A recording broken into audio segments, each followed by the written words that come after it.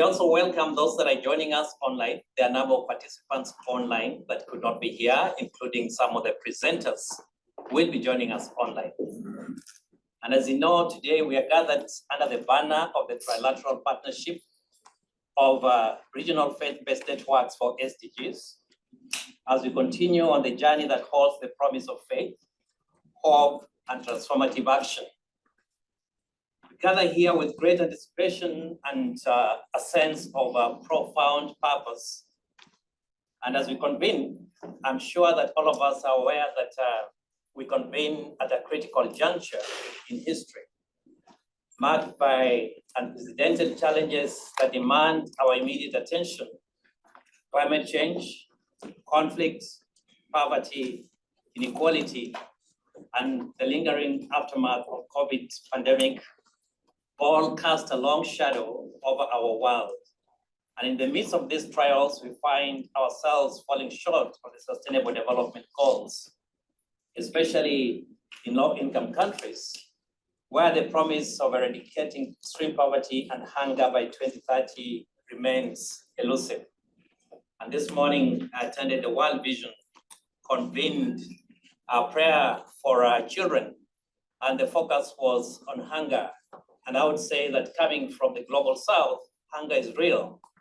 It's no longer just an issue of statistics, but we see it every day. And the recent Sustainable Development Report has sounded a critical call, warning that the gap in SDG outcomes between low-income and high-income countries may widen by 2030. This is a stark reminder that halfway to our target year, we are off course, and the most vulnerable among us are bearing the brunt. And in the face of these daunting challenges, we must instill faith, hope, and moral spiritual imperative into our pursuit of SDGs. It is in this context that the Trilateral Partnership of Regional Faith-Based Networks for the SDGs has emerged as a beacon of light, representing Africa, Asia Pacific, and Latin America and the Caribbean.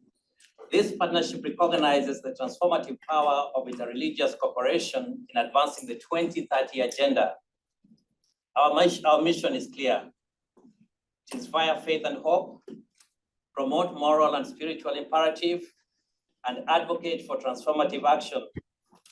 So today, as we convene in this high-level meeting during the 2030 SDG Summit, we gather to leverage the expertise, experience, and collective strength of these regional networks. This meeting is not just a gathering, it is a testament to our unwavering commitment to the SDGs. Together, we'll review our progress today, examine the lessons we've learned, and identify the unique contributions and the approaches of our faith-based networks. We will explore strategies to accelerate SDGs implementation, forge collaborations, and tap into the moral and spiritual wellspring of faith and hope. And as we engage in the panel discussions, hear from our children and youth and work towards actionable recommendations, let us remember that our collective strength lies in our unity. We are not alone in this endeavor. We are joined by representatives from the United Nations, governments, intergovernmental organizations, World Bank, civil society, academia, and other stakeholders. Together, we will ensure that the voices and perspective of religious communities and faith-based organizations are integrated into decision-making process. This high-level meeting is not just a meeting of minds. It is a gathering of hearts, guided by a renewed sense of resilience, faith, and hope. Our stories of resilience and transformative power of faith and hope will be shared, inspiring us to drive SDGs efforts with unwavering determination. In conclusion, let us embrace this unique opportunity with open hearts and minds. Let us leave no one behind and ensure that our actions today resonate through generations to come. Because together, through faith, hope, and transformative action, we will accelerate progress towards the SDGs, creating a world that is fair, more equitable, and filled with promise. Thank you, and let us begin our conversation today.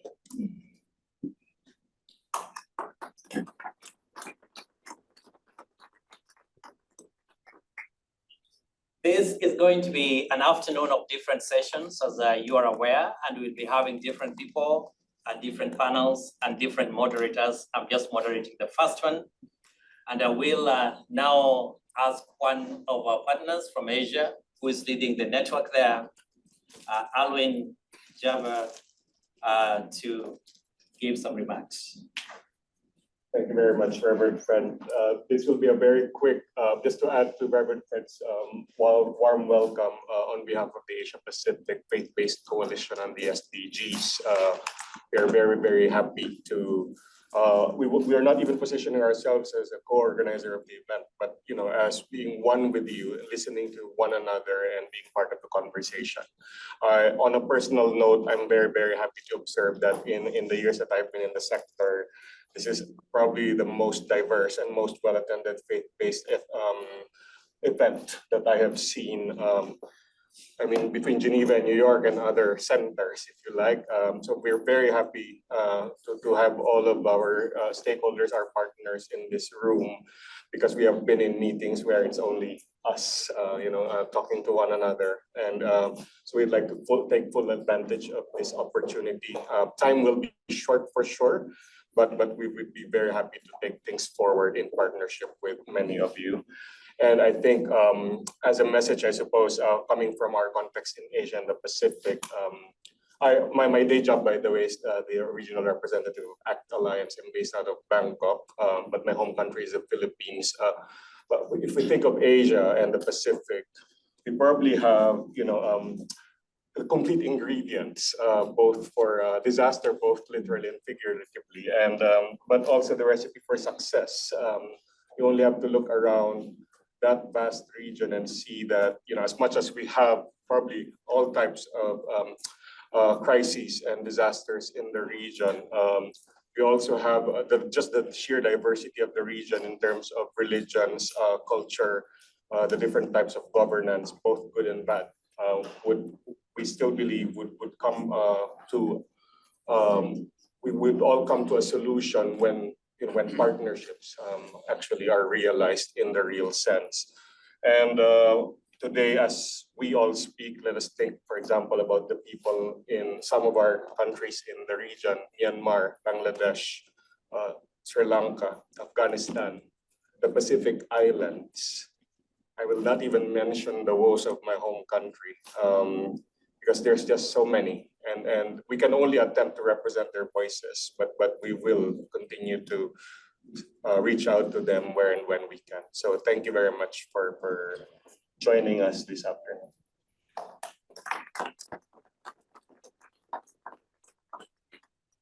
Thank you very much, Alwyn. Next, we'll hear a voice from Latin America, Elias, who's the Regional Secretary General, Religions for Peace, Latin America and Caribbean, and co-coordinator, Interreligious Alliance for the 2030 Agenda in Latin America and Caribbean. Welcome, Elias. Thank you. Thank you. Thank you, Fred. Thank you, Edwin. Thank you, everyone, to be here. We had a dream before some months ago, how we can organize a meeting that can show the contribution of the faith-based organization, especially working in the Global South, in the framework of the SDG Summit. And we started to think together with our sister networks in Africa and Asia Pacific, and this is the result. We are very proud to look all the participants here this afternoon. We in Latin America and the Caribbean, 2014, Religions for Peace organized a special meeting of our Latin American and Caribbean Council of Religious Leaders to think together where our faith-based organization we will see the agenda for development after 2015. Was in the middle of the time of end the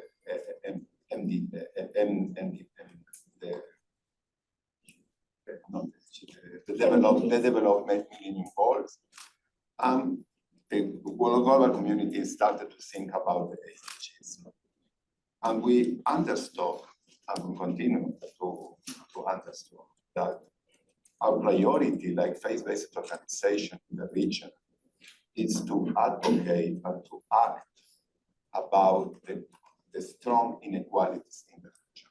We look at the SDGs then, it's like a mainstream SDG for all the region, for all the region. 2 years ago, we started this partnership. It was very interesting to see how in 3 different regions in the global south, the different process, not connected in the start each other, make the same. Bringing together faith-based organization with one goal alone, to advance SDGs and to take this agenda like a main priority also for the faith communities. And we are very proof about the success of this event. Your participation is the proof, is the test of this success. But also, we are very proof that we can bring here the voice of the global south, the voice of the faith community from the global south. Of course, this can work together with our representative to the UN. We have here a lot of representatives of faith organizations to the UN, and we will look, I expect, at the end of this meeting today, the very important synergies that we need to build between the faith-based organization, working at the local level, at the national level, regional level, and in the global south with our representative to the UN. This is our goal for this meeting today. And also I need to thank the cooperating organization that they assisted us a lot to organize this meeting. And again, thank you very much for joining us today. And thank you very much also for the long way that we expect in advance that we will work together.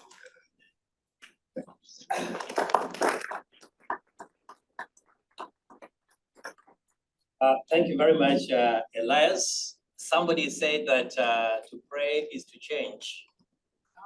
And sometimes we pray to change things, but sometimes we pray for God to change us. I want to invite you for a moment of silence, just to stand before God Almighty as people of faith, ask Him to change us, asking Him to give us a vision going forward.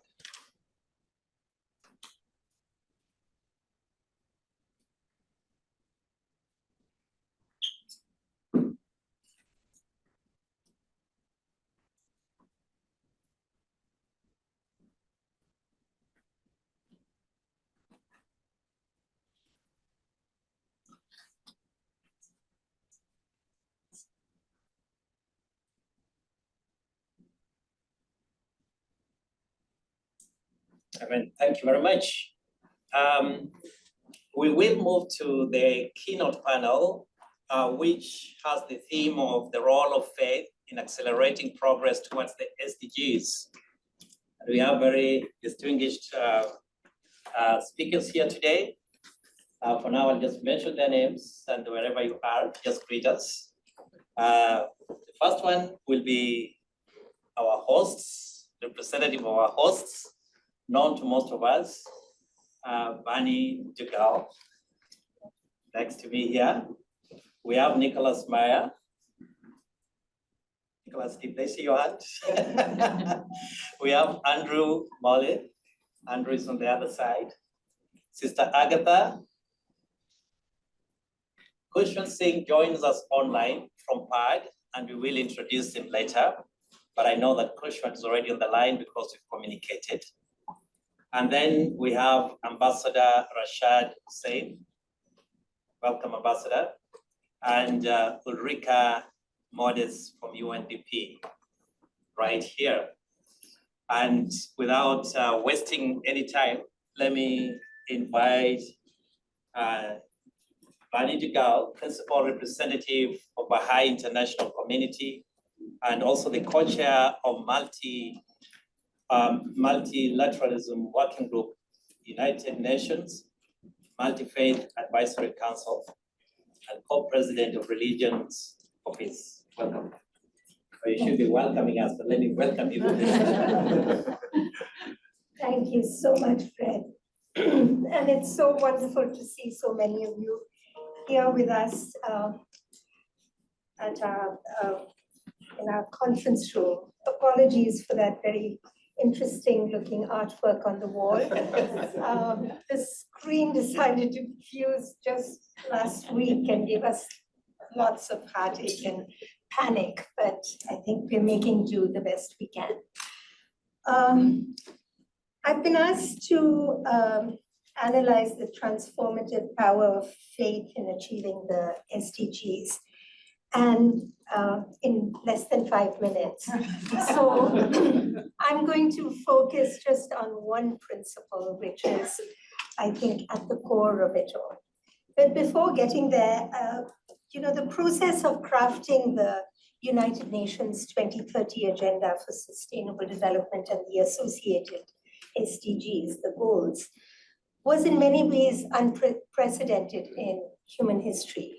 For those of us who were there when the Millennium Development Goals were crafted in a room with a few guys, and I say guys deliberately, with a few gentlemen who came up with these and then rolled them out, it was transformative to see the process that we underwent for the SDGs.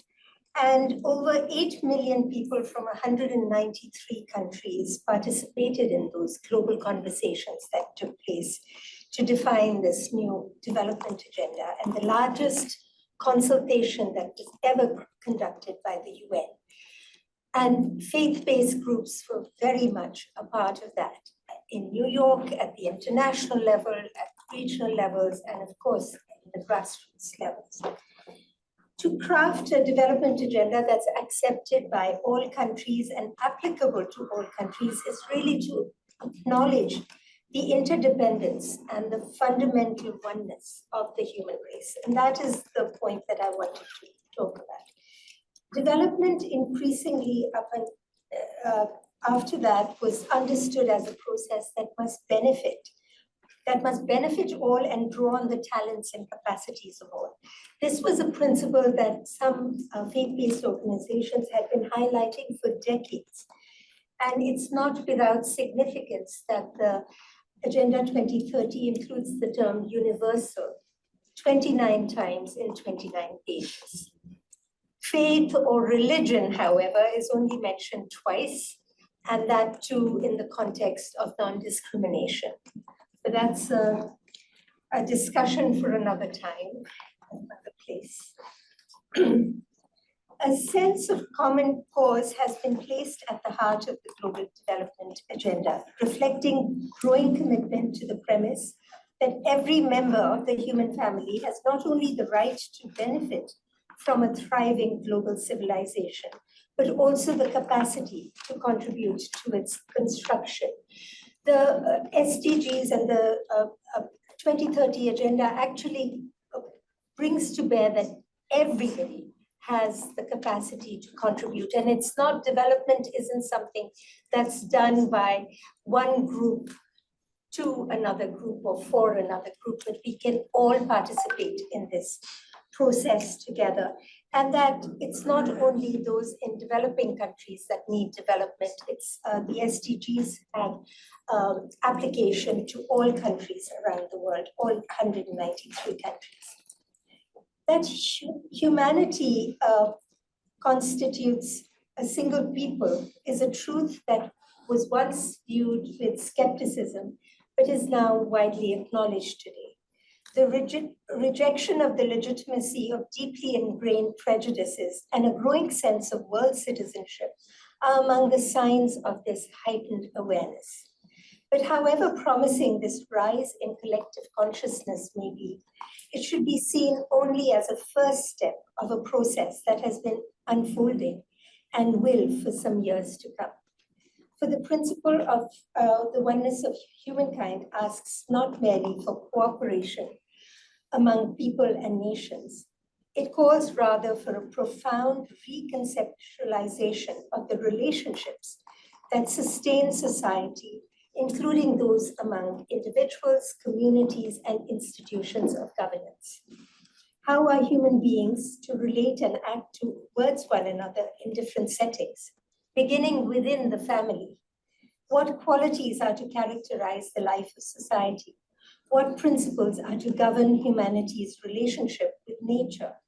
What structures will be needed to support communities distinguished by a vibrant sense of purpose? How is ownership and commitment to a global development nurtured in ever larger numbers of protagonists? Pondering questions such as these, Baha'is believe, is a requisite for faith community. It's what is at the core of the transformative power of faith. Consciousness of the oneness of humankind must be the bedrock of any strategy that seeks to engage the world's population in assuming responsibility for its collective destiny.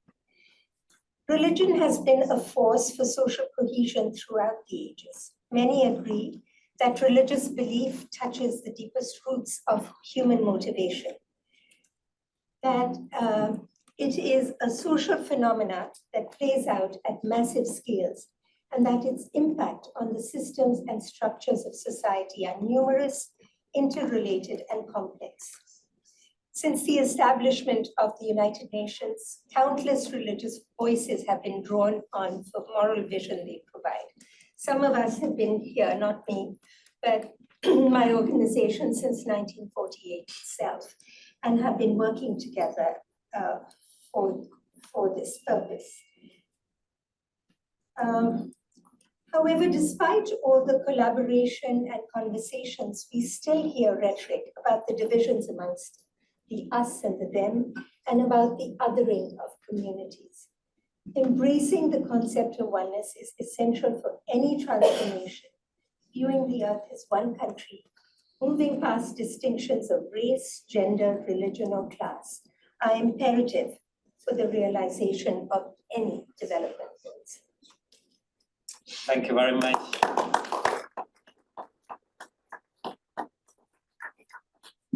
Thank you very much, Bunny.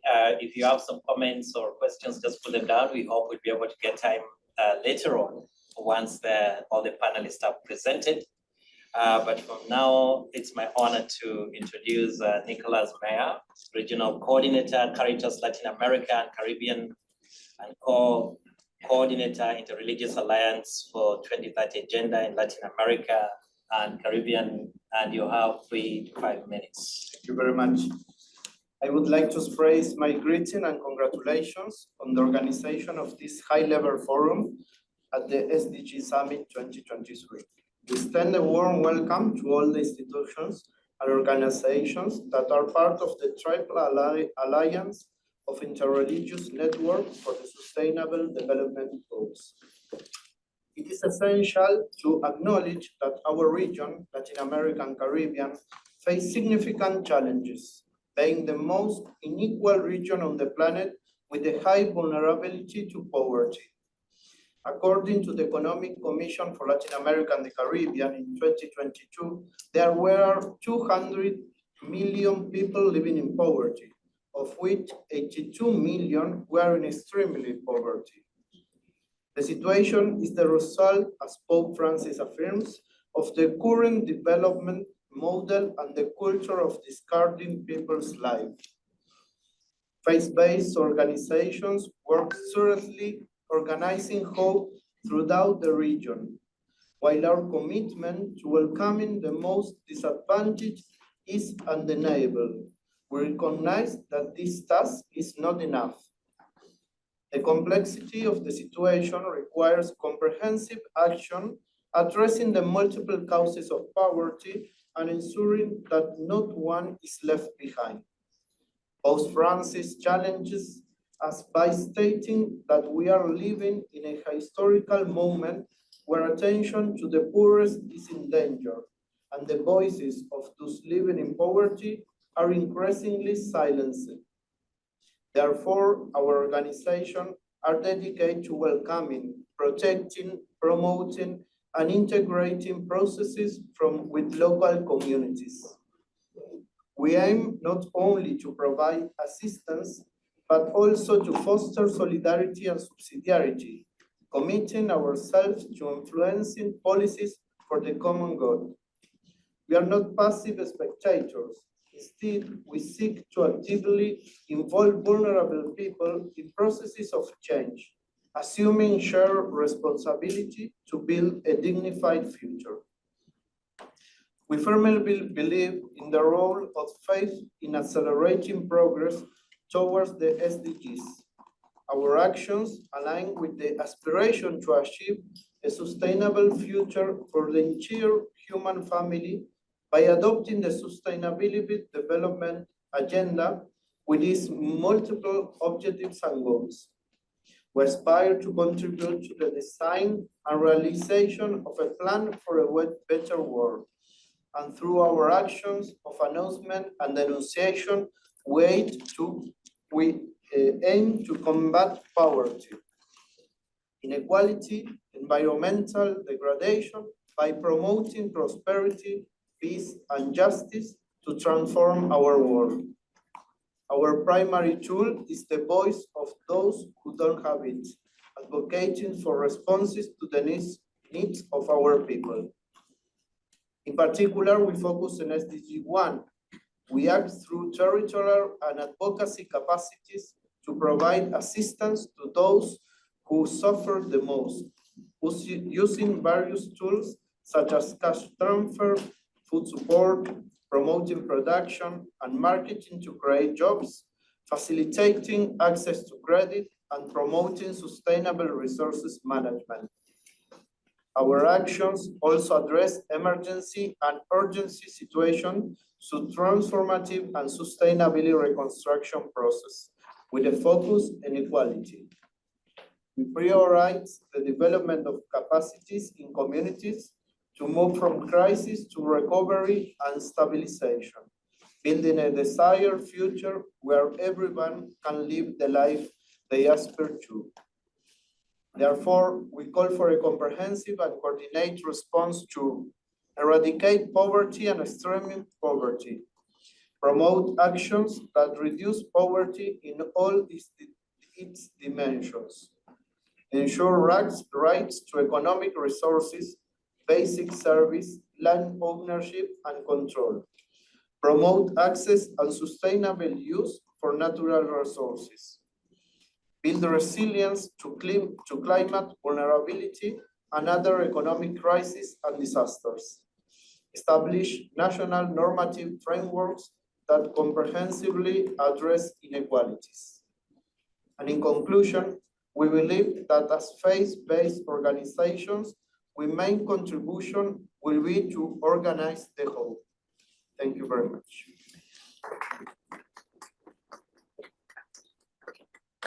Thank you very much, Nicholas, for talking about the existing inequality, the need to address the multiple expression of poverty and solidarity where you involve people to be process of change. Barney reminded us about the inclusive process of coming up with the 17 goals, but as you said, it's not enough. We need honesty and we need the structures and the right structures to move this forward. Our next speaker is going to be Andrew Molly, President and CEO of World Vision International, telling us a little bit on how to link faith, hope, and actionable change for a better world. Welcome. Thank you so much. Thank you for our previous speakers. I've set my timer at 5 minutes. I do hope the microphone doesn't get switched off after that this morning. But it's wonderful to join you at this event. It's wonderful to see the room full. I think that shows that there is a desire for those of with faith to come together with those of other faiths and to try to have those faiths change the world. We started the UNGA this week with a high-level meeting, but before that we had a prayer service, and I can see many faces around the room who were there. Some actually spoke. Thank you so much. And we spoke about the challenges that children see with the state of the world right now. We prayed for children. We prayed with children. We had children there with us this morning, and we prayed for leaders here in New York that they actually make a difference this week. That this week isn't just about talking, it's about actions. So starting a week like this in prayer comes naturally to us, and in many ways it's the highlight of my week at UN every year. And so to some extent, how could we not begin the UN General Assembly in prayer? So as a Christian, the concept of faith, hope and love that we're reading 1 Corinthians 13 is core to our faith. I've actually got that on the wall behind me when I'm on Zoom calls in my office, just to remind me of those that are on the calls that's what drives us.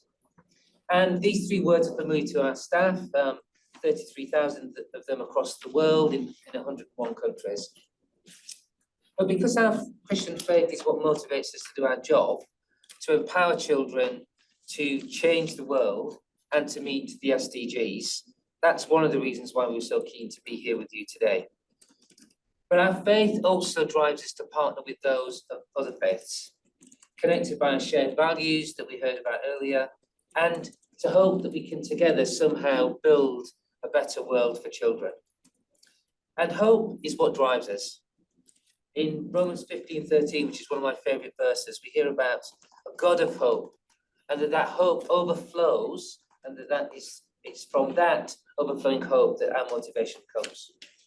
We believe that God is at work in us and through us, and so children can and will experience life in all its fullness because of our presence and because of our interaction with them through our faith.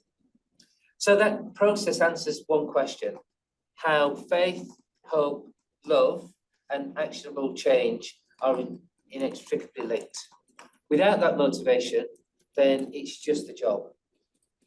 Deep, authentic faith, any faith, is often deeply personal, but it also brings unity, and I've seen that in many of the places we work. It motivates joint action and motivates joint activity. In 2 weeks' time, we have our day of prayer across the organisation, where everyone in the organisation comes together on the same day, beginning of our financial year, to pray together. And it's an expression of our unity across traditions, denominations, that we come together in diversity. But it's those prayers that drive the agenda for the next year, not plans or strategies or budgets, but prayers. And faith leaders and communities lead what we do at World Vision. In DRC, after the Ebola outbreak, I met with faith leaders of many different faiths who led the charge for people to get the vaccine. Many people were fearful of the vaccine in Democratic Republic of Congo. And it's only when the faith leaders stood in front of their congregations or groups actually having the vaccine in front of their congregations that attitudes and behaviour changed. And that helped us when we built a plan to address COVID, the COVID vaccine take-up. So when large-scale crises occur, like the war in Ukraine, we work very closely with people of all faiths and none, but particularly with faith partners. And we worked with agencies who were helping children who were fleeing conflict at that moment. So many of our goals, many of our bold ambitions are firmly rooted in our Christian faith. But we feel called not to just respond, but to seek justice. And so it's more for us about addressing unfair systems across the world. So finally, Finally, for us, this is a message of hope. And I was speaking to my colleague from Venezuela. We have a program in Venezuela that's called Esperanza Sin Frontera, which for those of you who speak Spanish is hope without borders. And that's my prayer for us as we come together as different faces this afternoon. Bless you and thank you.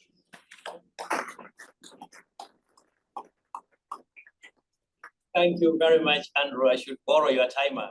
Very well. Thank you very much for reminding us about the need for faith, and also that faith without action is actually dead. So both of them are needed. Thank you.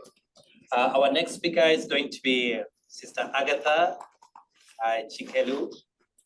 This is a fellow International Dialogue Center, KAICIID, fellow of the KAICIID Dialogue Center, Executive Director, Cardinal Onaikan Foundation for Peace, and Chair Religions for Peace International Women's Coordinating Committee. Welcome, Sister. Thank you very much, Fred. Hello, good afternoon.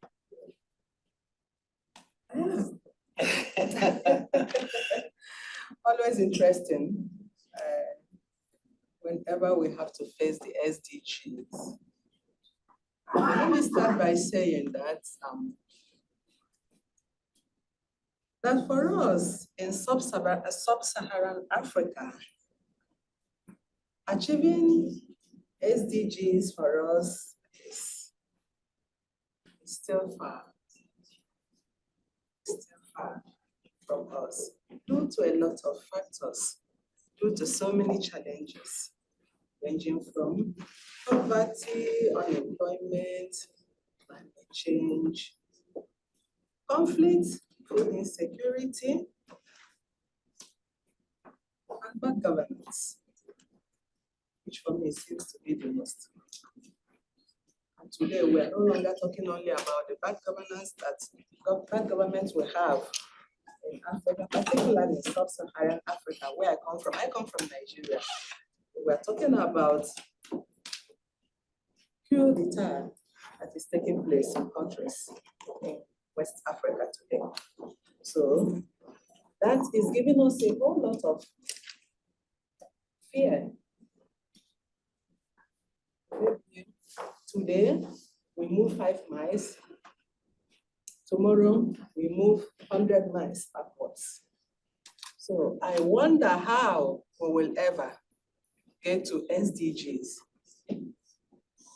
in this process. And somehow, the funny thing for me somehow is that, you know, with the coup d'etat, which is very, very bad, which sets us back so much, the whole world condemns it, yes. Especially the West, the government of the West condemns it, which is good. But unfortunately, we don't get that kind of condemnation when leaders rig themselves into power. We have external observers, most of the time from your country, from UN, and they will give the reports from EU and the rest. And they will give the report that the election is flawed, the election is not free, let alone fair. But at the end of the day, the governments from different Western countries will be the first to congratulate the governments that rig themselves into power. And then they will still be the same people to condemn coup d'etat in different countries in West Africa. So that keeps us big worry. So the greatest challenge that lies before us, especially in sub-Saharan Africa, and in Africa in entirety, is the process of harnessing both human and material resources effectively, which is one of the reasons for this high-level meeting, which aims at inspiring faith, hope, and spiritual imperatives in advancing the SDGs. Despite the challenges of achieving the SDGs in sub-Saharan Africa, we still don't want to give up the hope. We refuse to give up the hope. We are still inspired by the work of so many organizations in sub-Saharan Africa in achieving SDGs. And one of such organizations is KAICIID, the organization that also trained me very much in dialogue. This organization has taken it upon itself to bring together leaders from all over the world to build their capacities in collaboration, interreligious collaboration towards achieving SDGs. For me, this seems to be one of the areas that the United Nations is beginning to give maybe little attention. Working with the faith communities, working with religious organizations. The KAICIID has done that so very well. They have done that in Africa, they have done that in Nigeria. Understanding very much the importance of that inclusiveness, which my sister Bani mentioned, that SDGs is not something that can be achieved alone by one single organization. We must come together. We must work together. We must partner. We must collaborate to achieve it. And that is what KAICIID has done in building the capacities, in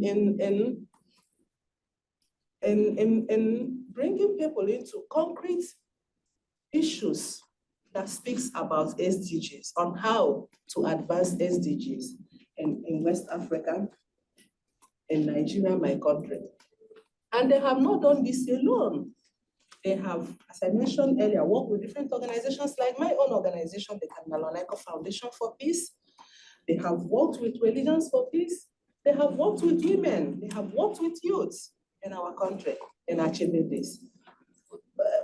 KAICIID, for instance, has this initiative which is called Faith for SDGs.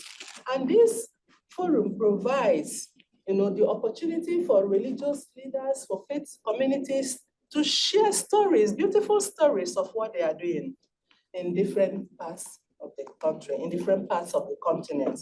And we learn so much when we listen to other people's experiences.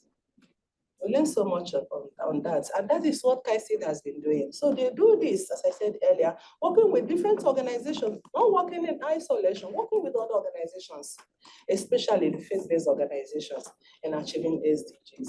And this is where I wouldn't want that bell to ring for me. I would like to thank KAICIID in a very special way for also contributing towards organizing this program. And also to tell them, and not only them, all of us, the UN, and all of us, that the ball has been set. It is already rolling. The discussion has started. We have to continue it. And we have to back it up with more concrete actions. Actions that advances SDGs at the local levels. Thank you. Thank you very much, Sister Agatha. When you talk about we have refused to give up, you reminded me of the words of the late Archbishop Desmond Tutu, who said that we are prisoners of hope. Yeah. Can't give up. Thank you very much. Yeah.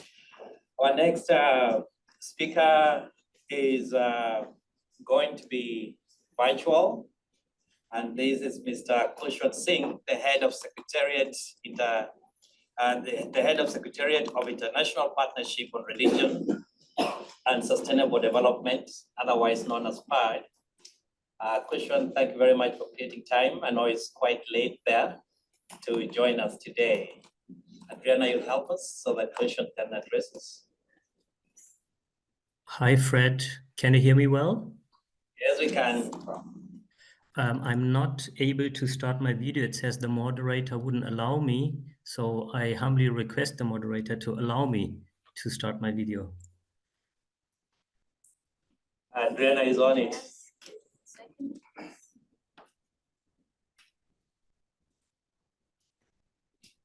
I hope where you're are you not... addressing us from?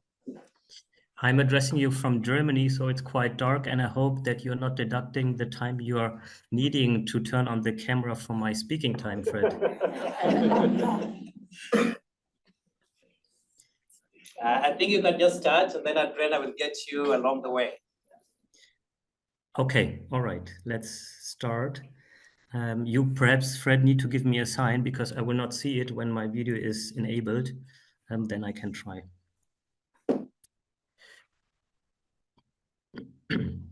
Yeah, dear ladies and gentlemen, esteemed colleagues, it is an honor to address you today, and I would really like to speak to you in person, but sometimes circumstances do not allow. Yet, I'm grateful that technology allows to speak to you and keep the CO2 footprint low. Allow me to focus in my remarks on the specific objective of this consultation that deeply resonates with our work at PART, namely Objective 3, strengthening collaboration. I think my video is working. Can you see me now? Yes, we can see you now. We can see you. Great to see you. This objective, number 3, is at the heart of PART. Our partnership was founded based on SDG 17, strengthen the means of implementation and revitalize the global partnership for sustainable development. Partnerships are the glue for the implementation of the Sustainable Development Goals.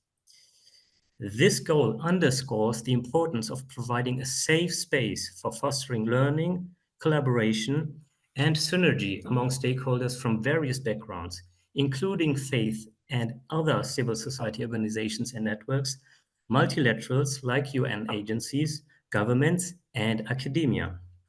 I am very thankful to the German government and all the others who have been supporting PART and other similar initiatives since its inception in 2016 and helped bringing SDG 17 to life. Collaboration is not merely an option. It is an imperative if we want to make meaningful progress, especially in a world where wars, hatred, fake news, and exploitation are increasing. In a world where so many are suffering and living in undignified conditions. Therefore, it is our responsibility to nourish all values that enhance collaboration. Faith actors have a unique role to play in this realm. Our shared commitment to sustainable development is underpinned by values that are at the center of spirituality. Compassion, justice, humbleness, farsightedness, and the ability to dialogue. Values that unite us across regions, traditions, and cultures. Therefore, I invite everyone to nourish these values and make the best of collective power of faith and its actors like the Trilateral Partnership and work in tandem with other stakeholders. Today, let us collectively identify ideas and opportunities for joint initiatives, knowledge sharing, advocacy, and local, regional, and global engagement. This will enhance the impact of multi-actor cooperation. We need to change the course of politics and economy. For this, all hands of goodwill are needed. We at PART recognize the importance of multiplex collaboration in an increasingly multipolar and globalized world. Multiplex collaboration acknowledges the interconnectedness of actors and networks. It involves inclusive efforts of stakeholders across key sectors and levels of society, and the inclusion of the ability to leverage their unique strengths and resources in a complementary way to contribute to the well-being of all people. This includes an openness to overcome linear and growth-based paradigms and foster circular thinking. I repeat, it includes overcoming linear and growth-based paradigms and foster circular thinking. This involves a holistic approach that considers the interdependencies within social, economic, and environmental systems. Therefore, nurturing human values that foster respect, inclusion, equity, cooperation, and long-term thinking is a prerequisite for multiplex collaboration and sustainable development. I personally take inspiration in my work from an overarching vision, and we speak too little about positive visions today. This vision is about establishing a binding, holistic well-being index. This vision is about measuring development not based on income or fragmented targets. It is based on the well-being of all sentient beings. Let me come from vision to concrete action for today. Allow me to name a few key opportunities for collaboration. We can share knowledge and wisdom, and I'm very thankful for the colleagues who did already. Sharing knowledge, wisdom, and good practice is fundamental for our success. Faith actors have accumulated invaluable experiences in the field of inner and outer development, humanitarian aid, and human rights work.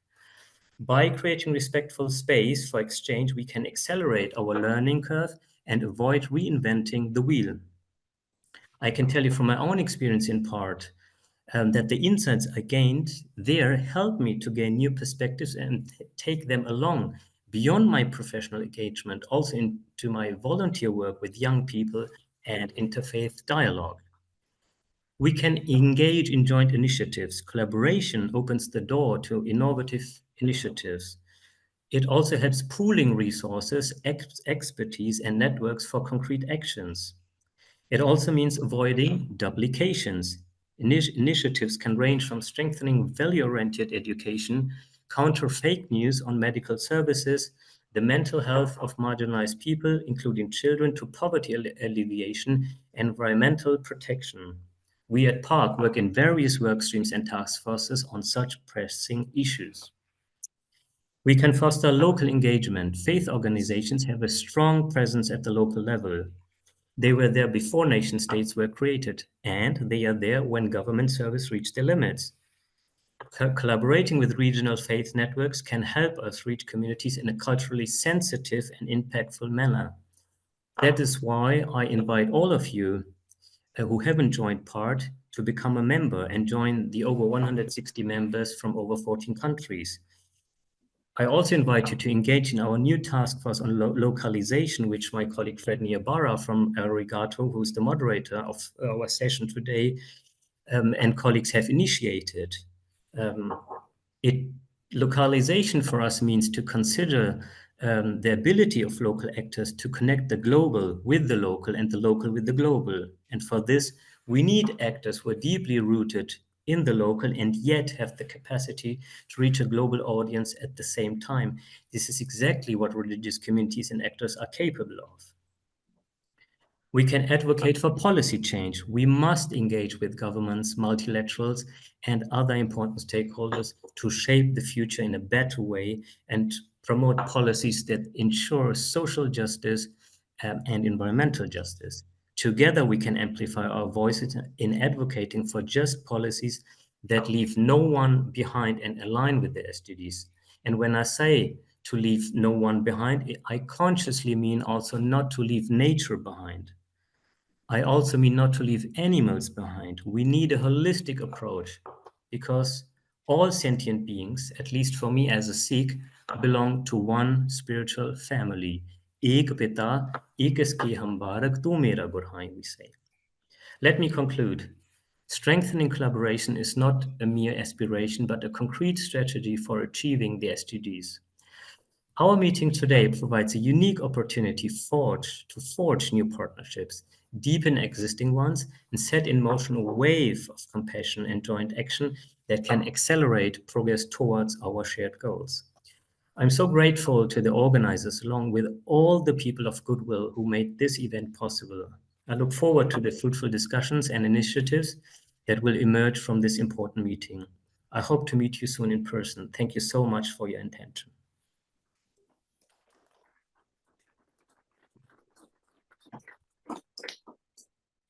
Thank you very much.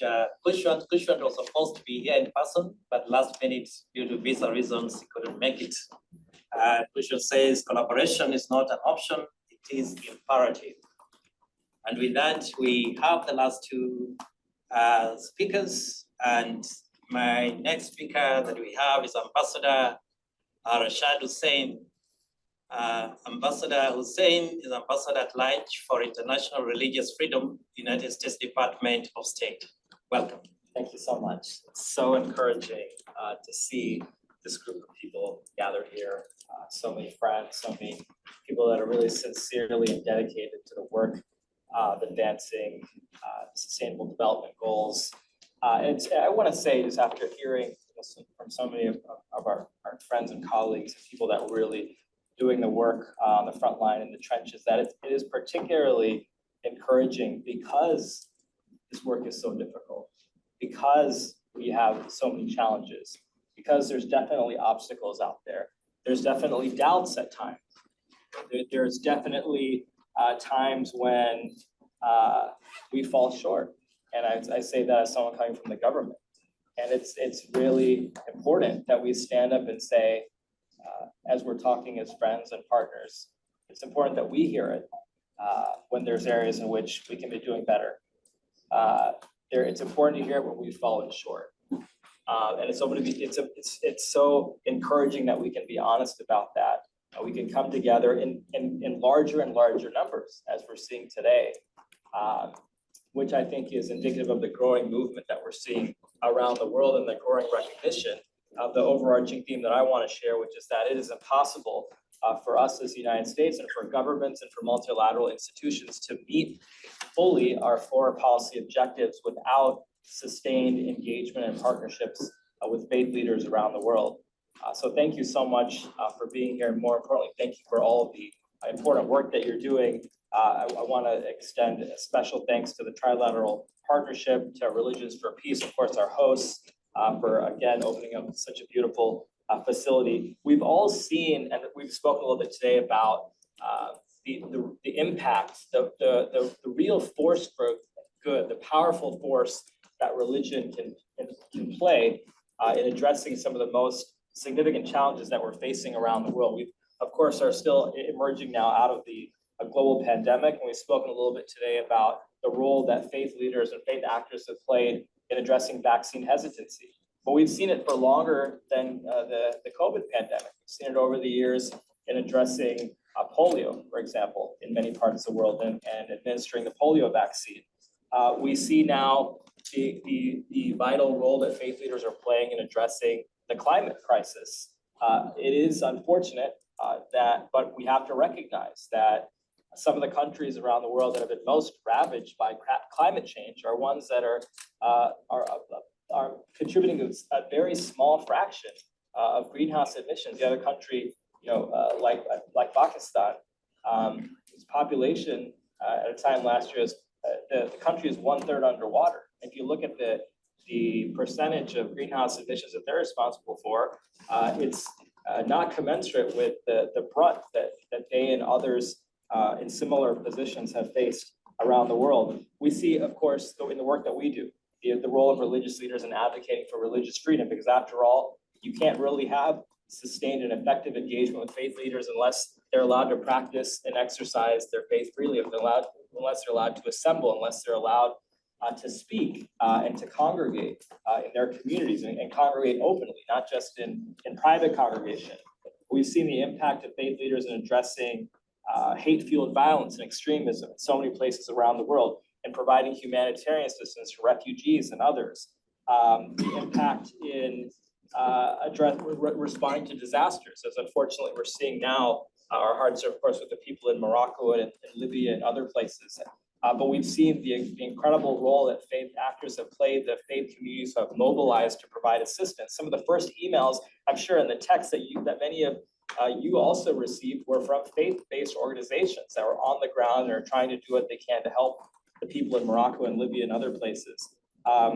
We've seen the impact in our development work. I hope that some of you had a chance to see last week, USAID released our strategic religious engagement action plan for the first time through USAID, which I think will be a powerful initiative designed to help us advance development around the world and the sustainable development goals. I urge you to take a look at the event, which was hosted at USIP, where I was able to join Administrator Power and some of the excellent work that she's doing leading USAID. So the achievement of SDGs requires commitment, both here at home and abroad, by investing in innovation and building resilience all around the world, pursuing development partnerships to meet the most pressing global challenges, many of those that I've already spoken about. And religious actors are critical to accelerating progress towards these goals for a few reasons. First, reputable religious organizations, clergy, and faith-based organizations bring vast resources, expertise, and capacity to the global SDG mission. Without them, an already severely strained system simply could not function. Second, we know that religious leaders in their communities are on the ground and active in improving development outcomes. We know, for instance, that during conflict and violence, during the worst of it, that they will be there for the difficult long haul. And finally, religious actors often possess unique relationships with local communities, relationships characterized by deep bonds of trust, by shared values, and the kind of solidarity that can only arise from living and surviving together in the face of dire challenges. Put quite simply, religious actors can have a unique place and role in society based on an earned respect and shared history, and few can hope to match this level of influence in development or times of disaster. So we look forward to continuing to work with you, to being your partners, to continuing this dialogue, continuing to benefit from the reach that you have, and to make sure that we are very clear that we've got to keep at this and keep moving forward, even at times where it looks like there's too many other challenges and the world is distracted by conflicts that arise around the world, by the latest controversies and disasters that we see. And that's why it's so encouraging, again, to see all of you coming together and continuing this work this week. Thank you so much.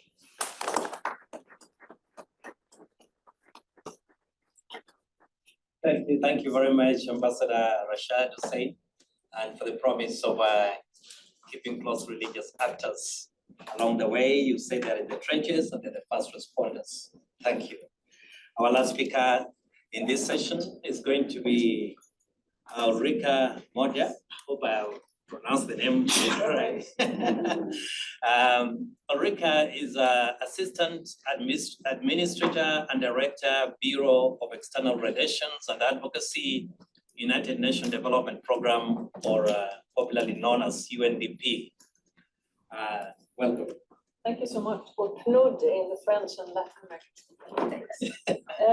Indeed, it's very promising to see all of you here, and I want to see if I can relate a bit to what my dear co-panelists have shared here today, also to make you know a little bit better actually what we already do with many of you as partners on the ground in action, but also then making use of our action to build policy and, as we say, push for the SDGs, for sustainable development. Because indeed, sister, we are moving in reverse. This is a matter of fact. We heard the numbers. 30% of the goals, we are not even stalled. We are moving in reverse. We're stalled in 50% of the goals, and we're only advancing in 12% of the goals.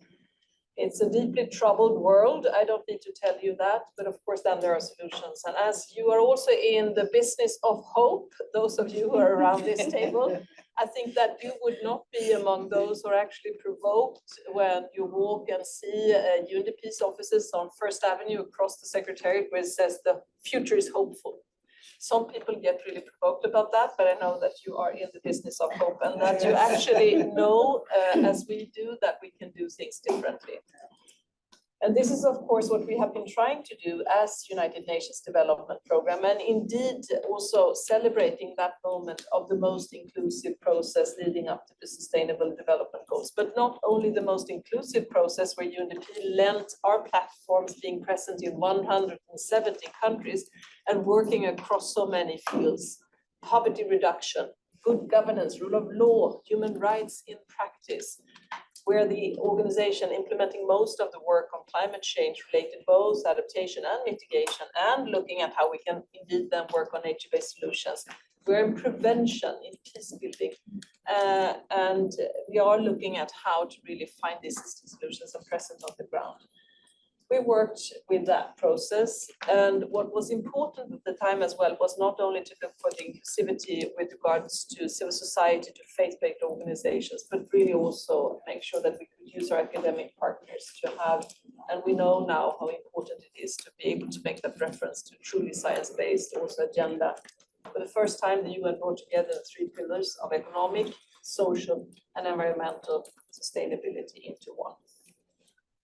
Now, I mean, what we are looking at are delegates trying to recommit, to get governments to recommit. Good enough, maybe.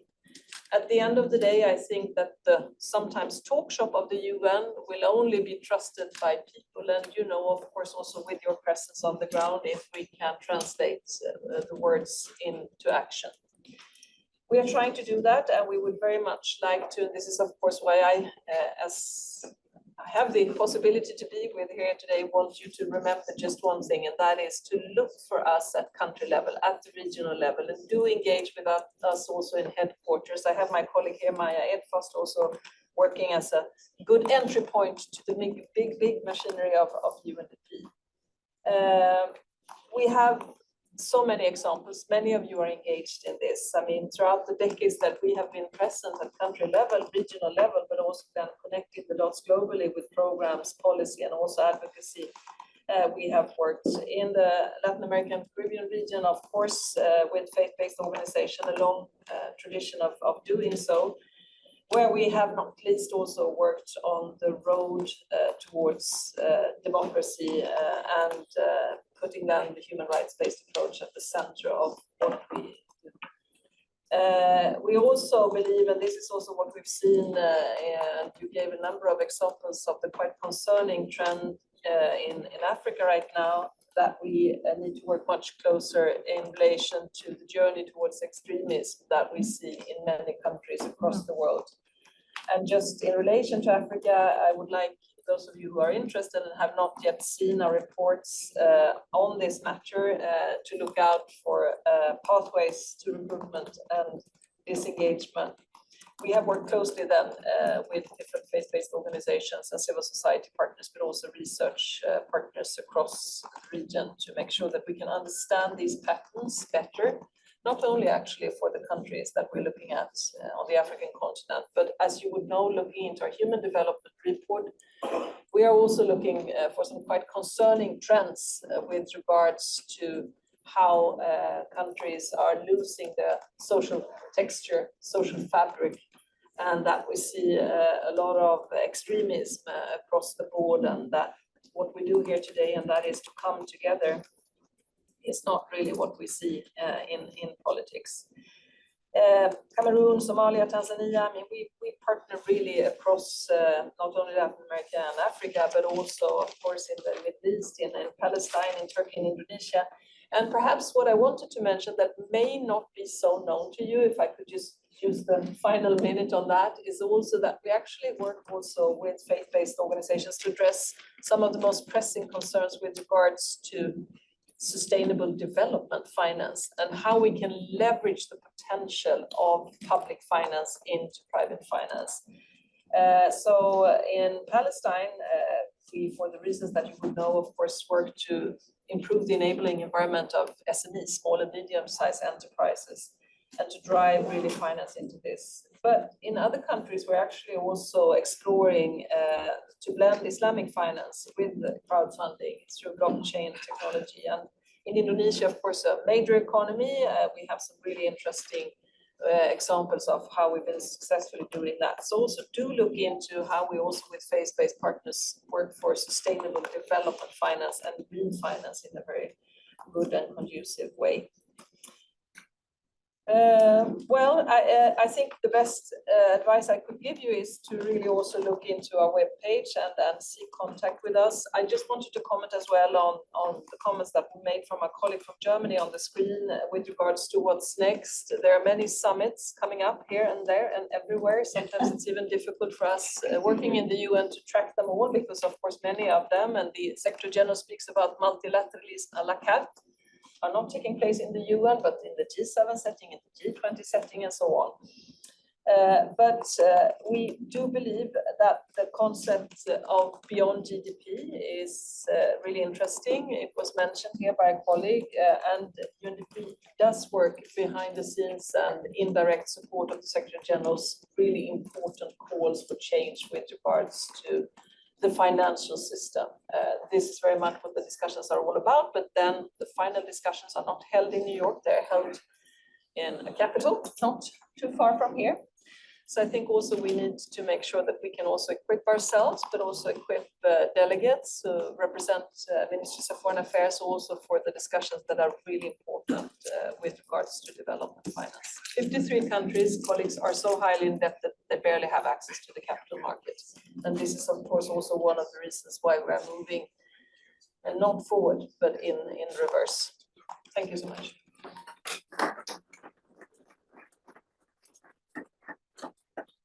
Thank you very much, Ulrika. The first session was the role of faith in accelerating progress towards the SDGs. A lot of information, a lot of exciting new ideas or reinforcements, not enough time to reflect and engage, but I'm sure we'll gain time as we move along for those who are still here. What we're going to do, we will be moving to the next session.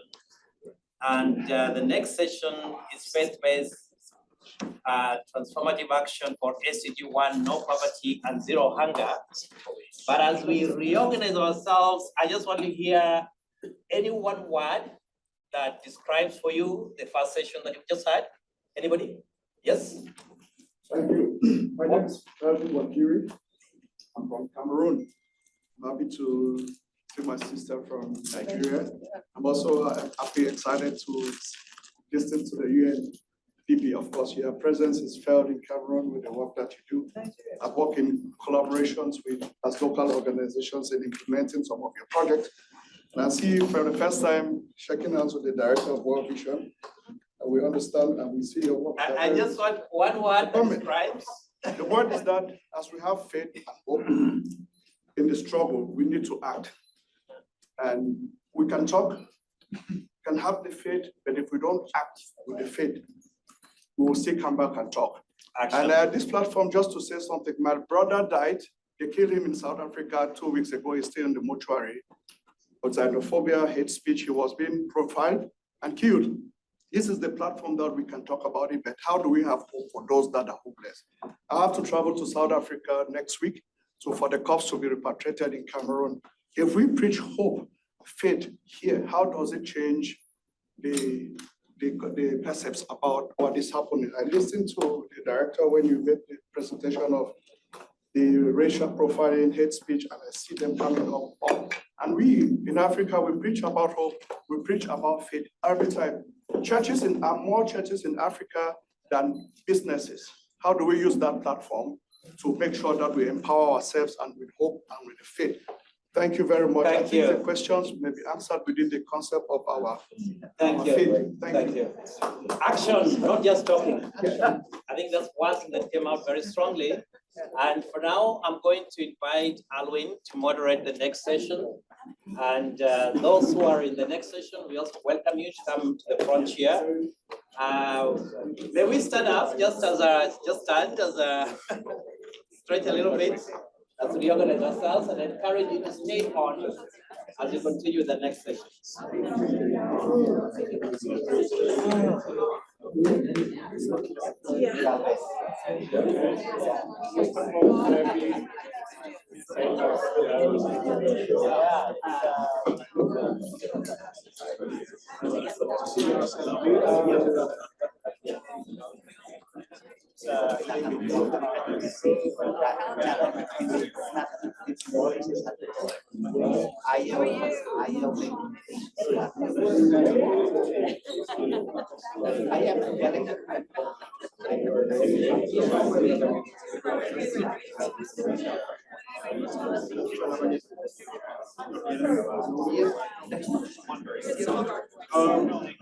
I would like now to invite our speakers for the next panel.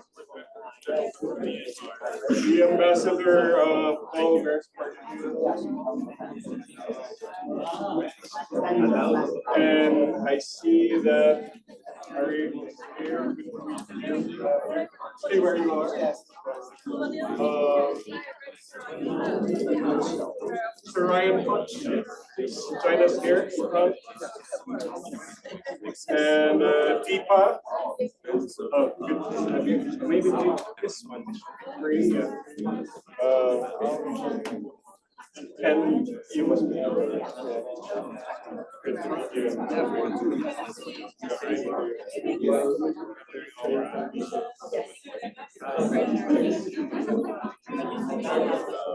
Yeah, I've been told there's a bell. It works. They will have to displace you. So this is how it goes. Those who have been displaced can take the seats of where these people were seated. I think that's how it's going to work from now on, so that then at the end of the day, most of us will have moved around. Musical chairs.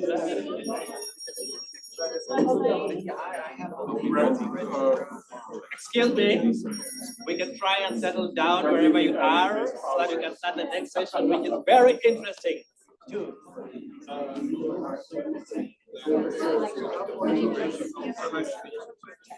Excuse me, everybody.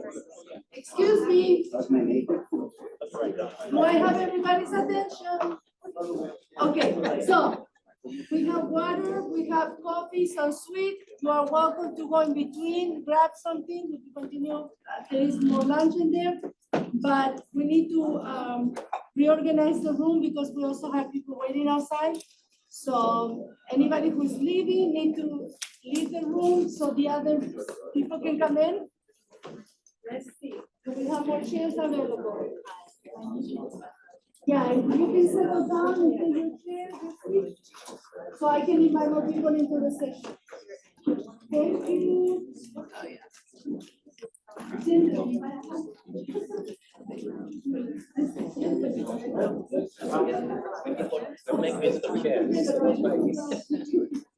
Okay, so is everybody in the room stay? Still taking a seat? If you're taking a seat, take it now, so I know how many people are gonna there. Please.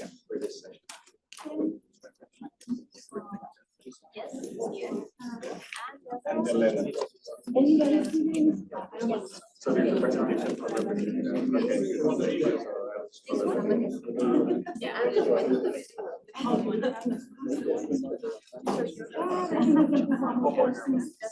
You got it.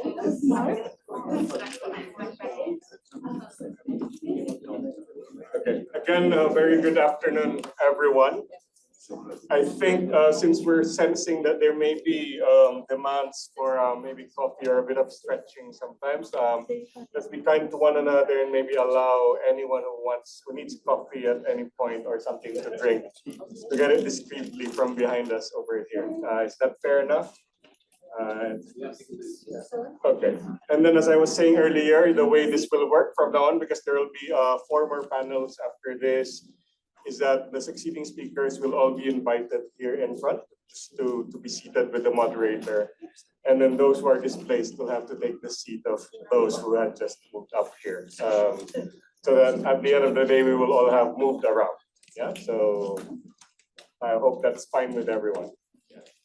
Of course, if you have, mobility and access concerns, then of course we will deal with that. We will make sure it's not inconvenient for everyone.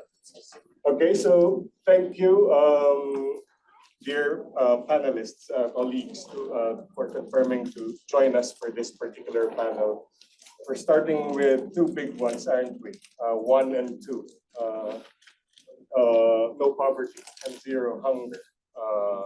Things that have been around, not just in development conversations, but pretty much in day-to-day conversations everywhere for most of history. And I think it will be very interesting to hear from each of you, from your different perspectives and work, how you've seen, any transformative action around SDGs 1 and 2 in the various contexts where you are working on. And of course, we would be very happy to also hear from the experiences of 2 of our colleagues who are joining us online, So actually, this is a panel of 5 speakers, and 2 of us, our colleagues, are joining us online as well. Can I just check if we have Reverend Nicta Lubale online? Nicta, can you hear us? Oh, yes.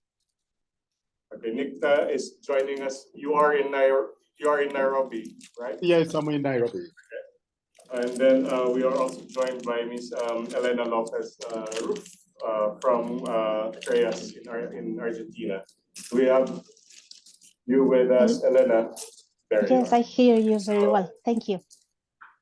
So in the spirit of fairness and balance, we will start with our colleagues online for this session.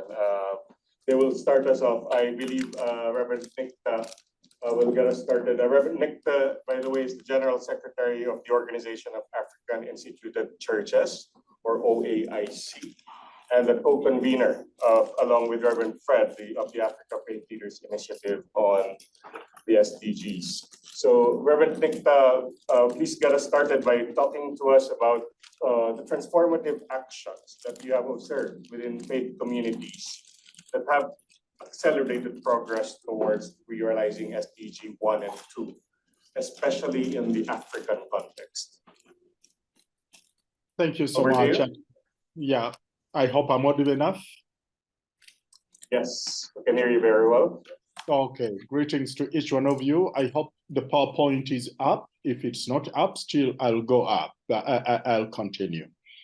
Thank you.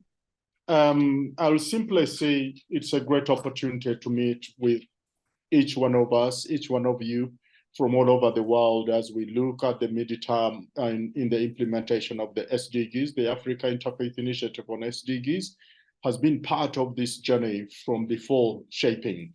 The very first thing is, let's look at goal number 1, no poverty, and we look at the most recent report from, I think it's by the UNDP, the HDR, who is being left behind.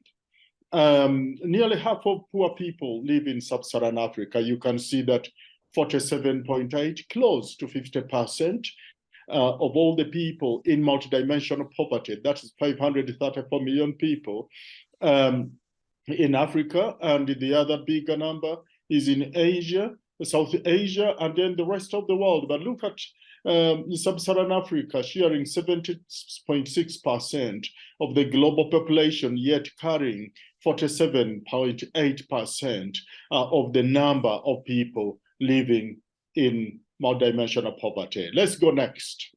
We want to look at the implementation of SDGs in relation to the quality of life. Next slide. Let's look at goal number 2. That is zero hunger. Let's look, this is by the Food and Agriculture Organization, the latest report of MIDI this year, released by FAO. Look at the prevalence of severe food insecurity. In the world in 2022, it was at 11.3%, and in Africa, it's at 24%, in sub-Saharan Africa, 26.6%. Let's go to prevalence of moderate or severe food insecurity. You know, there is no moderate hunger. Hunger is hunger. But if you look at the world, it's 29.6%. It remains, it is fell from 29.4%. It rose by just 0.2. But look at sub-Saharan Africa, 59.9% to 60.9%. But go to sub-Saharan Africa, 67.2% people who are living in moderate or severe food insecurity. 2/3 of the population. How do we bring together on a better future when others are being left behind? Let's move ahead.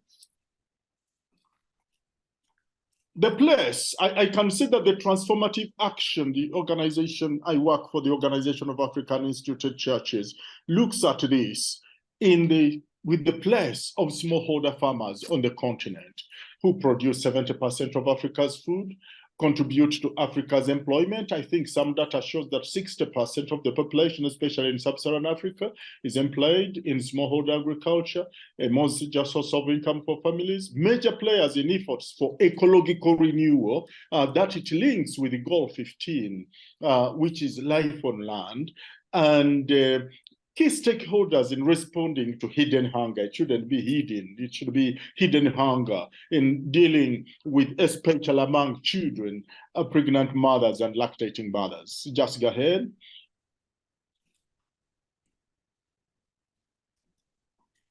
Well, our initiative is called Community Building for Food Sovereignty. We have to go beyond food security, which is simply having the right quantity and quality of life for healthy living, but that farmers, especially smallholder farmers, will take charge even with the ways of producing and marketing and dealing with the post-harvest handling, which means taking more charge so that they are not simply reliant on outside forces, which in most cases are exploiting. One, we are looking at supporting smallholder farmers for adaptation. It's a key area. Linking farming with the nutritional outcomes, it's a key area. That means going beyond simply producing carbohydrates. And we are moving towards legumes, vegetables, small poultry, small livestock like poultry. Then linking farming with the ecological renewal, building farmers' structures for collective action for savings, access to quality inputs and marketing, and collective voice to engage policy, especially at the subnational levels where local governments are responsible for service delivery, especially agricultural extension services. Let's move ahead, please. Action by the OAIC. At the moment, we are working with 30,000 smallholder farmers, supporting smallholder farmers for adaptation, dealing with issues of soil conservation, water conservation, dealing with the pests, and then linking farming with the nutritional outcomes. I've said it, ecological renewal, building structures, then the voice. Go ahead.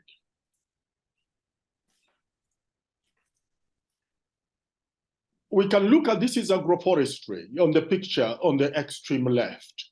We are looking at a demonstration farms, farmers working together, learning together. We are looking at the left below. This is a woman harvesting millet, which is nutritious in a semi-arid area. On the extreme right, a young woman who is working in a processing plant in the rural area, linking also with value addition. Let's move ahead. What enables the implementation? The church congregation at the local level is a mobilizing structure. Farmers build farmer resource teams. Right now, we are working with about 1,500 in 4 countries, establishing farmer field schools where farmers train each other, establishing seed banks. That means replantable seeds of nutritious food crops for nutritious food, enabling farmers to access seeds for climate resilience crops, and then placing adaptation at the center. Let's move ahead. What do we look for the future? Adaptation to climate change is the key for the smallholder farmers' productivity. One of the target areas in SDG 2 is doubling the productivity of smallholder farmers. We have to do that with adaptation. Policy at international levels has to include smallholder farmers. Up to now, climate change conversations have been excluding smallholder farmers, and these are the major stakeholders, key stakeholders in ending poverty and hunger in Africa. Then at the national level, policy should be responsive to the realities of the key stakeholders rather than looking at the farmers as communities that need sympathy. People who produce 70% of the food we consume don't need sympathy. They need to be at the center of policy formulation, implementation, and monitoring. Number 4, the science in indigenous knowledge. We need to go beyond saying, I look at the presentations and the positions that we deal with the science and indigenous knowledge. There is a lot of science and indigenous knowledge, and that it's important for productivity and ecological renewal. Let's go ahead. Conclusion, ending poverty and hunger is possible by showing these figures that it doesn't mean that we can't do anything. We have to activate the community level structures which are in touch with the people in hunger, poverty, and other forms of indignity. This is where faith communities play a major role because their presence in contexts where people who are left behind are, this is where they serve. One household at a time, one person at a time, with the hundreds of thousands of faith structures at community levels in Africa. It is a framework for ending hunger and poverty. And I would like to say that if we are going to implement and succeed in implementing the SDGs, we can't continue as business as usual. We know COVID, conflicts, economic downturns have affected the world economy.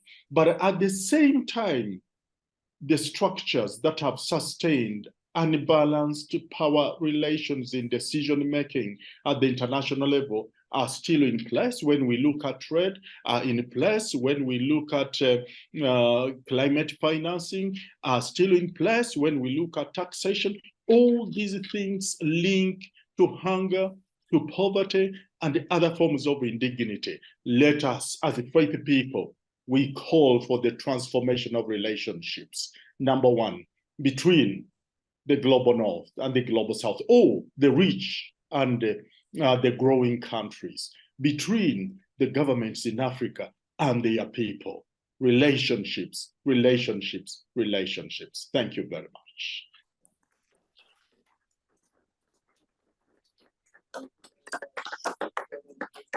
I think it was but appropriate that we started the session from the African context. I mean, as a region that probably has had the longest history with dealing with poverty and hunger, even as we speak. So thank you for that input and the stories of transformative actions that you and the churches and the communities are taking.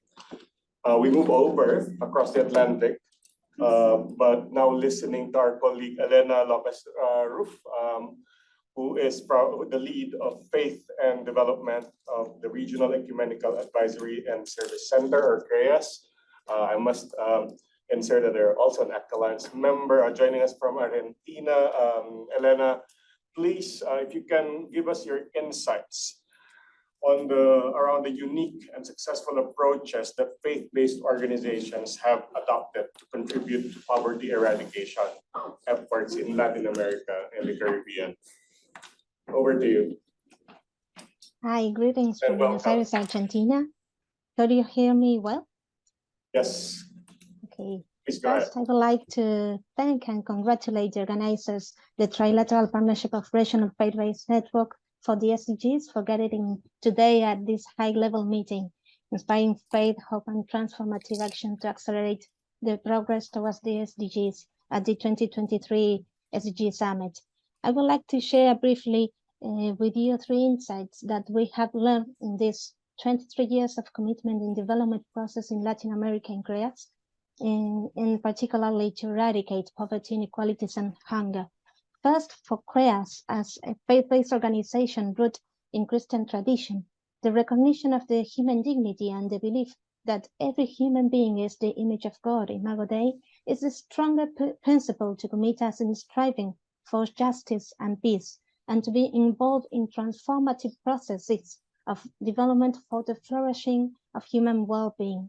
The principle of human dignity, that it's also the core of the human rights and the SDGs, is what inspires our programs, projects, and activities, and in particular, to eradicate poverty and inequalities.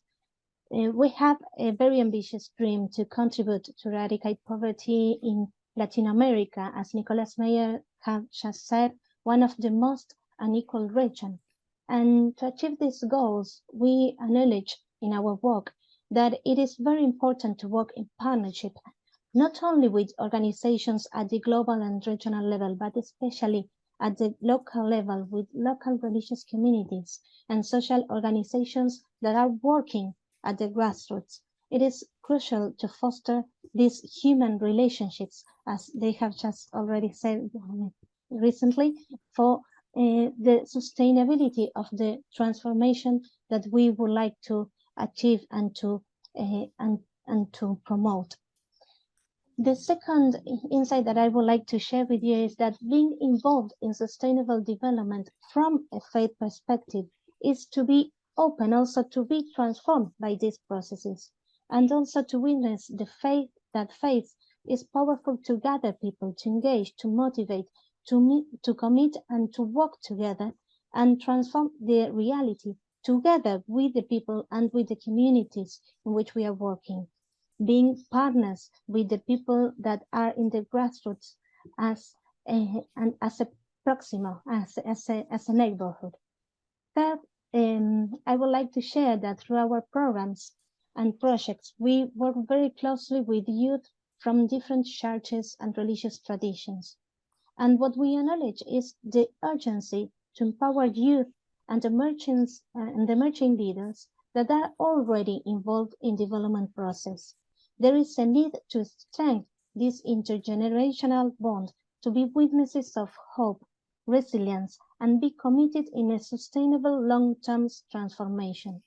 There are many youth that are truly committed in their organizations and religious communities, involved in programs to eradicate poverty, inequalities, and hunger. And many of them need tools, need to be listened about the challenges that they found in the work, and also they want to be catalysts of transformation as professionals and youth faith.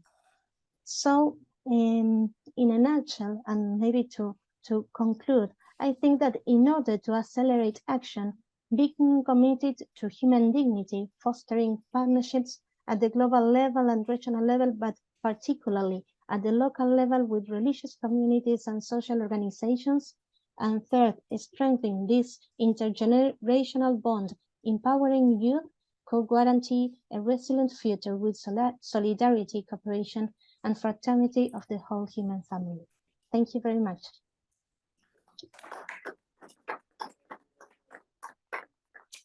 Very much, Elena. So now what we will do now is to have a bit of a conversation and listen to our colleagues around the table. But what I will do is maybe introduce all of them in one go, and then we will proceed to listening to each other. But I would encourage our panel here to also speak to whatever was shared by the previous speaker, the ones who spoke online, so that then it builds up. And also so that then I believe it's an efficient way then of putting everything together as we wrap this session up later. Yeah, so let me start by quickly introducing our colleagues here around the table. Let me start with, to my left, Mr. Ryan Koch is the Director of the Public and International Affairs Office in New York of the Church of Jesus Christ of Latter-day Saints. Welcome, Ryan. And then to my left as well is Ms. Kimberly Parent, who's the lead on faith engagement with the World Bank Group. Welcome, Kimberly. To my right, immediate right, would be the Ambassador Paul Beresford-Hill, as the permanent observer of the permanent mission of the Sovereign Order of Malta to the United Nations. Welcome.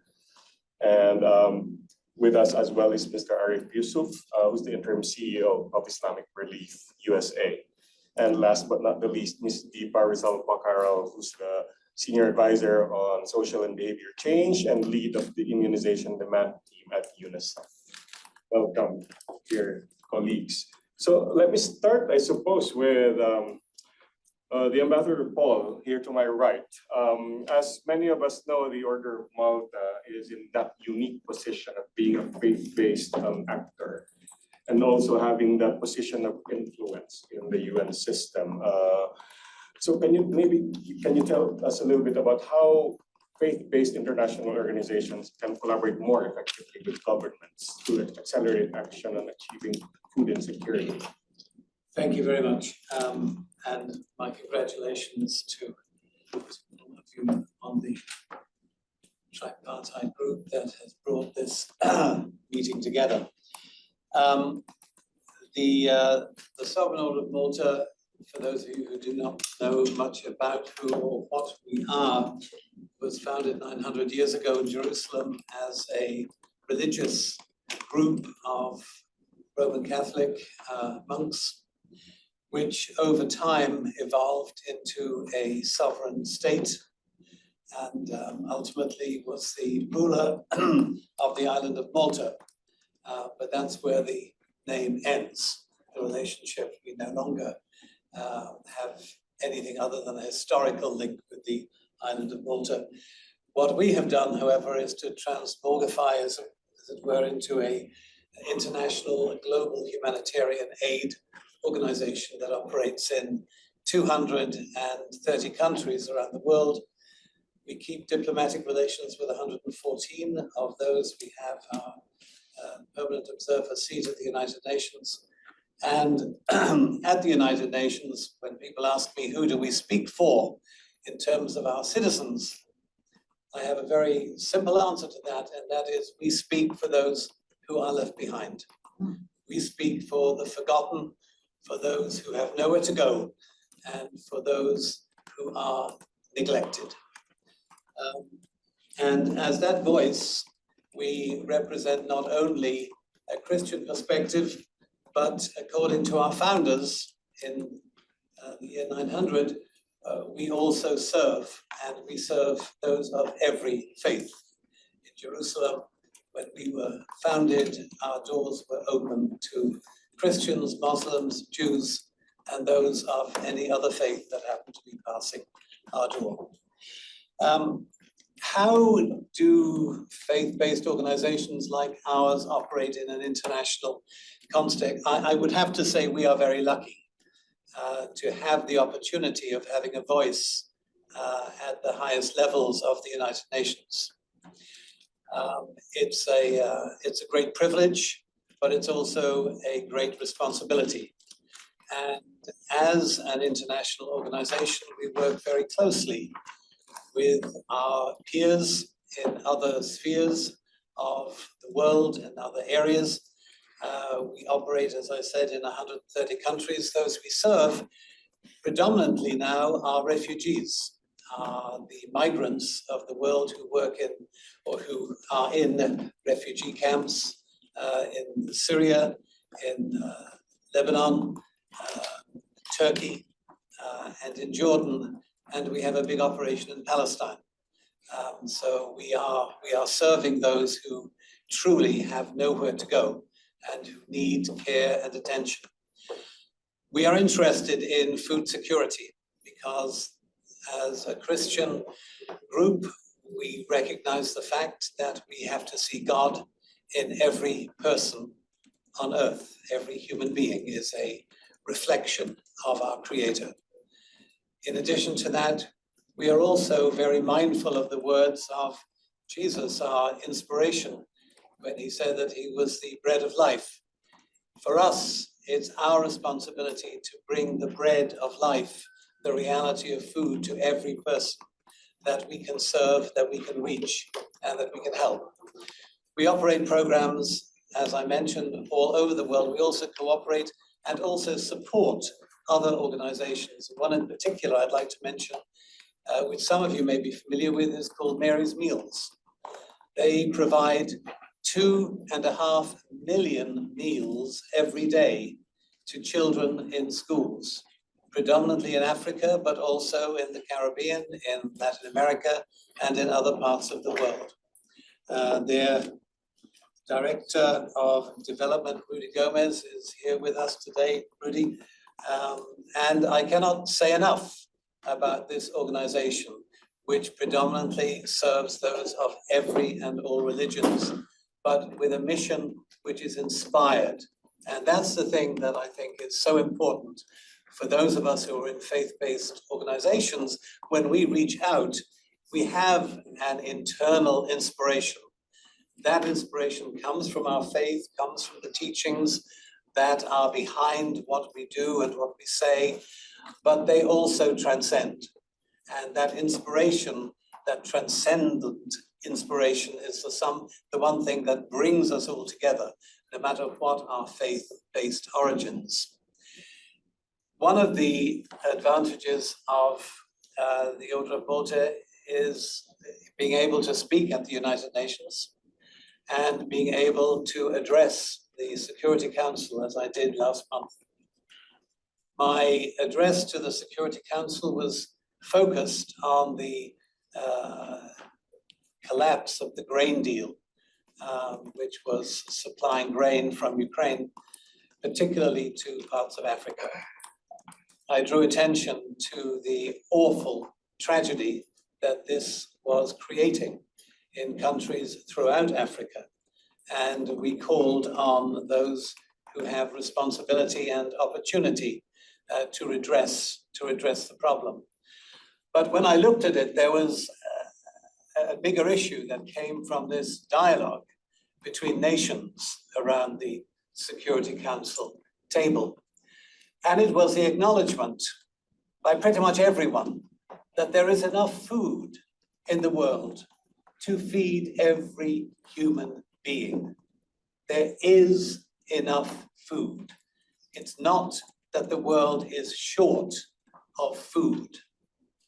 The problem, as I described it, is if you look at a level playing field, one side of it is barren and desert, filled with 50% of the people. The other side is luscious, overgrown, filled with the other 50%. They're fed, the others are not. What is stopping that unity which would bring those two together? It's a barrier of landmines, of all the problems and all the issues that separate the world. And I asked the Security Council to pay attention to removing those barriers, to removing those landmines, to removing that barbed wire, to removing the guns, and ultimately to work at removing the hatred that is in the eyes of those who stare across that abyss between those who have, those who have not, if you like, between the global north and the global south. It is our responsibility as faith-based individuals to work at working with our governments and working with our politicians, in addition to our own churches, but to mobilize our churches, mobilize our mosques, mobilize our temples, to work more and to push more for the politicians who control that divide and who control what is in the middle of it, so that at one point we can say we have dismantled and those two sides of the world can come together and be fed. When that happens, we will have truly reached the altitude of the Sustainable Development Goals. Thank you. Thank you very much, Ambassador Paul. And we are really very happy that you joined us in this session, and also just for everyone to realize we do have that seat within the family through the Order of Malta, yeah, and a strong voice that can amplify some of our advocacies. Thank you for joining us. Let me ask Ryan, our colleague from the Church of Jesus Christ of Latter-day Saints, what strategies have proven effective in mobilizing resources and partnerships to expand their reach and impact of faith-led initiatives focused on tackling poverty and hunger? That's the longest question. I needed to catch my breath at some point, right? First of all, just like my other panelists, I want to thank you for the invitation to speak with you today. Because we are a group of faith-based actors, I want to begin with a little bit of a parable. And to understand this parable, I want to give some background to the Church of Jesus Christ of Latter-day Saints. We are a faith of 17 million members worldwide, but we have a lay ministry, which means even among that 17 million, none of our local religious leaders are compensated for their time. They have day jobs and they serve because of their commitment to God. But that also means for me that in addition to my job working for the church, which is more administrative in nature, I do have ecclesiastic responsibilities on top of that. So the joke is that I work for the church 7 days a week, but I only get paid for 5. I'm currently the head of my congregation. It's a small congregation out in the Oranges in New Jersey. And recently I had a woman come to my office asking me if the church could help her out. Now I do have a small budget to help in cases where people can't pay their rent, they can't pay their medical bills, can't pay utility bills, whatever it is. So she was wondering if I could help her. So I sat down with Sarah and I worked through her finances and I told her what I could do to help her get back on her feet. We worked that plan and I thought I was done. About 3 months later, she came back to me and the same pattern happened. Knowing that there was something bigger going on this time, however, we coordinated with a few more people to get her the resources that she needed. Again, I thought I was done. And a few months later, she came back to me again. This third time, we had a little bit more of a heart-to-heart. Instead of asking Sarah what she needed to get through the rough patch, we ended up talking about what she needed to do so that rough patches wouldn't happen again. It turns out that for Sarah, if she had a little bit of money, she could take her next certification course, which then could command a higher salary and she could then be financially independent. But due to living paycheck to paycheck, Sarah couldn't ever get on top of things to pull together that extra money. But I'm happy to say that we were able to support her certification. She was able to then command that higher salary and she hasn't been back in my office since.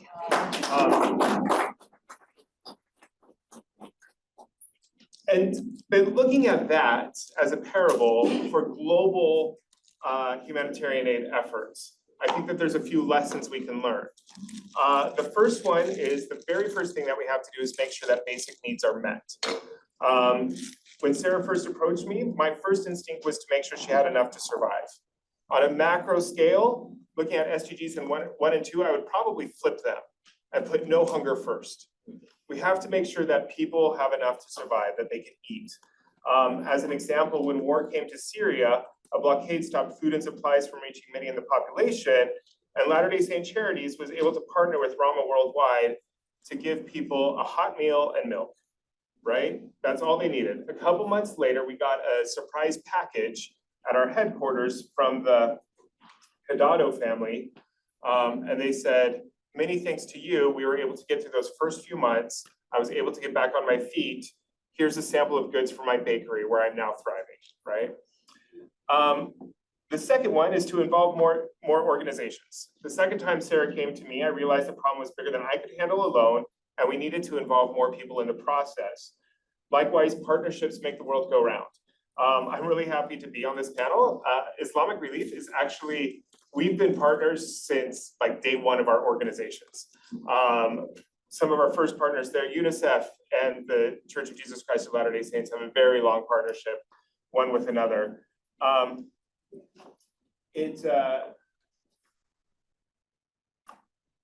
often say that the United Nations is a situation where you have to sing as part of a choir.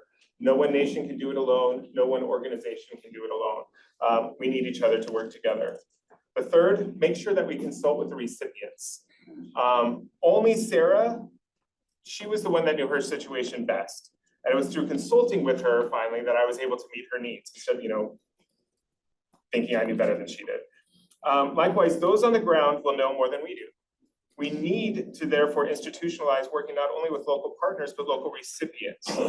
And this is especially true in case of donors that come to us, right? A lot of times the donors will earmark their money, they'll want us to do things a certain way, but we need to make sure that we're taking the feedback and the desires of the recipient into account in order to really know how to best help them. And then the fourth one is focus on capacity building. The best thing that we could do for Sarah was to get her that certification course, to make it possible for her to get rid of the need of humanitarian aid. Working with partners, Latter-day Saint Charities has been trying to assist refugee populations in the United States and Europe. We have a number of refugee welcome centers that we're running. And one of my favorite stories about all of this is that one of the programs that we do involves job training and retraining and language classes. So refugees come, they have an 8-hour workday where they get paid. But the first 4 hours of that workday, they're helping other refugees. they're sorting clothing, they're distributing donations, etc.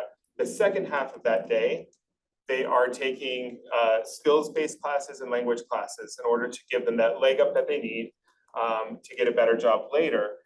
So they're paid for 8 hours, they work for 4, they take classes for 4, they're still able to provide for their families, have that dignity, and eventually get out of that cycle. To sum all this up, there's a reason why I use Sarah as an example and as my parable. That's because in all of our humanitarian efforts, we cannot forget that we are actually working with individuals. I really liked what Reverend Lubale said when he was talking about one household at a time, one person at a time. We really need to make sure that we remember that we are working with individuals.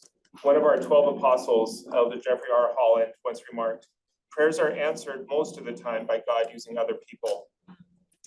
So I want to thank you all for the work that you do, either in partnership with us or not, in answering others' prayers. Thank you.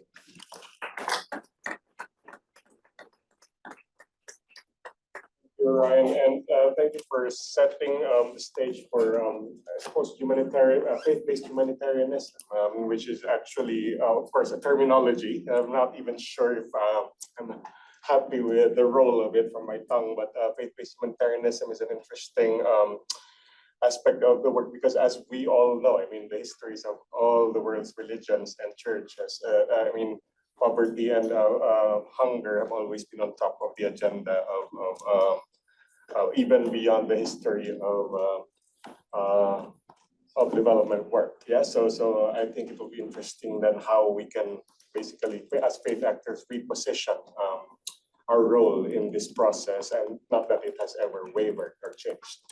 So let me now ask Arif from Islamic Relief USA, how does then this faith-based humanitarianism align with SDGs 1 and 2? And what has been the impact of such efforts in really addressing poverty and hunger? First off, thank you. And as my esteemed panelists have said, I want to thank the organizers for a successful event. I hope everybody's doing well. It's good to be here with everybody here today. So I'm with Islamic Relief USA. We're an international humanitarian advocacy organization that operates in 34 countries around the world, and we have about 12 partner offices in Europe, here in North America. And so the question is, how does faith-based organization align with SDG 1 and 2? And I would make the argument that they are strategic partners. And I'll give 4 reasons for that. I think faith-based organization is uniquely aligned to help move forward these 2 SDGs, zero hunger, and also no poverty. And the first one is a lot of faith-based organizations, whether it's local, national, or international, they're very much ingrained in their local communities. They're trusted partners, and sometimes they are the first source of where families go to get assistance. We hear that from my colleague over from the Church of Latter-day Saints. They're all usually the first line of, because they're so trusted, people tend to have an affiliation with the faith community. The second is they're usually the first on the ground. If you think even here, disasters here in the US, when it comes to GOAT partners, they're usually the first on the ground in terms of providing assistance to local communities. So they see a unique challenge when it comes to when organizations are not there yet. They're dealing with it from the get-go, and they're also dealing with it in the long term. And then the third one is they are first to get resources. Whether we like to believe that or not, faith-based, especially local churches, are the first to get resources out to people that need it the most. And that's why I believe that there are faith-based organizations are very uniquely aligned to advance these 2 SDGs. And the fourth one is an interesting one, and one that I hold dear to, and that is the inspiration. Why do faith-based organizations do what they do? And the reality is, regardless of what faith you're from, you will find traditions where feeding people or providing help to people is central to all faiths. And that's no different than the Islamic faith. As Islamic Relief USA, we are inspired by our faith values. And in the Quran it says, do not be the person that do not encouraging the feeding of the poor. And we also have this mandate as Muslims to give back 2.5% of our wealth. And I consider that to be a massive transfer of wealth, where you're taking wealth from those that have it and giving it back in a very unique way, because it's not like open-ended. There are 8 categories of folks you could give zakat to. But the biggest one is bringing people out of poverty, not only providing the immediate need for them, but also helping them get themselves on their own 2 feet. And so I firmly believe that faith-based organization, whether it be our partners over at LDS or Islamic Belief, we are uniquely positioned to help with these 2 SDGs. And I would encourage everybody to look at faith-based partners, because as the ambassador said, it's not that we don't have food, we do, but we're not at the same table talking to each other. And faith-based organizations are unique to help facilitate that conversation. And so what impacts have we seen? And I will answer that question with some of the work that we have done in Islamic Belief. And we sort of operate in 3 ways in terms of our modalities to our programming, advocacy, and partnerships. And I'll start with partnerships because we've heard a lot about partnerships in the first session, and of course on this session. We cannot do this alone. And we have to acknowledge that in order to move forward with all of the goals that we're trying to achieve, we need to collaborate with one another, whether it's government agency, interfaith agencies, sort of pair NGOs, we need to come together. And so Islamic Belief is a firm believer in partnerships. And we have a lot of partnerships, even with UN agencies, government agencies. For example, after the Yemen crisis, we partnered with the World Food Program to provide food access to that population. Afghanistan, when the collapse of the government as well, we worked with UNDP to provide food access to that population as well. And then advocacy. Sometimes that's very important. A lot of times when it comes to having access to the table, not everybody have that privilege. And we're very happy that our friend, the ambassador, had that privilege on behalf of the faith-based organization and the Security Council. But we need to speak on behalf of those that we're helping, and we need to put them at the front and advocate on their behalf to make sure that the right policies are in place. Because sometimes you might provide aid, but that aid needs to come and supported from the high levels of government or the high levels of institutions across the world. And so advocacy is very important. And then the final one is through our programming. We're very intentional about how we do programming. As I mentioned, our programming are mostly inspired by our faith. In the month of Ramadan, we provide tons of food across the world for 30 days to make sure that those that are less privileged are able to get food on the table. Exactly when it comes to the other of our Qurbani season, which is the sacrificing an animal and giving that out to the poor. We do that every year as behalf as an organization.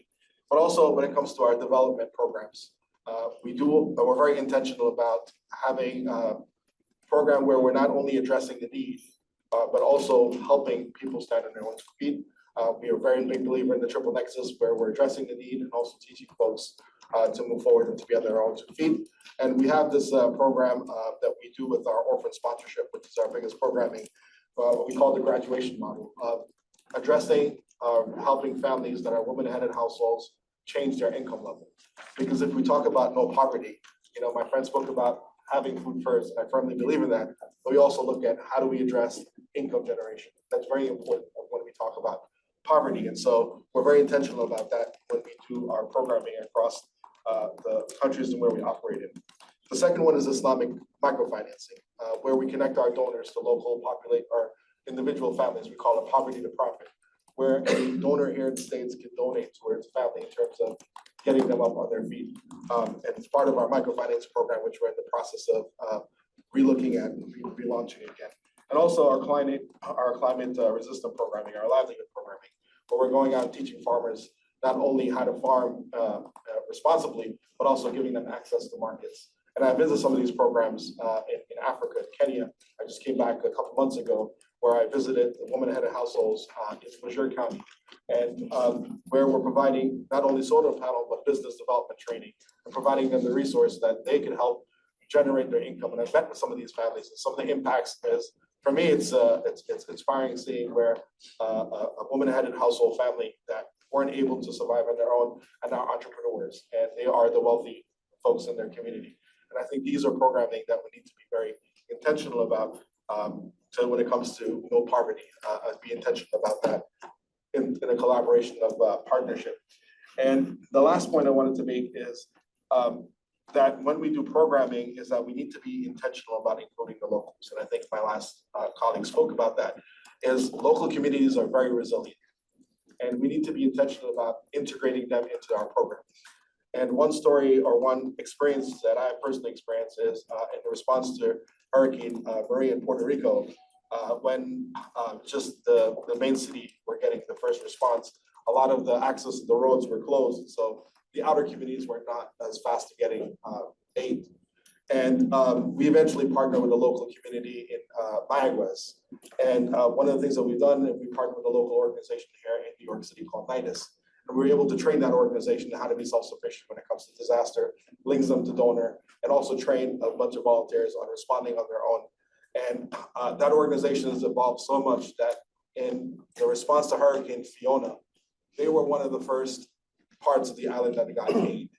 And it wasn't from an outside organization, it was from locally from that organization because of the resources, and because of the training they've had. They had a storehouse that pre-positioned supplies.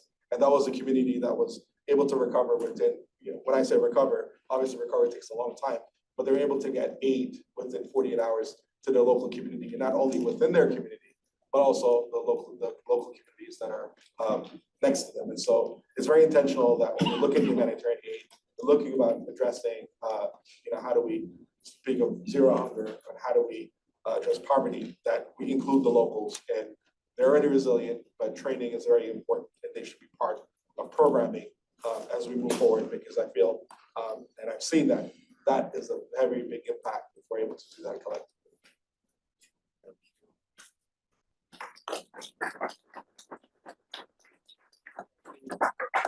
Thank you, Eric. And now let's welcome Deepa, our colleague from UNICEF. We asked you to speak about the Faith and Positive Change for Children, Families, and Communities initiative. But I suppose more broadly, if you can also focus on how can the involvement of faith actors contribute to addressing child malnutrition and improving overall well-being as well. So welcome and welcome to this panel, Deepa. Thank you, Alvin, and it's such a pleasure and privilege to be part of this discussion, which has really been so inspiring and motivating. So let me start by the Faith for Positive Change. So the Faith for Positive Change for Children, Families, and Communities was started in 2018. But with the idea of engaging the faith-based communities more systematically instead of just being ad hoc whenever needed or whenever the development agencies or other partners would really want to work with them. But how do you actually also move away from just single faith or single sector to have a more holistic approach to the health, well-being of the children particularly, but also of the families and communities. So UNICEF has been partnering with the Religions of Peace and the Joint Learning Initiative, two really great organizations who have really started being instrumental in taking this FPCC, the Faith for Positive Change for Children and others, forward. Religion of Peace, as we all know, has got networks at the regional level, at the country level with multi-faith partners, and then the Joint Learning Initiative also brings the same kind of network on the table, but they have a strength towards evidence. So it was very interesting to hear when Ryan was speaking about the need to listen to the communities, and that's what we are trying to do. We've just completed a survey in the 10 countries to understand what is the concerns, what are people saying in terms of their views, their opinions. It started as a partnership with immunization, actually, but the idea is immunization is going to be an entry point.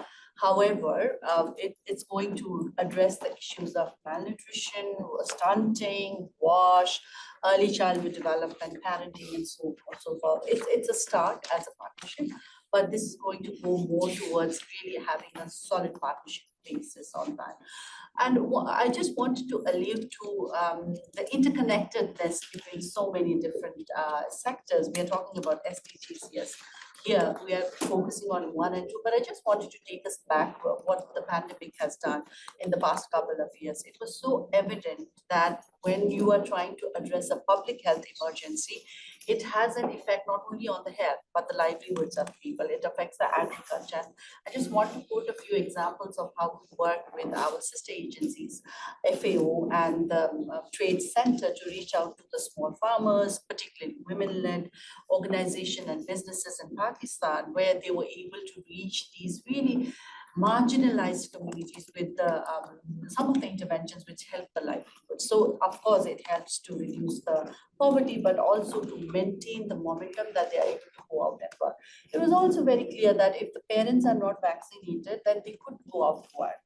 So the SDG 3, which we talk about in health, it has got a direct implication on livelihoods, because if the mother or father is not able to go for work, there's no food on the table, which means that the poverty is affected. So when you said broader how the religious leaders could really take forward the agenda to support the SDG 1 and 2, I think the first thing starts with how do you really make use of the evidence?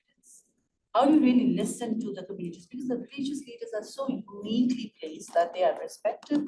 The trust among the religious leaders in every way, you name it, they are the most trusted source of information. They can reach out to men very easily, whether it's through the Friday prayers or the sermons or the church on Sunday or a Hindu temple or wherever, The influencing factor is really, really critical. And they also know the dynamics of the community. So how can we really use the evidence and insights that we can get from their communities and amplify the voices of the poor, the voices of the marginalized, which would then help to co-create the solutions together with the religious leaders. It's not about telling the religious leaders, this is what you need to do, but it's more about how to co-create as a human-centered design approach when you are working together to reach the underserved population, which is a common area of interest for many people around the table. How do you really work in which you can combine the scriptures, the Qurans, or the Gita, whatever teachings that we get from it, and then bring the science and match together to make sure that we are providing quality information to the people we are trying to reach. Because in the pandemic, one thing also we saw was the infodemic, the incorrect and disinformation that we saw, and the religious leaders were so fundamental to make sure that the provision of the correct information is really going to the population that we serve. A couple of things on tackling malnutrition, because the key family care practices in some of the countries that we are promoting, whether it's countries like Uganda and Rwanda and Africa, and the 11 countries that we are working in the region of peace and interreligious council, or Pakistan, Nepal, India, we've really work together very closely with the religious leaders to promote the key family care practices. Among them, a few to name is promotion of breastfeeding, which is the basic right of every child. And then the second one is infant and young child feeding practices and the maternal nutrition and immunization, which are so related, as well as the wash, because stunting is very related to hand washing, and then the HIV and the child marriage. So everything that we have worked with the religious leaders has given us an example about how you can continue the collaboration in a way that it not only affects the health of the child, but also brings in this lens of how do you actually contribute to reduction of poverty. Because it's taking just a simple example of immunization. If the child is vaccinated, it means that he or she would not be taken to the health services, which means that you're saving the cost from the medical bills as well as the treatment cost. Similarly, if a girl is kept in school, because immunization would mean that the child is protected, the child is going to be in the school. So that child is less likely to have a child marriage and then teenage pregnancy. So everything, I see it as a very connected way of how we can work together. And we have partnered with the religious leaders all over the world in different settings, different like church, Latin, Zambia one, while I was still there, I worked very closely on the business campaign with them. But I think the evidence, the co-creation, and then just promoting the key family care practices in a way that we are not only targeting the malnutrition, the reduction of malnutrition, but really looking forward about how does all this development work contribute to the achievement of the SDG 1 and 2, but overall to make sure that the well-being of the child as well as the family is mentioned. And last thing I wanted to mention is that religious leaders have got the power, but also trust of the communities to amplify the voices of what the real needs are. But at the same time, they are so uniquely placed, like the ambassador here, who would be able to advocate for the entitlements that they are really have a right to. Because when you talk about the entitlements, like even when the state is providing you cash transfer as a social cash transfer, many times they don't get it, they don't know about it. So how do you make sure that the right people are getting the access to the services? That's where we really need to make sure that our advocacy efforts is going not towards always the haves, but the have-nots. So I think the partnership with the religious leaders as a community is so crucial to make sure not only the MDGs and the SDGs 1 and 2 are met, but overall SDGs. They've contributed a lot in the consultation from the beginning, but moving forward, I think for the realization of the rights of every child, every human being, is really a very instrumental and a powerful action.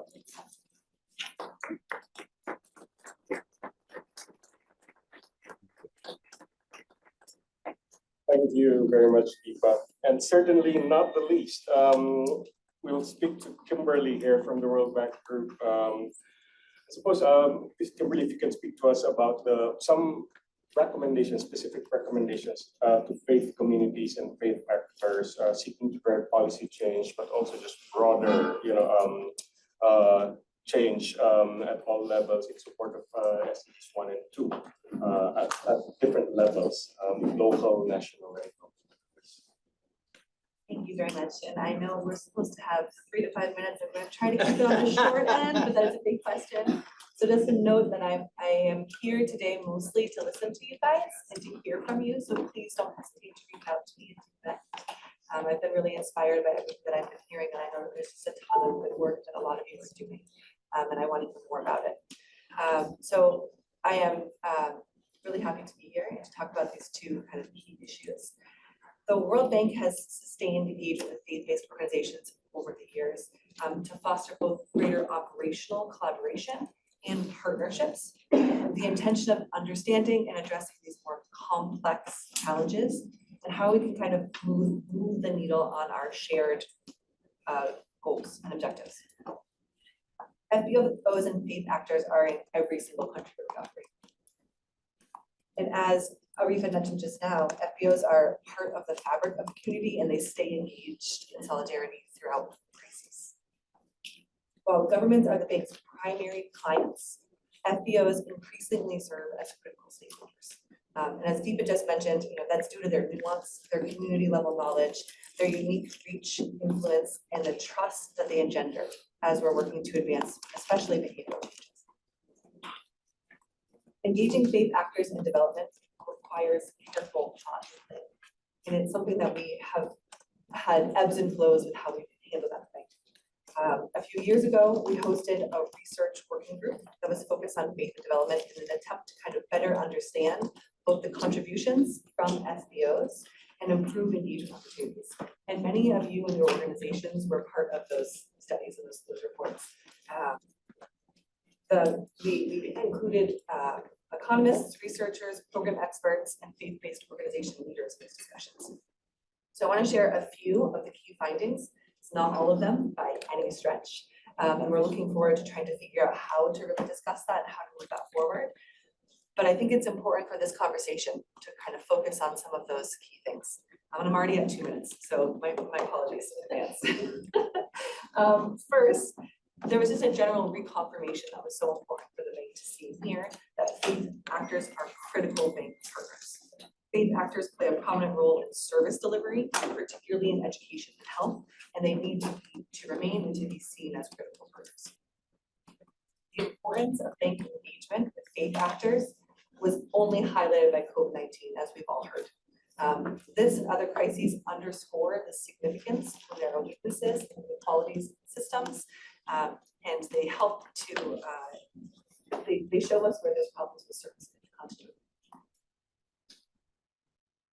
The second, the bank staff need to be able to consider qualitative and quantitative data on the roles of faith actors in development and help to improve collaboration and partnership. There's a growing body of qualitative and quantitative data, including case studies, working papers. This information needs to be shared, among faith actors and bank teams, both at headquarters and local levels. And that's something that our team would like to be able to help with, and help to figure out how to coordinate and share those efforts. Additionally, as we're starting to collect more and more data, we need to be focusing on how we can make sure that there are pertinent research questions that actually focus explicitly on the roles of faith actors in the field, so we're capturing this at a fundamental level. And practical training and tools will only help improve these engagements. Bank teams and faith stakeholders can benefit from tools and trainings, but that includes things like understanding and using engagement models that can help to figure out where and how to identify and incorporate FBOs into projects. It includes using existing knowledge, understanding data collection, and having storytelling on the roles and contributions that all of the different partners can take in this role. Building upon all these previous efforts, we're working to mobilize and guide more collaboration and partnership with FBOs to advance our shared priorities, including the goal to end poverty on a livable planet. Back in 2015, the bank worked with establishing the moral imperative to end extreme poverty, which many of you were a large part of and have joined onto. And some of you have been helping to kind of push along all of these years. It was originally started with the launch of the SDGs with a goal to generate necessary social and political will and inspire greater commitments from others to join in, and to tap into the shared convictions and beliefs, unifying a lot of different players around. We're working with a steering committee group that was spread out of the original moral imperative signatories on a that came forward to kind of make sure that it helps to meet our current global needs, including two-way communications. Brian, as you mentioned earlier, it's that need to focus not only on just where and how we think it can be valuable and where and how we think we can help, but also to understand what's needed from multiple perspectives and to understand how we can fully engage with our partners and work together and coordinate needed effort to kind of tackle those complicated problems, right? So there's a solution as opposed to just an immediate response. We would like to see that platform evolve, and this isn't news to any of you who've been involved with it, right? We'd like to see that platform evolve to be a stronger level of collaboration between faith actors and development actors who are focused on human development, particularly SDG 1 and SDG 2. And this is focused on the World Bank's efforts in those spaces. So it's kind of a specific platform. We're looking to work in collaboration with the excellent platforms that exist, like those of you who pulled us together today, like part that came on the screen earlier, like IATF. We want to see how we can be collaborative and how we can mutually coordinated is beneficial, right? Where we can be focused, we're not duplicating efforts.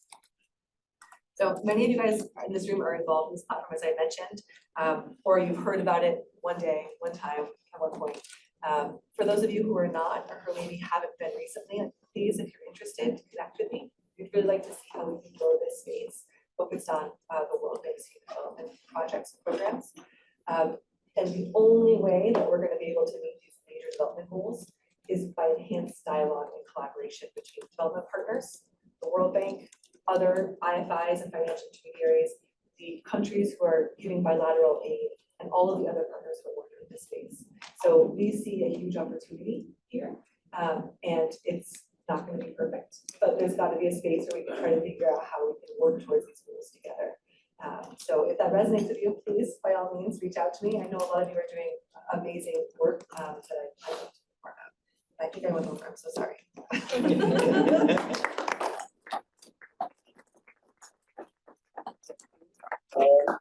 We have minus 30 minutes to wrap this up. So thank you very much, dear panelists, for your time. And I will look forward to engaging a lot more with each of your organizations. Thank you very much.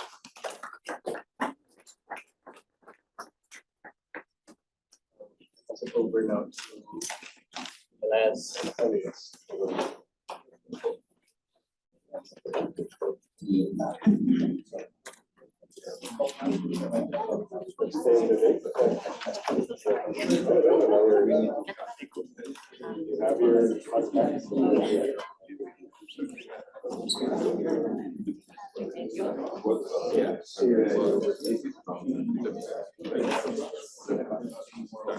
Fred, this is your part. Yes, you can stay.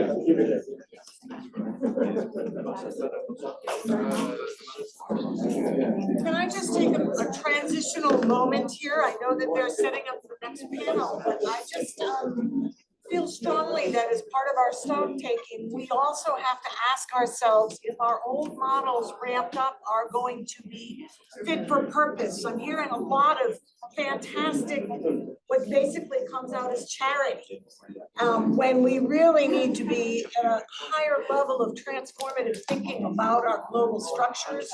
Whenever we think about medical debt, I think we need to think about the Occupy movement, which understands that debt can be bought for pennies on the dollar on a secondary market. So that we need to look systemically at issues of medical debt and what our collective powers are rather than individual pieces. We really need to be focusing on indigenous wisdom. The Temple of Understanding has tons of materials up on our website if you'd like to hear indigenous leaders in conversation with multiple partners, because that's been mentioned in one situation so far. We've been missing the opportunity of our grassroots participation.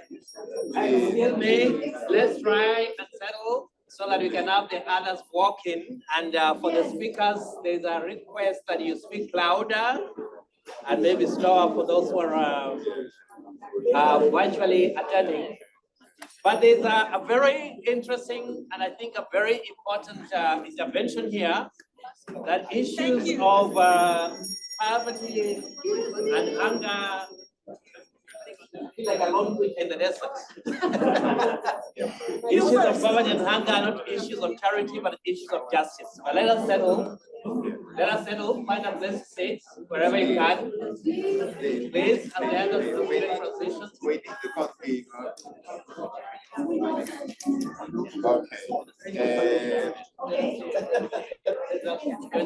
So Fred, let me just continue that point while we're settling in. Please settle. As soon as everyone's seated, I'll ask you. Michael, we have a delay of 50 minutes. Please be seated and then we'll go on. Okay. Did you say that industrial agriculture is a huge systemic problem? And we cannot just say we're going to focus on small farmers without looking at the systemic issues of the devastation being caused by industrial agriculture. If we do that, we're just going for charity rather than system change. We are making a marathon today. Please let's settle. We are very much behind time. We are trying, we are really trying very hard to catch up. But just settle down. We are going to start the next session. Thank you. Okay, thank you very much. We have a big challenge that we have a delay of like 1 hour. And it's not a joke, because we need to respect everyone that we invited to speak today. And for this reason, I am very sorry, but I need to ask to everyone of the speakers to be to have very short intervention, maybe less than 5 minutes, 3 minutes if they can. I'm very sorry, but this is like a marathon. We are very proof about how much we faith-based organization in partnership with UN agencies, we work. It's amazing to hear how much we made to advance the SDGs, but the time is short to hear everyone. I'd like to invite first our panelists online. Can we reach? Who is online? Catherine, are you online? Emma, Emilia? Okay, Claudia, I think that okay, Claudia is not okay. It's not with us. Okay, please. I'd like to invite first our friend Emina Frihak. She's program coordinator of Youth for Peace. It's a youth interfaith organization in Bosnia and Herzegovina, and she's member of the International Youth Committee of Religion for Peace. Please. Emina. Thank you very much. Good evening from Bosnia and Herzegovina. And I'm very happy that as a young woman of faith, as a young Muslim woman, I have the opportunity to contribute to this important conversation. So my input will be to this critical conversation will be on how women of faith and interfaith youth can contribute to mobilizing religious leaders to take more effective action to address violence against women and gender equality. And I'm going to talk about a few examples that have been done in Religions for Peace. First of all, I would like to mention you one campaign that Religions for Peace joined. It's Thursdays in Black, which is created by World Council of Churches, and Religions for Peace joined in March 2021. Since then, religious leaders, women, and youth of faith supported this campaign. Religious leaders, women, and youth from countries such as Bosnia, Herzegovina, Costa Rica, USA, Argentina, Uruguay, Germany, France, UK, Lebanon, Malawi, and so on joined the campaign. And you can find a lot of videos, messages, photos, and actions from this campaign on Religions for Peace website and social media. Two other examples that I would like to briefly mention you are coming from Religions for Peace United Kingdom. A United Kingdom Women of Faith network has a great collaboration with religious leaders there, and they join hands on two important projects. First of all, UK Women of Faith Network launched a consecutive 16-day social media campaign from 25th of November to 10th of December 2022. And the campaign featured excerpts from scriptures, wisdom quotations, and male allies video series on YouTube. It's important to mention the male allies, including religious leaders who were invited to contribute their views and their insights from the particular faith perspective and also from their positions of engagement, proving that rising to the challenge to change the miscarriage of power and force against women and girls is both a personal undertaking, but also a communal action. This activity included various religious leaders from UK coming from various faiths there. And the second example that I would like to mention here is the Dignity of Women, the Scriptural Reflections, which is an exhibition that highlights the positive references on the status of women in the sacred scriptures of the Baha'i, Buddhist, Christian, Hindu, Jain, Jewish, Muslim, Sikh, and Zoroastrian religion. It is actually hoped that this exhibition will educate religious and secular communities on the role of the status of women and in turn help to overcome misinterpretation and discrimination of women and exalt their status as envisaged by the founders of the world religions. Besides the exhibition, UK network also published a booklet containing scriptural reflections from the 9 religions. And you can find more about these activities, both of these activities, on the Religions for Peace UK website.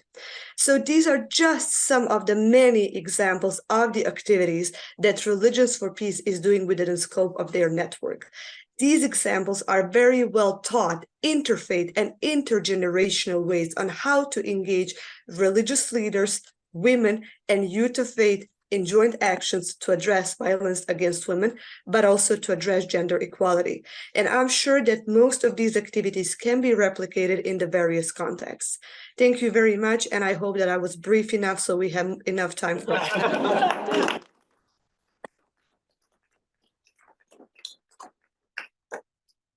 Thank you very much. We will keep the original program and we will leave our colleagues from the UN system to be the last, to speak last at the last. And it's a pleasure for me to invite now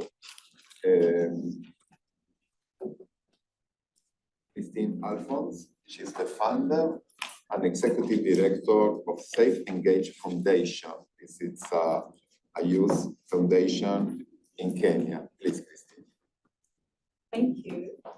Yeah, happy to be here today. Good afternoon. Well, I'm talking about how youth leaders or youth initiatives can really effectively influence policy decisions related to SDG 5. My work with the youth in Safe Engage Foundation was influenced much by my lived experience. And while growing up, I looked forward to going for FGM, female genital mutilation.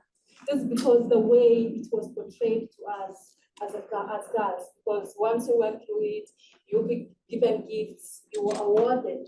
Like, it's a very big celebration. So it's the way we were groomed, and we always look forward to that. But my perspective was changed when an advocacy campaign came to my school. And by that, I got to learn about female genital mutilation.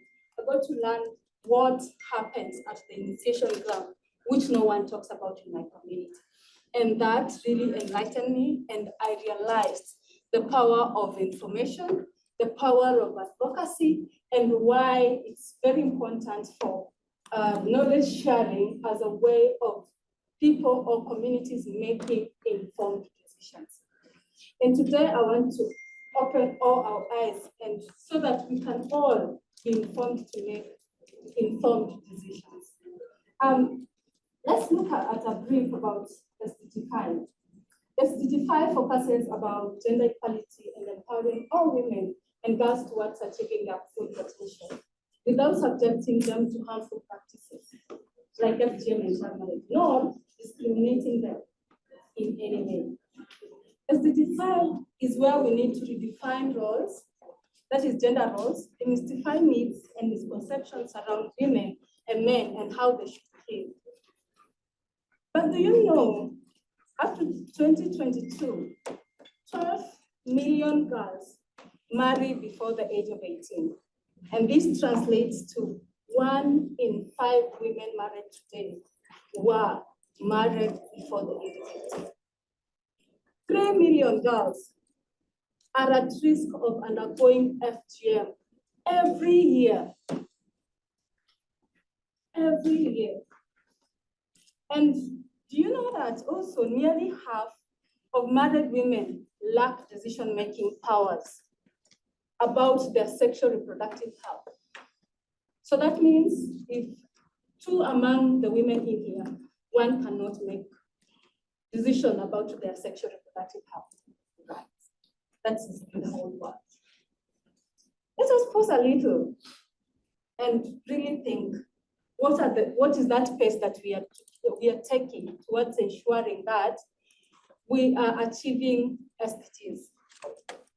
It will take us 300 years to enter marriage in the current pace that we are going with. It will also take us 286 years to ensure legal protection and ensure the removing of discriminatory laws, and 140 years to achieve equal representation in leadership. And that is why we need to ensure that children and youth are engaged and are very involved in ensuring that we are on time, because 25% of the world population is of 15 years and below. 16% of the world population is between 15 and 24. So that is why it's very essential to ensure that youths are empowered and the children are also capacity built. They're trusted into the initiatives that they take towards ensuring that we collaborate and co-create a world of change that we want to see. Myself working with the Commonwealth Youth and Gender Equality Network, we were able to come up with a campaign, Team Reform 53 campaign, which actually pushed for Commonwealth countries towards reforming laws that discriminate against girls and women. And by this, we were able to ensure that 5 countries actually came up with laws that talks directly towards ending FGM. And I also serve as a youth founding secretary in the Youth Anti-FGM Network Kenya. And by that, we have been able to hold the board, the Anti-FGM board in Kenya, to ensure that the Anti-FGM Act is implemented. And by this, they have been coming up with steering committees to ensure that they coordinate and monitor ongoing activities on FGM. And that means timely reporting about these activities, and many girls are getting safe and protected. And therefore, through these initiatives, just 1 minute to finish up, this implies that youth and children-led initiatives can create advocacy awareness. They can engage in research and data collection while leveraging on social medias. As we all know, youth are social media, media gurus or tech gurus, and can really help develop clear, well-researched policy recommendations to address gender inequality issues and make sure that recommendations are evidence-based. So I want to end by saying we have to advocate for inclusion of youth representatives and also children representatives in ensuring that gender-related policies, in ensuring that they are included in gender-related policy-making bodies and commissions. So I would like to end there because of time. Let's not leave anyone behind.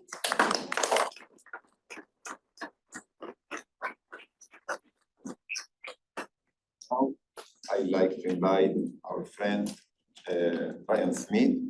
He is the program executive of the Ecumenical United Office and representative to the United Nations of the World Council of Church, please. Thank you. And Daniel, I think it's good that the UN is going last, because how many CSWs has civil society sat and waited for our turn to speak on gender equality? So I think we're going to let you speak though this time. But thank you all for having us here. The question that was posed to me is, where are there signs of hope? What's going well? And I think that there are signs of hope. You know, when I started just out of grad school in this UN community, this room would have been 90% men, and it's not that anymore. And I think there's real movement within the faith community, within the church community, to have equal representation. The World Council of Churches, I won't go on too much about Thursdays in Black because it's already been advertised, but we have this global movement where every Thursday we wear black in solidarity to show that there is a world standing up against violence against women. The Ecumenical Women's Community was founded in 2000 after the Beijing +5 to say there are faith groups who care about sexual and reproductive health rights for women and girls. And it was unique at the time, but I think now we've seen the ecumenical women movement grow and increase in size and number, which suggests to me that the world is moving in the right direction. And so join us with ecumenical women, join us with Thursdays in Black, and I think the man should speak the least in this panel.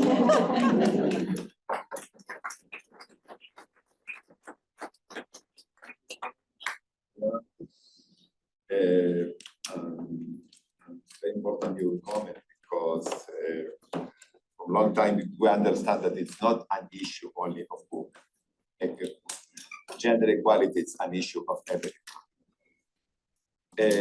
Please, I'd like to invite now Sue. She's the representative to the United Nations and director of the Presbyterian Ministry at the United Nations. Yes, Presbyterian Church USA is the denomination, and thank you for your invitation to be on this panel. Ryan actually did a lot of some of the work that I was going to be explaining, so thank you so much. I had Sue's job before she had it. So we're sort of like back on one another. So the question that I had to address is, what actionable recommendations can faith-based organizations provide to accelerate progress towards gender equality and reduce inequalities? And I wanted to sort of reinforce some of the discussions that came before about what makes faith-based organizations unique. And many panelists have already spoke about that, but I would say that first, faith-based organizations are trusted in their communities. FBOs have built mutual relationships and partnerships that has been maintained for greater impact. Second, faith-based organizations provide provided and continue to provide essential services that communities need. In the case of churches, historically, many denominations have built schools, hospitals, infrastructure that local governments just were not able to provide. These existing institutions and community networks can be leveraged, retooled for new innovation projects in the digital age, using existing resources in new ways to meet the needs of a post-pandemic world. And third, faith-based organizations are part of the community. We have a saying that we are there before the crisis, during the crisis, and after the crisis. FBOs understand the needs of the people by working with local community leaders and organizations. Our own model is to work with partners on the ground to assist with needs that the community has identified, not what we think they need. So here are some recommendations for action that FBOs can help to accelerate the progress. And these come from some of the recommendations that PCUSA has made and the Ecumenical Women have made. And they are actually predominantly from last year's CSW, which really dealt with addressing the digital age. So first thing is to promote leadership opportunities for women. FBOs can contribute to challenging heteropatriarchal attitudes and practices by promoting women leadership and political participation through gender responsive, inclusive approaches in their organizations as well as in society. Guarantee women's participation in all aspects of programs and policies, including designing, developing, and implementing innovation, especially in the digital age. Recognizing that women leaders have been proven to be effective in establishing mutual relationships, engaging in conversations, listening to the concerns of the community, teaching and working together to address the needs of the community. Provide technical assistance in the digital age. This is the age that we live in. Digital equity equality is necessary to achieve gender equality in the digital age. Digital divide will only further increase inequalities. Women and girls must have equal access to technology to be full participants in the digital age. Provide technical assistance for digital literacy and support for digital resilience. Identification and financial support for those displaced from their homes, especially in rural and marginalized communities that are underserved and which are disproportionately impacted. The other three, without explaining, is education is a fundamental aspect of achieving equality, providing financing for community development, and again, promoting rights, safety, and security for women and girls. Thank you very much.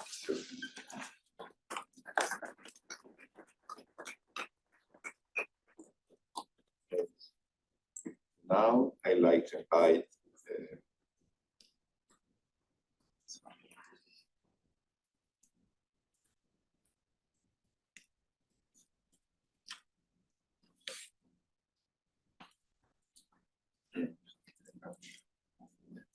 yes, Daniel Seymour. He's the director for strategic partnership, the strategic partnership division, and UN. Well, thank you. Thank you very much. Thank you for the invitation. It's a pleasure to speak. I'm very aware of time, so I'm just going to jump straight in.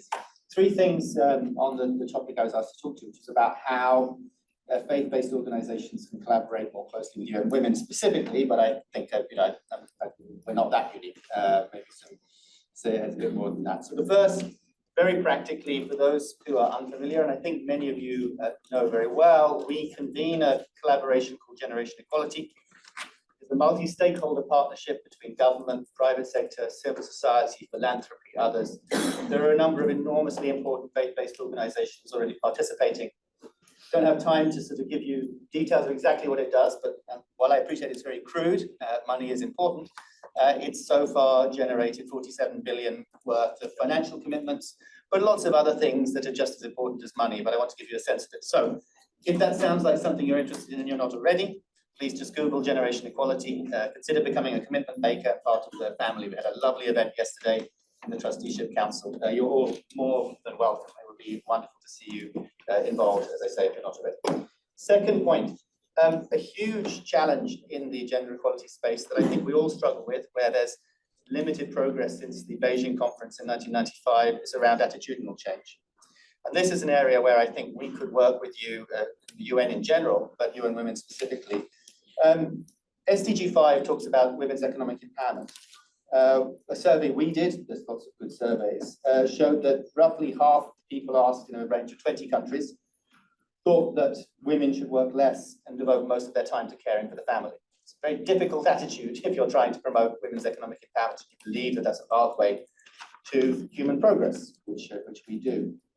35% thought that men should earn what money, women should look after the house and family. What's important in those statistics is that if you looked at the cohorts, the most sort of what we would consider negative attitudes were among young men. So who changes the minds of young men? Faith-based organizations, hugely, hugely important there. Let me give you one other example, ending violence against women, again in SDG 5. Roughly almost a fifth of women and a fifth of men thought that there are absolutely, yes, there are circumstances where a husband should be able to hit their spouse. Totally appropriate under certain circumstances. How are you supposed to end violence against women if that's what people think? And again, the worst cohort, young men. So again, you have huge power in this room, the organizations you represent, the constituency that you are part of, to change attitudes, and young men are enormously important there. So please, I would like to see us work together on changing minds. Last point, I hesitated a bit on this one. It will sound like I'm being contentious, and I don't intend to be, but I think if we're honest, while there has been huge progress across the UN as a whole in integrating faith-based organizations and bringing faith-based organizations into crucial partnerships across the SDGs, probably the most contentious one has been SDG 5 and issues around gender equality and faith-based organizations. There is a perception that when faith-based organizations go into various UN platforms, they can sometimes legitimize patriarchal structures, that the religious leaders who can't speak very well, that don't then walk the walk on gender equality when they leave the conference. I don't know that that's true, and I would like to work with you, and we would like to work with faith-based organizations to prove that wrong. Let me just say as a last thing, in my faith, there's a story about a religious leader who's asked to explain that his faith, and so I don't have an example with a female religious leader, in two words, basically. And he says two things. He says, tzedakah, which is charity, and tikkun olam, which is hard to translate, but basically means justice, fixing the things that are inherently unfair and wrong with the world. And that second, so charity, tzedakah, that's great. But when you're talking about SDG 5 and gender equality, this is about changing systems, structural change, transformation. Our friend here was talking about it earlier, I heard. And that's really where I would like us to prove. I see no incompatibility between my faith and belief in gender equality and justice, gender justice. I don't believe there is that incompatibility. So we would very much like to work with you to show that that is actually something that organizations of faith can contribute to very, very powerfully. So I don't, my intention is not to be contentious, but I would want to put that on the table as an observation, somewhat personal. But thank you very much, and really looking forward to working. Thank you.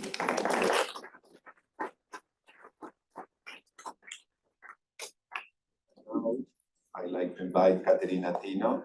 She's online.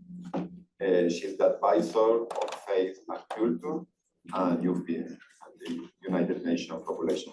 Please.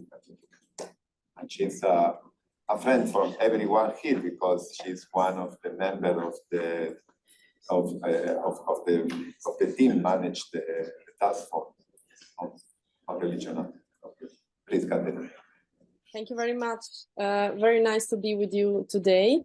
Good afternoon, everyone. And first and foremost, thanks to the Trilateral Partnership for inviting me to join this interesting conversation today. So I've been following this meeting since the beginning at 1:30, and much has already been said. A lot of examples of good collaboration between faith-based organizations and UN, and a lot of examples of how faith actors contribute to the achievement of the SDGs. Please allow me now to share the point of view of the United Nations, and in particular that of UNFPA, the UN Sexual and Reproductive Health Agency. For UNFPA, FBOs are key partners to achieve our the 3 transformative results, which are set out in our strategic plan. These are to end the unmet need for family planning, to end gender-based violence and harmful practices, and to end all preventable maternal deaths. So they are key partners at the global level in advocacy, particularly around key intergovernmental moments, such as the General Assembly. There is a lot of collaboration that happens around those moments between the IATF, as mentioned by Elias just now, that is the UN Interagency Task Force on Religion and Sustainable Development, which UNFPA co-chairs, and the MFAC, the Multi-Faith Advisory Council.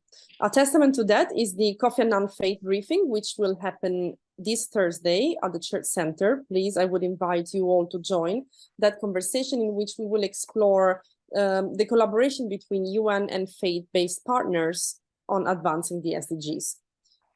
And FBOs are also very important partners at the country level. Just last year, UNFPA partnered with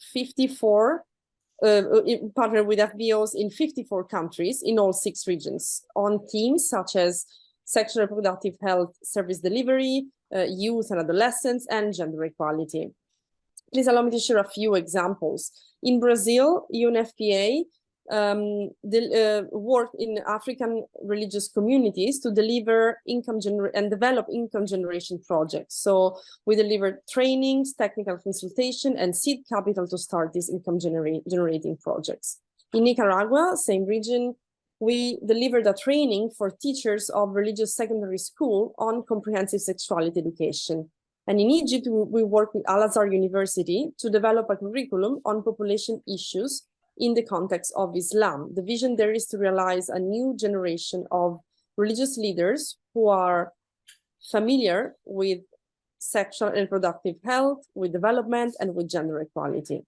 These are all examples of how faith-based organizations contribute to realizing the vision of the 2030 agenda. And they do it at the grassroots level, at the national level, and international level, as we said. So it is key from our point of view to continue this kind of partnerships. And we have to do it even better and even more. In order to do that, we can rely, luckily, on some lessons learned that we developed based on our experience of several decades of this kind of work. So the first lesson that I would like to share is about working across faith. It is key to engage faith-based partners in interfaith settings, because this not only brings communities together, but also avoids the perception that the UN might be favoring one religion over another. It is also very important to choose the right partners. So to carefully select those faith actors who are champions of human rights and development issues, such as yourselves. At the UNFPA in particular, we carefully select FBOs who can and who choose to be vocal on certain sensitive issues, such as sexual and reproductive rights, bodily autonomy, and the rights of people of diverse sexual orientation and gender identity. It is also very important to negotiate a common language, because we all know that religious interpretations can both legitimize and can challenge human rights. So it is important to have a common understanding of the interpretation of the Holy Scriptures that we are promoting. And last but not least, I would like to talk about coalition building, and this will be my last point. It is a key strategy. It is essential, as you all know, to bring to the table intergovernmental organizations, governments, parliamentarians, different sectors of civil society, including, of course, faith actors. So this event today is a testament to that spirit of coalition building and collaboration. And I would like to thank you again for inviting me. It was a privilege to be able to represent UNFPA. Thank you.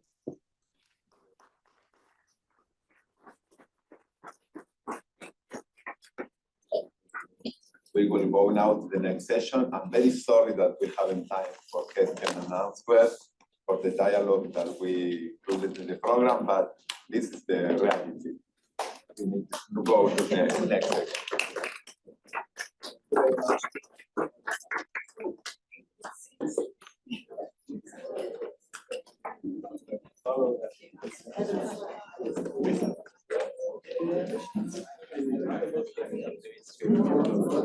we now invite the members of the next panel on SDG 11 and 13 to join me here in front, please.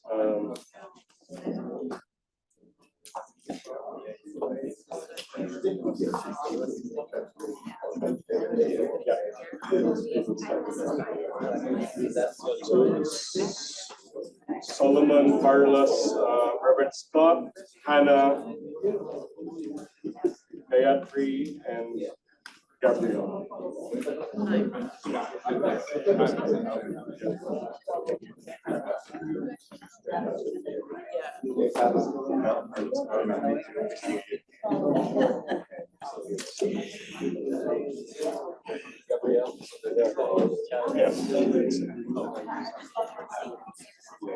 Oh, you need a seat now.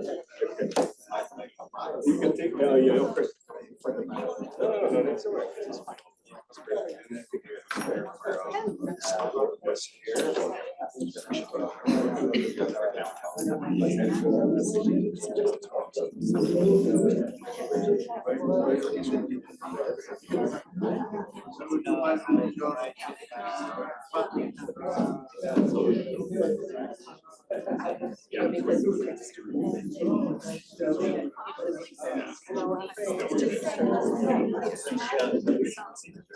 Okay, I think let's switch and try and move to the next one. One thing we'll do is we'll continue having this conversation even beyond today, through reporting, through a statement, through engagement with you and questions back and forth. Yes. But for now, Alwyn, take over. Ready. Okay, thank you everyone for bearing with us, and we'll even do better than the last panel. That's what I hear from the colleagues here. Yeah, better. I don't know what that means, but yeah, better to be faster. Okay. We're here to speak to the two SDGs 11 and 13, Sustainable Cities and Climate Action. Two very exciting issues, of course. And as we did in the last panel, we will kindly request our panelists to speak to the talking points that were suggested to each of you within 3 minutes. Less, of course, would grant you huge applause. Yeah. Alwyn, if you don't mind, I know that Asmira is yes. there. It's very late where she is. Yeah. Yes, indeed. So we are also joined by one colleague online. Asmira, are you with us? There. I see you. What time is it where you are? Where are you joining us from? It's 7 minutes past 11:30. In Khartoum. Okay. So yes. In Nairobi. And now in Nairobi. Okay. So seeing that it's 11 p.m. in Nairobi, we will kindly request Asmira to speak first to lead us through this session. Please, over to you. Thank you very much, and thank you. Sorry, Asmira, if I may, Asmira is the Faith and Ecosystems Coordinator for Faith for Earth under the UN Environment Program, or UNEP. Yeah, go ahead. Fantastic. Thank you very much. I'll keep it brief like my colleagues. Thank you to the organizing and the cooperating organizations for having the Faith for Earth initiative here. For those of you that don't know, the Faith for Earth initiative is a specialized program of the United Nations Environment Program, and I'm speaking to you from its headquarters in Nairobi, Kenya. Now, at the core of our engagement is a notion of environmental governance as a shared practice. It's not just the responsibility of states or the private sector or civil society. It's a collective responsibility that we have committed to undertaking. We advocate for the synergy through renewed ways of viewing the world and our place in it, and in particular of new ways to build partnerships with underengaged actors in this global development space. As the UN Secretary General said in his opening remarks of the SDG Summit, the SDGs were a promise to the people. And at the same time, he remarked that we are not on track to achieving the goals. And so under UNEP's commitment to the science policy nexus, and in particular for engaging civil society, the question that we at Faith for Earth initiative have been working towards is, to what extent can faith actors accelerate action and commitments for the benefit of our shared humanity? And there's 3 lessons that I'd like to share with you. I had an analogy about an ant colony, but I'm going to skip over that. The first lesson is in the power of a convened group, and that there's more value in building on the efforts by understanding existing capacities, by encouraging collaboration, and by building on them. And we've seen this when the network convenes around a common theme. And examples of such fantastic networks like this is the Faiths for Biodiversity Group, the Interfaith Coordination Group on Climate Change. And you may know that there is a robust engagement process leading up to COP28 in the first ever Faith Pavilion at COP28. For those of you that don't know about this yet, please visit the Faith for Earth Initiative's website. And of course, the third group is the Multi-Faith Action Group on Pollution. Now, what we're seeing more and more, and the trend that I'd like to highlight is that in 2019, we only saw 2 accredited organizations to UNEA, the United Nations Environment Assembly, and presently there are 85 accredited organizations. And so the question that we're asked, linked with the initial one, to what extent can we engage effectively, is to be able to recognize that there is a huge network, first of all, and second of all, that there is an opportunity to collaborate and present these diverse perspectives as a convened group. The second lesson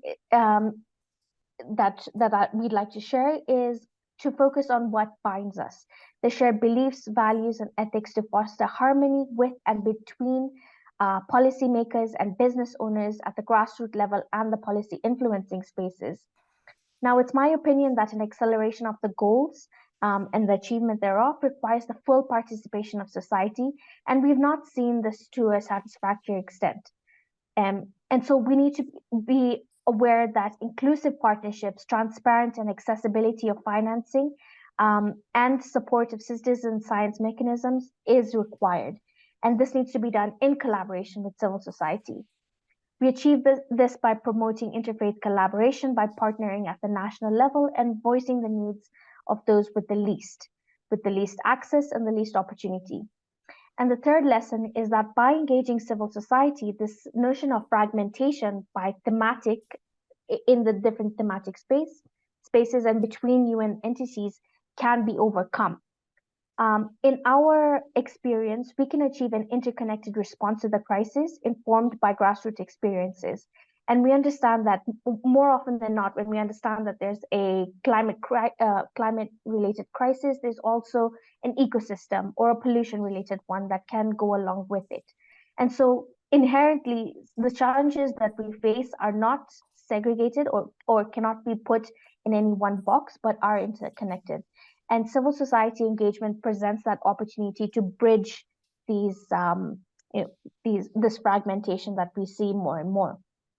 And I conclude, in my concluding remark, I'd just like to highlight that we must emphasize on convening, on being grounded in a shared humanity and in sharing this far and wide, in formulating branches that are interconnected towards a shared set of goals. And with that, over to you.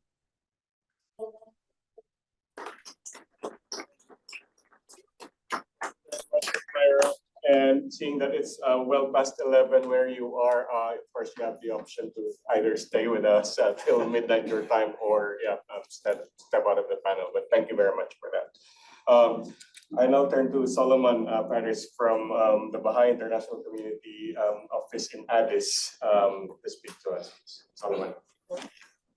Greetings. I bring to you the greetings of the Baha'is in Africa, as well as, of course, other faith groups. I'll just, for the rest of time, I'll be very brief. Basically, our office is tasked with promoting discourse on social issues that affect African society. But in line with promoting discourse, we also implement social actions to improve the lives of people. And also, we very much focus on community building, improving neighborhoods. These are built on 2 core principles. Bani mentioned, I think, two of them earlier, but as a faith-based organization, we focus on spirituality. We sincerely believe that whether SDG level or 13 cannot be addressed without the emphasis on the spiritual nature of human beings. As a listed organization, of course, spirituality has to be at the fundamental, at least that fundamental. And of course, there was suggestion that SDG 18 should have been about spirituality. Maybe we'll do that in the future. Next, after spirituality, the other core principles, of course, the oneness of humanity. The ambassador was mentioning that to the 50-50%, unless people believe in the oneness of humanity, that kind of problem also cannot be addressed. So in order to address these two core principles, of course, what we do is, next slide. As I mentioned earlier, in the interest of time, I only invite you to look at these two. The first one is a documentary. We developed a documentary film we prepared recently to show, to address the questions that are being presented now. Then the second one is publication, which was also released recently. So whenever you have time, please go to YouTube and find this an expansive prospect. Please enjoy it. And that one also addresses the questions we have here. And the last slide, next slide, this is actually in relation to our team, inspiring faith, hope, and transformative action. We have built now the third Baha'i temple in Africa, basically to demonstrate how the question of sustainability and resilience can be really implemented in actually a practical situation. So this is one of the inspiration we're trying to bring to the type of things that we are discussing. So finally, this is simply a gift for the African people to inspire faith, hope, and transform. Thank you. Thank you very much. Now from the other side of the table, when we speak about climate, we think of the rainforest. So we would like to really welcome Carlos Vicente from the country facilitator of the Interfaith Rainforest Initiative in Brazil to speak to us. Thank you so much. Good afternoon, everyone. The Interfaith Rainforest Initiative was created as an international multi-faith alliance to bring moral and urgency and faith-based leadership to global efforts to stop the loss of the biodiversity and ecosystem services resulting from the destruction of the tropical forest, thus contributing to reversing the climate crisis, promoting the rights of indigenous peoples and local traditional communities that lives in these regions, and reducing social conflicts, violence, seeking create an environment of peace, dialogue, and convergence to drive sustainable development in the Amazon and the other tropical forest regions. IRI operates in Brazil, Colombia, the Democratic Republic of Congo, Indonesia, and Peru, 5 countries that contain more than 70% of the world remain tropical forest. The initiative focuses on 3 axes of change: education, awareness, and communication with religious leaders and communities, mobilizing actions based on faith, spirituality, and science, advocate for government to adopt fulfill and expand their commitments to protect the tropical forest and the rights of indigenous peoples. The work of the IRI contributes directly to SDG 13, combat climate change and its impacts, SDG 15, protect of ecosystem, and SDG 16, promote peaceful and inclusive societies. The preservation and the restoration of the Amazon and the other tropical forests around the world are fundamental to solving the climate crisis and ending human rights violation, especially against indigenous peoples. IRI has developed a methodology for dialogue between scientists and religious leaders, not just Christian, because in Brazil, Christians are 50% of the population, but from all tradition and spirituality with very promising results. We work with our ideological and political diversity And even among the climate deniers, we got good responses. More than 90% of them are engaged in environmental action now. We also use metaverse technology to raise awareness among religion leaders, public authorities, politicians, young people, and business people. We created the film Amazonia Viva to take people on an immersive experience within the Amazon rainforest.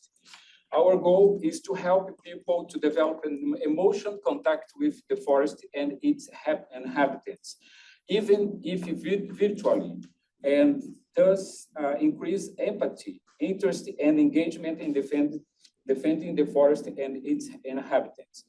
This becomes even more important when we observe that 8% of the country population lives in the cities. We also create communication strategy based on the religion peoples of different religions. We also create communication strategy based on the religion precept of different religions, mixing scientific information with engagement guidelines. We are developing many kinds of advocacy for public policy and private sector defending social environmental rights. And finally, I would like to thank this opportunity, and I would like to invite all of you to see our film and to use, if you want to use in your country, in your organization, this film is totally free for share, and this kind of technology is producing a very nice results. And we are all totally open to learn with you, with your experience, with different experiences to improve our approach. And thank you so much.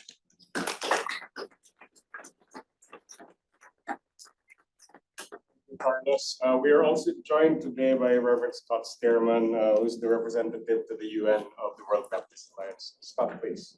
Thank you. I sit here with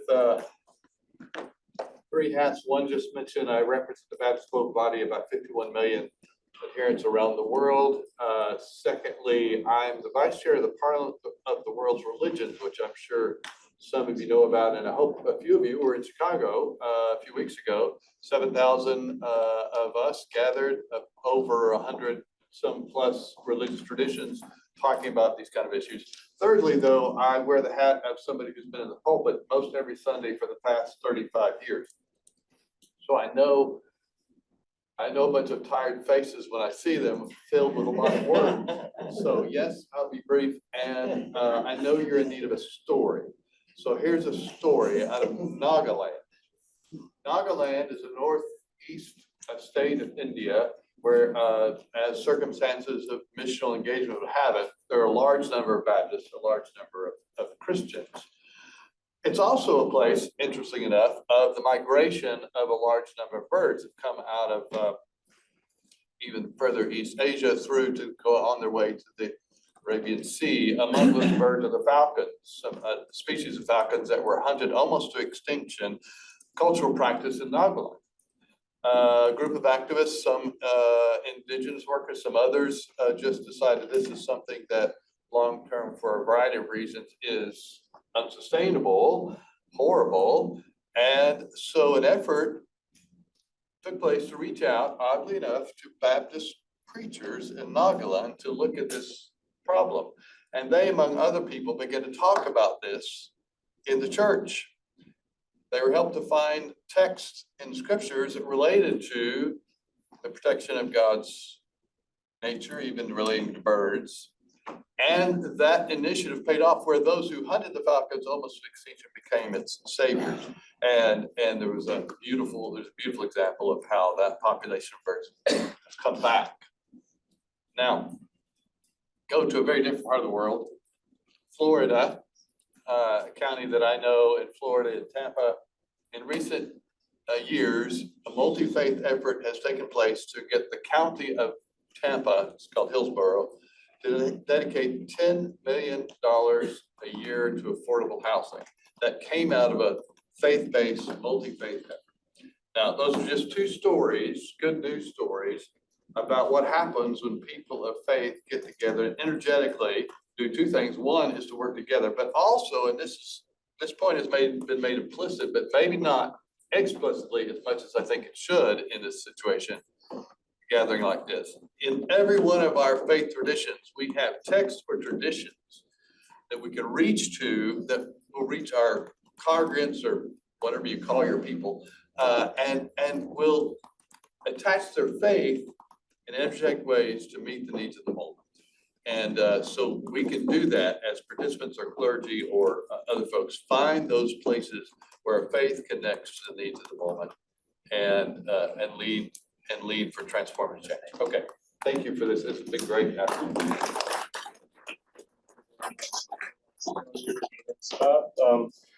We are also blessed to have Gayatri Narayan, who's the main representative of the Brahma Kumaris here at the UN. We speak about women, and which better group to listen to than the Brahma Kumaris. Please, Gayatri. Thank you, and thank you for that, because that is exactly what I'm going to be talking a little bit about, connecting the text, the faith, to the actions that are called transformative actions. Set that up. And secondly, I wasn't asked to talk about women. What I was asked to respond to is what transformative actions and spiritual principles have been effective in mobilizing Brahma Kumaris and other faith-based communities in support of SDG 11, which is Sustainable Cities, and 13, which is Climate Action. So I want to set the context of what moves us. What is it that moves us to do the things that we do?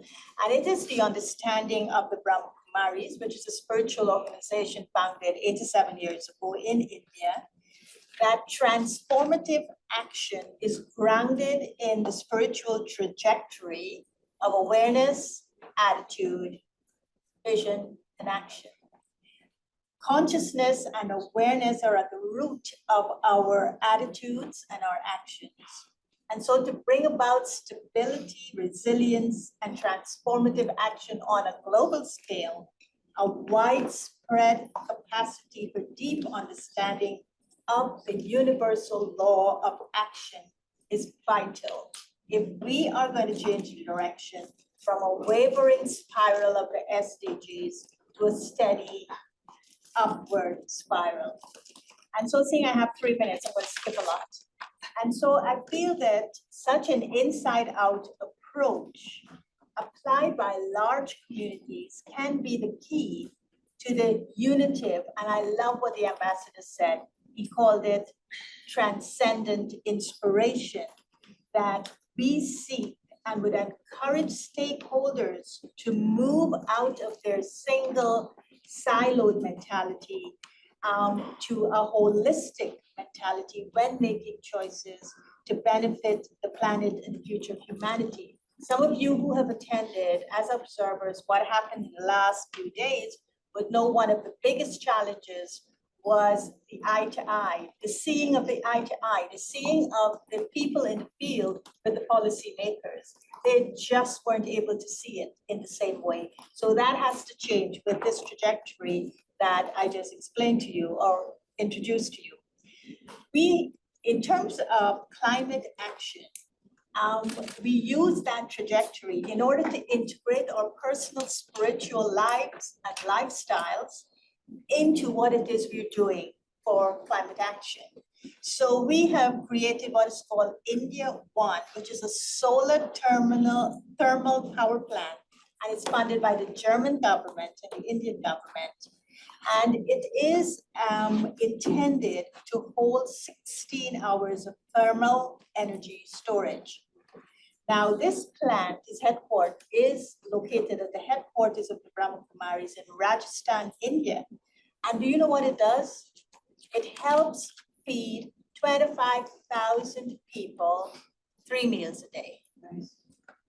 Now, when we receive the meals, we have to take a trip to the Solar One complex, and we have to integrate with the understanding of what this thing is doing, not just to feed us, but what is it doing for Mother Earth? What is it doing for the entire planet?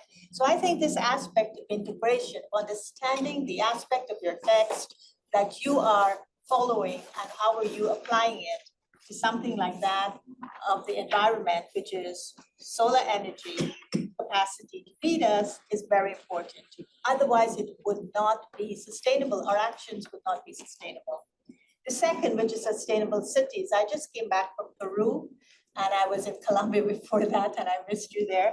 And one of the things that I kept hearing over and over and over that was very disturbing to me was the violence in cities and the impact of it on young people and on women. So after the Parliament of World Religions, and we became close to the cities of compassion, right, the compassionate cities, we've decided to work in partnership with the organizations to reach out and create cities, compassionate cities. And the target of it would be to look at the violence that exists and how to remove the violence by the community participating in conversations to make that happen. But finally, and I know I'm approaching my 5 minutes, I would like to give a message to this high-level meeting that's just taken place. And I would like to say to everyone that just as how the Parliament, well, there was a call of conscience, I'm asking for a clarion call of conscience. And that clarion call of conscience, I think it would require us all, the leadership, to look at what is required when we talk about conscience and what does conscience constitute in relation to leaving no one behind. Thank you.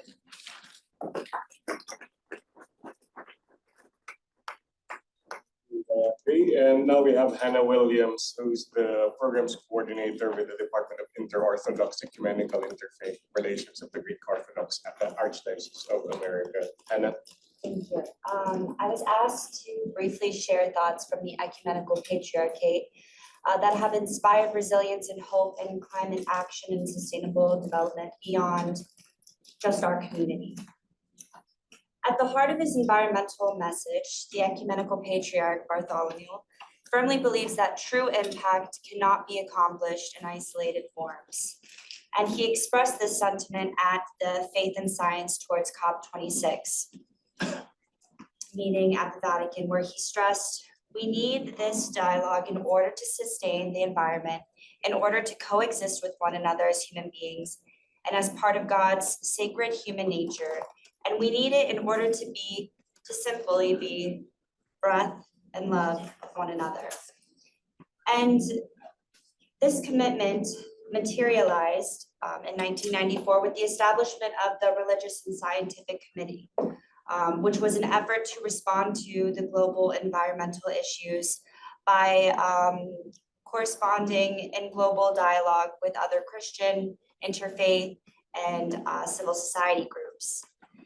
And through this committee in 2006, under the auspices of His All Holiness and former United Nations Secretary General Kofi Annan, His All Holiness held an 8-day Amazon symposium that consisted of over 200 religious leaders, scientists, environmentalists, and government officials from Brazil and around the world to examine the environmental challenges and ethical issues relating to the protection of nature.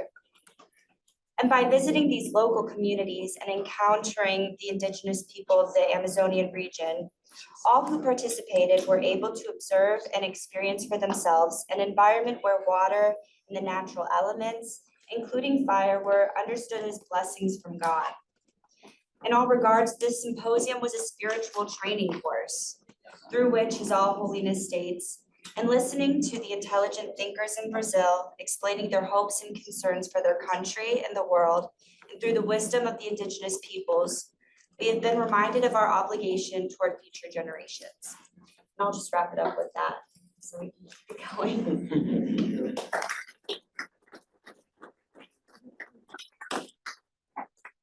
I believe we have Gabrielle, and yeah.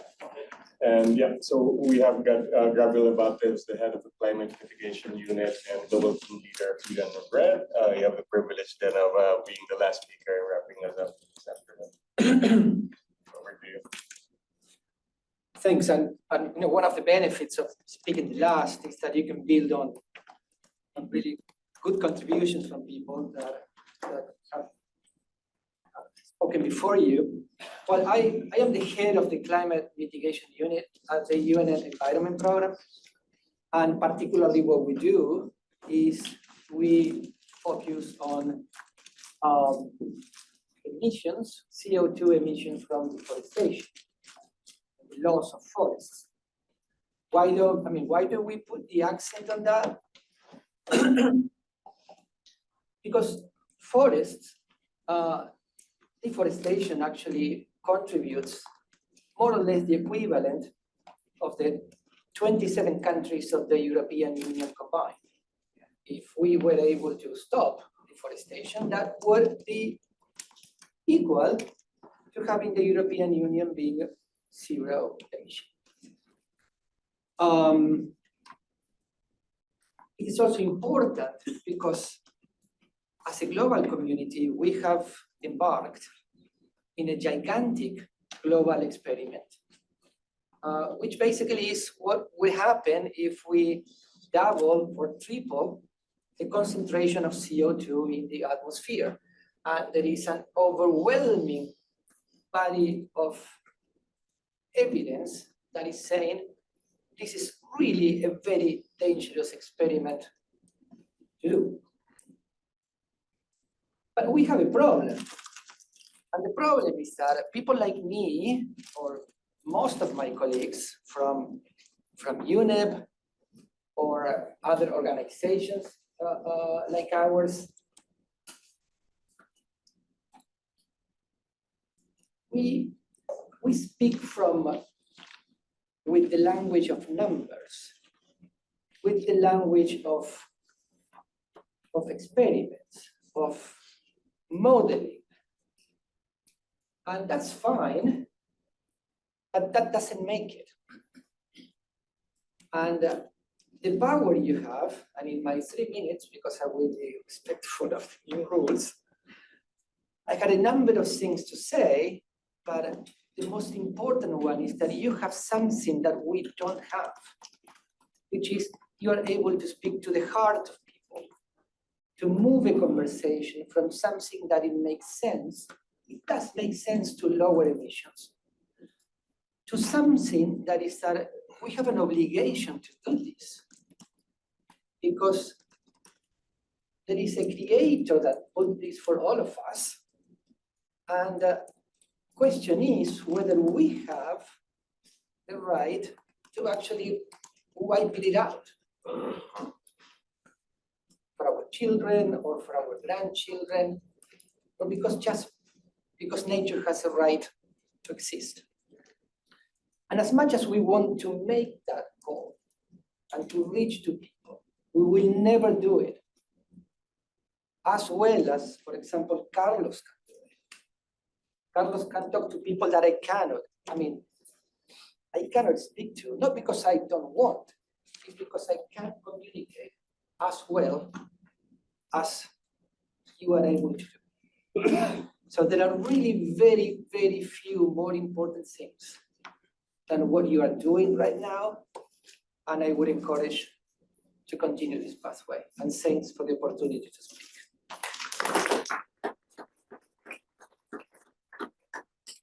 Thank you, everyone. Thank you to our dear panelists for being so great with time and, of course, for your time and wisdom. Thank you. A big applause to everyone as we move to the next session. Sí. Bueno, estamos ahí.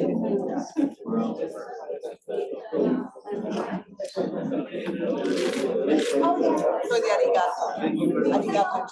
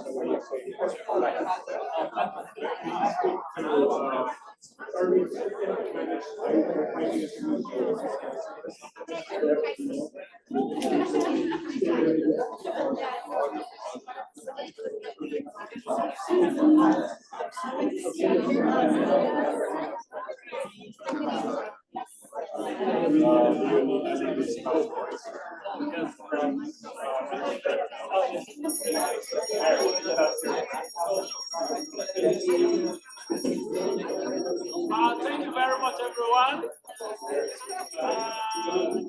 Thank you very much. So,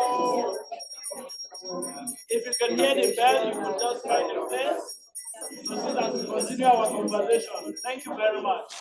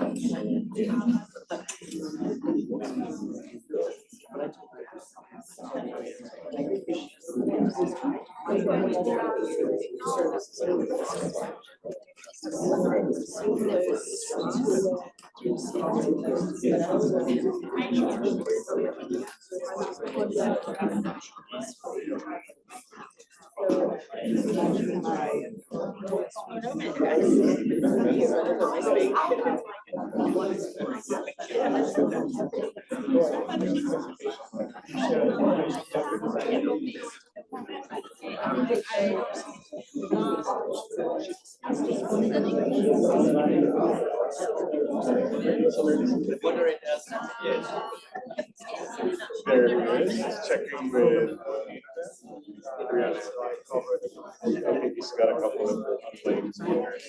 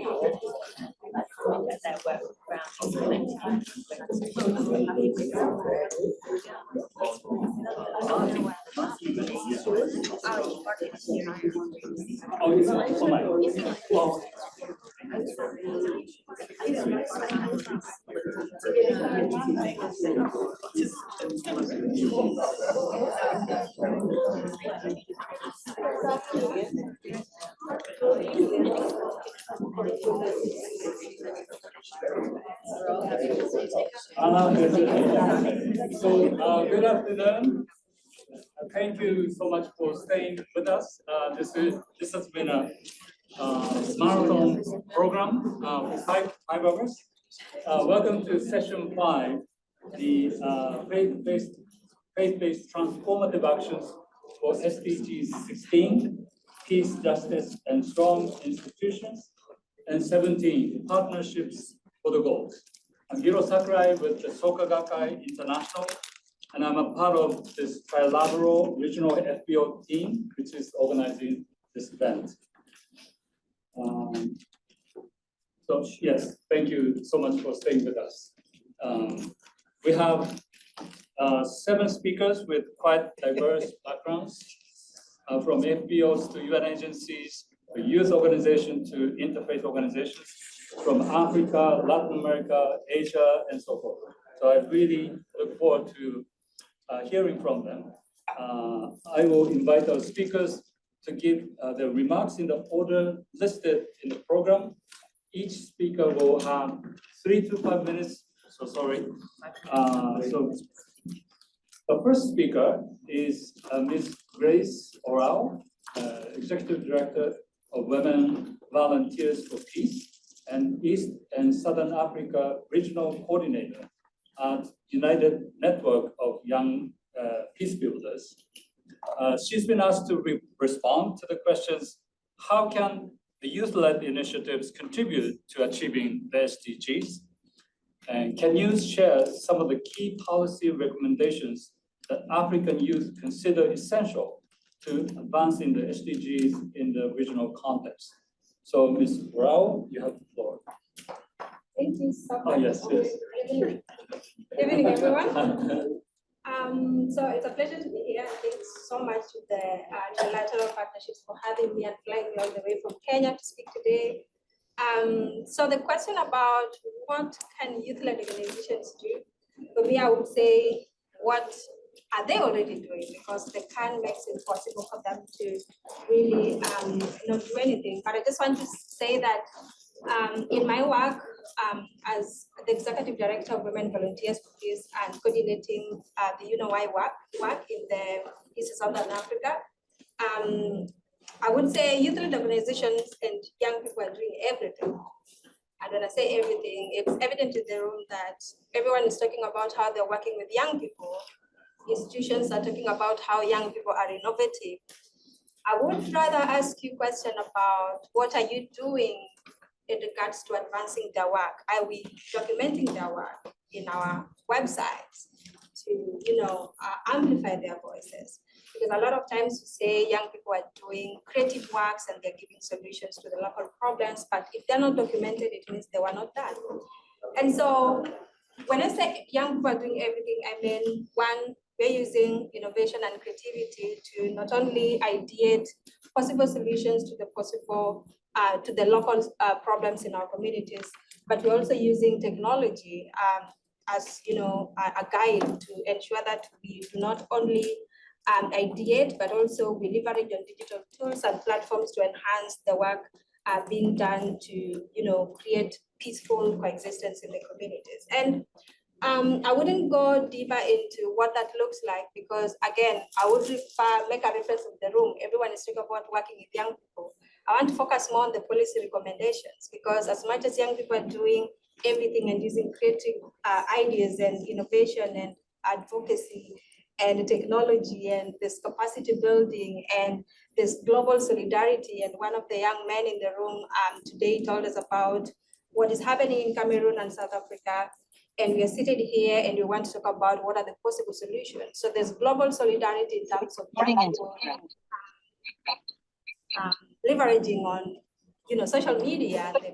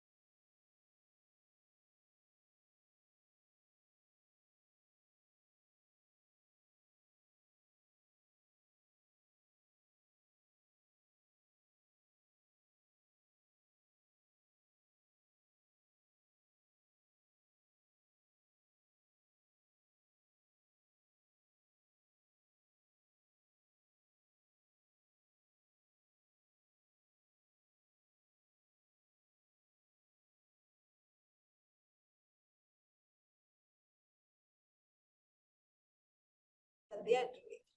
But then after that, there are so many young people who are also just around the corner who are looking at, waiting for the outcomes of this particular meeting. For example, what are the policy recommendations? What is the call for action? And what can I do in that sense? So this brings out the active role of young people, not just inside the room where they are rarely in, but it brings out their role, not just also outside the room, but also on the bigger community where they are based locally. And as I wind up, I just want to also mention that some of the key policy recommendations that I would say is the United Nations Security Council 2250 talks about how we can actively engage people in peace building. There are several pillars. There are 5: participation, promotion, partnership, prevention, and reintegration, and the last one. But then looking at these 5 pillars, I'm looking at how partnership looks like as a policy recommendation or statement. Can it be beneficial? Can it be one that is mutually benefiting, not just for the young people, youth-led organizations, but also for the donors, for the grant-making institutions, for the policymakers, and for INGOs? A lot of times you find that, for example, donors, money or funds goes to communities where they're not close to the conflict. Can we shift the power of aid? Can we decolonize the system when it comes to aid and ensure that the resources, the funds, goes to communities closest to the conflict? And some of those communities closest to the conflict are young people. Look at young women-led organizations.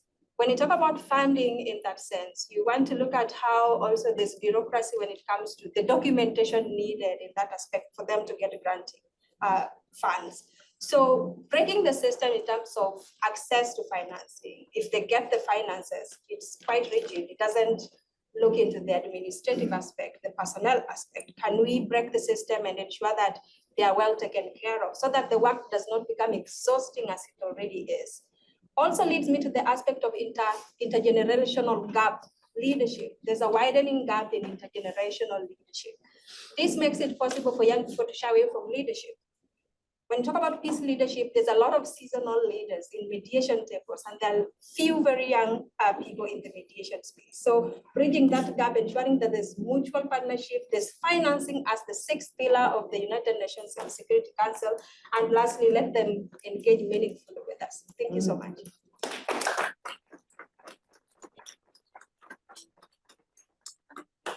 Next, I would like to invite Reverend Jose Pinero and fellow alumni at the International Dialogue Center, KAICIID, Director of Faith and Development for World Vision Venezuela, and Executive Committee member of Latin American and Caribbean Council of Religious Leaders, Religions for Peace. And he's been asked to respond to the questions: how have you linked humanitarian aid and interfaith youth cooperation in Venezuela to advance the SDGs, and how can an interreligious dialogue contribute to peace building in Venezuela? Good afternoon. It is a pleasure to be with you today. I'm here to share with you some faith-based transformative action for the fulfillment of goals 16 and 17 of sustainable development.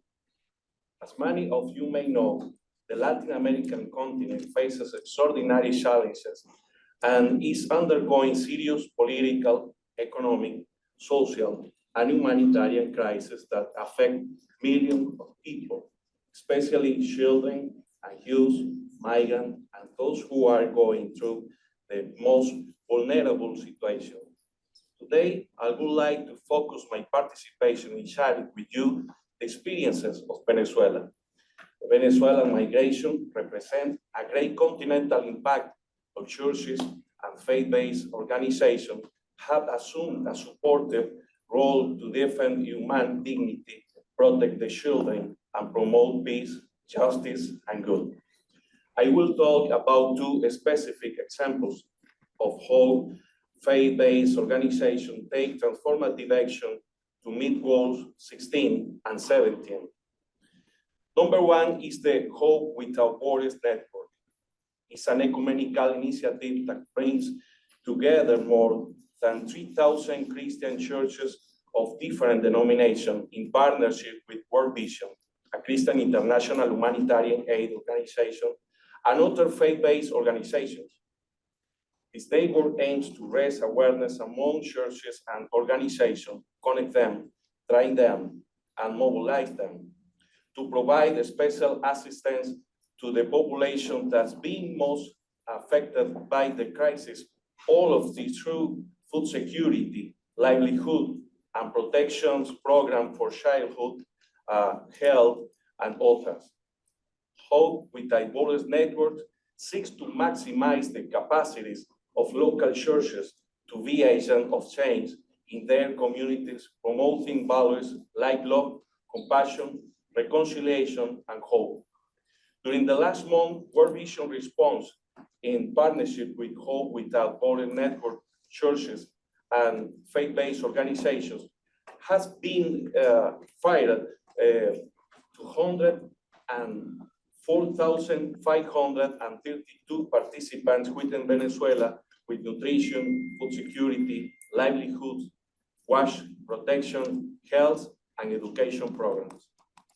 These have also been possible thanks to all of the churches and faith-based organizations that have shown massive participation. The second example is the Interreligious Youth Cooperation. KAICIID is a platform that integrates youth people from the Jewish, Islamic, Catholic, and evangelical communities in Venezuela. Their support has been essential to achieve and bring all these projects to life. These cooperations come from intergenerational dialogue with religious leaders who acknowledge the importance of young people to generate action in favor of vulnerable children in the country. So these young people carry on joining volunteering, awareness raising, advocacy, and resource mobilization activities to support boys and girls suffering the consequences of the crisis. Plus, young people demonstrate that it's possible to build bridges and understanding and collaboration between different religious expressions. These two examples, along with other initiatives, are a demonstration of how faith inspires and motivates people to act in favor of those who are in need, seeking the comprehensive well-being of all. They also show how faith-based organizations of different religions can articulate with each other to achieve common goals together with other non-governmental organizations of civil society to generate a strategic alliance that enhance the impact of transformation action. We believe that this initiative is proof of the kingdom of God in the midst of our world, and that they invite us to continue working together to fulfill the Sustainable Development Goals 16 and 17. Thank you so much. A pleasure.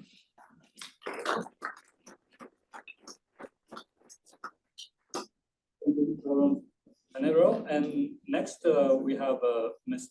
Martha Jarvis, permanent representative of Anglican Communion Office at UN.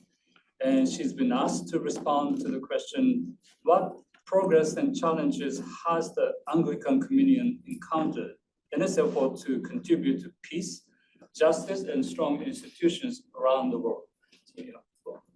Thank you so much.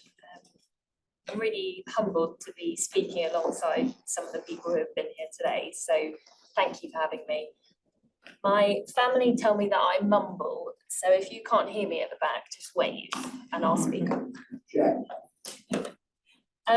So I'm Martha, I represent the Anglican Communion. It's a family of churches in 165 countries around the world, roughly 85 million people. Your average Anglican is a woman in her early 30s living in sub-Saharan Africa with a 50% chance of being in a situation of conflict or violent persecution. So it's a real honor to speak on this subject because of that. I'm going to limit myself to 2 pieces of progress and 2 challenges, as was my brief. The first piece of progress is how we think of ourselves as a communion structure in terms of bringing about peace.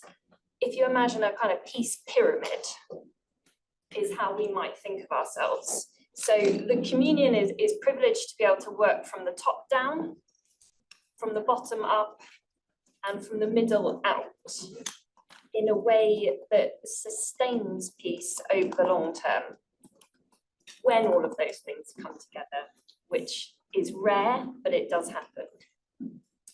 So the top down, some of our leaders, like the Archbishop of Canterbury or the Archbishop of Cape Town, can sit down with key government leaders the world over in the midst of conflict and crisis and have a pastoral conversation. Or perhaps they sit down with a CEO of a mining company that is in the midst of a human rights crisis, and they can also have that conversation. So working on peace from the top down.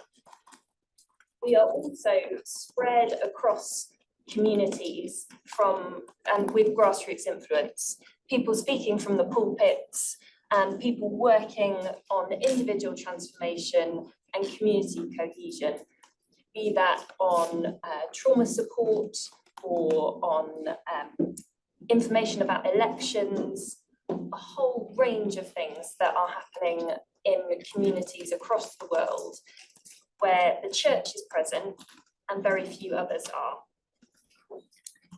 The middle out is all about the strengthening of institutions and how we sustain peace over the long term, be that through women's groups or through organisations that have the courage to bring together people who are different or who might disagree.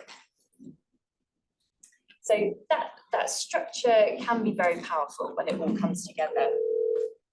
The other thing that I want to speak about in terms of progress is around partnership. And I'll start with just a little story, a little anecdote. In 2019, 2020, when the violence in Mozambique, northeast Mozambique, had really reached a high point of intensity, about 4,000 people had been killed, 1 million people had lost their homes, and a violent insurgency had taken over cities in the northeast. And the religious leaders in that area reached out and said, what can we do in response? And we were able to connect them with the UN Mediation Support Unit in partnership, who helped to develop a strategy for community dialogue across the region so that young people were able to speak to community leaders in their area to understand the conflict in a different way, that local leaders were able to engage with youth in their area to stop them being quite so susceptible to the violence, that whole communities were able to share the truth about what was going on rather than rumours. And that was really done in partnership with the UN, which was quite a step forward, and we've been able to replicate that in South Sudan and DRC and Nigeria, and that kind of model is an encouragement that can spread. And one of the bishops there, just as a quick aside, he said to me, we were talking about the conflict, and I said, how much of this can I share with the UN? I realise it's a really sensitive situation for you, I don't want to put you in danger. And he just said to me, Martha, there is no fear in love. And he's quoting the disciple of Jesus, John. He said, there is no fear in love, perfect love casts out fear. So he said, you go and tell them what you want. But, okay, I might not do that, but I love the sentiment of because of faith, you can carry something different. And I think that's probably important for us in all contexts at the moment, where there is a climate of fear, where we can look beyond ourselves to something greater and have a different kind of trust in the midst of many different forms of conflict because of what God has done. Okay, two challenges. I'll be really quick.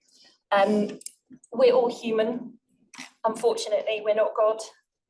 And so we make mistakes. There are many places where the church is divided.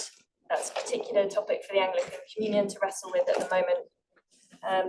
And I think we have to be honest and humble about that. And we have to pray as well that God is going to do more through us. We also, linked to that, need to have a long-term perspective. Often faith has the advantage of looking beyond election cycles, beyond profit returns, but that also means that you need a certain resilience when you are trying everything in terms of peace and justice and nothing seems to be changing. And I think that brings me back to the pyramid, really, that actually it's less of a pyramid, it's more flat in terms of a network, something that is woven, something that is dynamic, something that we all have a role in globally and across any kind of society that is torn by conflict. And so reimagining what each of us can do, I think, is one of the ways that the Anglican Communion and people of faith can try to overcome issues of conflict and injustice. So thank you for having me.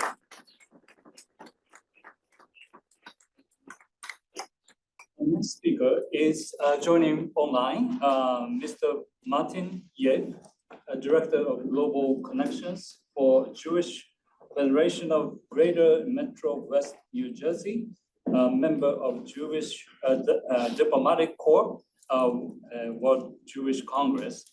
And Mr. Yeh, so you've been asked to respond to how can faith-based organizations work together to counter anti-Semitism, Islamophobia, and other forms of religious intolerance. You have the floor, sir. Thank you very much.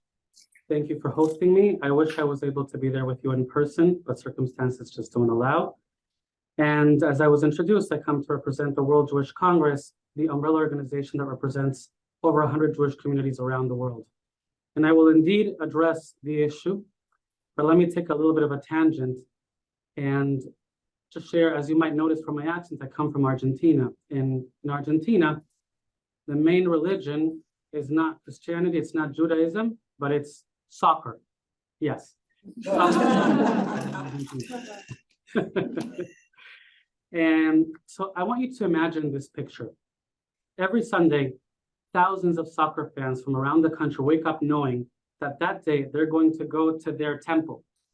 No matter what team they belong to, they will follow their pre-match rituals. For example, maybe putting one sneaker before the other, or maybe walking their dog on a specific route because they think that's the ritual that's going to help them win.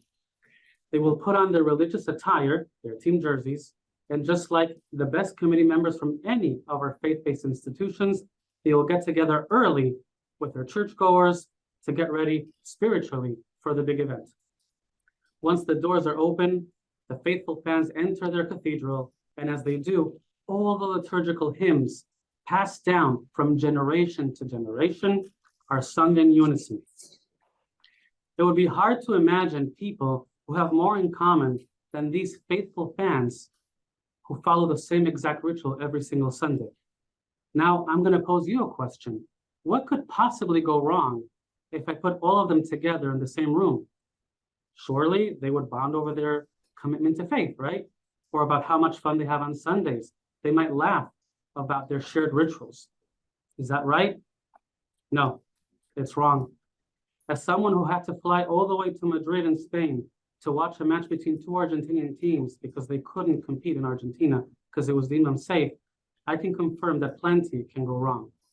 Because despite the uncountable similarities, because despite following the same rituals and loving the same activity, the nature of sports, like most win-lose situations, is to focus on the competition, on the adversarial relationship. Oftentimes, in the realm of faith, we seem to have a tendency to operate in a similar fashion, focusing more on the adversarial relationship and on what divides us instead of focusing in our deep similarities. And that is, my dear friends, where our institutions can come to play a pivotal role. At the World Jewish Congress, we tried to address this timely reality in multiple ways. But to put it succinctly, we use people-to-people approaches, leader-to-leader approaches, and an emphasis on educational approaches.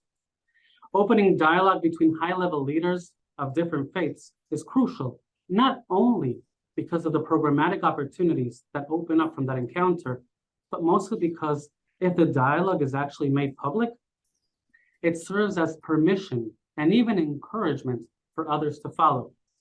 Just a few months ago, the Pope welcomed the president of the World Jewish Congress, Ambassador Ronald Lauder, and together they launched Kishreinu, which in Hebrew means our bond, an initiative to strengthen the bonds between Catholics and Jews.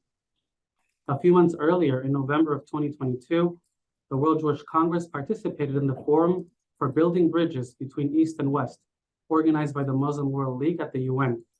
These high-profile initiatives, led by high-level faith leaders, opened the door for lower-level and people-to-people conversations to happen. On the people-to-people level, these initiatives are crucial for the success of the fight against religious intolerance. People-to-people humanizes the other person. Like any relationship, it takes longer, but it's worth investing in it. The World Jewish Congress tries to run as many activities as possible on the people-to-people front, from sending volunteers like me to meet with Muslim students from the Anwar Gargash Diplomatic Academy of the United Arab Emirates, to organizing a hummus competition in Brazil to bring people from different faiths, to organizing interfaith iftar, Shabbat, or mass services together. Lastly, educational institutions have a key role to play. Focusing on how we depict the other is crucial. For decades, the way Jews were portrayed in educational books for students influenced the children so much that they would actually meet a Jew, those years of baggage would weigh heavily on them. Societies who negatively portray the other condemn themselves by making any leader-to-leader approach feel like there's a betrayal, and any people-to-people approach almost unattainable. Lastly, a personal story. In my previous position working for a Jewish community center in northern Manhattan, we had finally ran out of space to run programs. We were so busy, we needed to rent a new space. A synagogue nearby was in a similar predicament. They came to us and said, "Do you want to look together?" So we looked for space together in the neighborhood. Very close to us was a church. A church was reducing some of their activities and they wanted a tenant to use their space other than Sundays. They were about to sign a lease with a charter school, and then it went to a vote, but the church community, for their own legitimate values-based and ideological reasons, voted against renting the space to a charter school. When we found out, we approached the church, and in record time, the community of the church approved the venture, the synagogue membership approved it, and our board at the Jewish Community Center approved it. It took only 3 months. What brought us all together? Faith, community, and the belief in our common humanity. We all knew that we would each continue wearing the jerseys of our own religious teams. Nobody was imagining converting the other, but we could see what we had in common was much more than what separated us, and the entire community benefited. So I stand here today to share with you that while I don't think I will ever be able to bring harmony among soccer fans in Argentina, I am confident that with your help, we can definitely reduce religious hatred in our time. Thank you very much.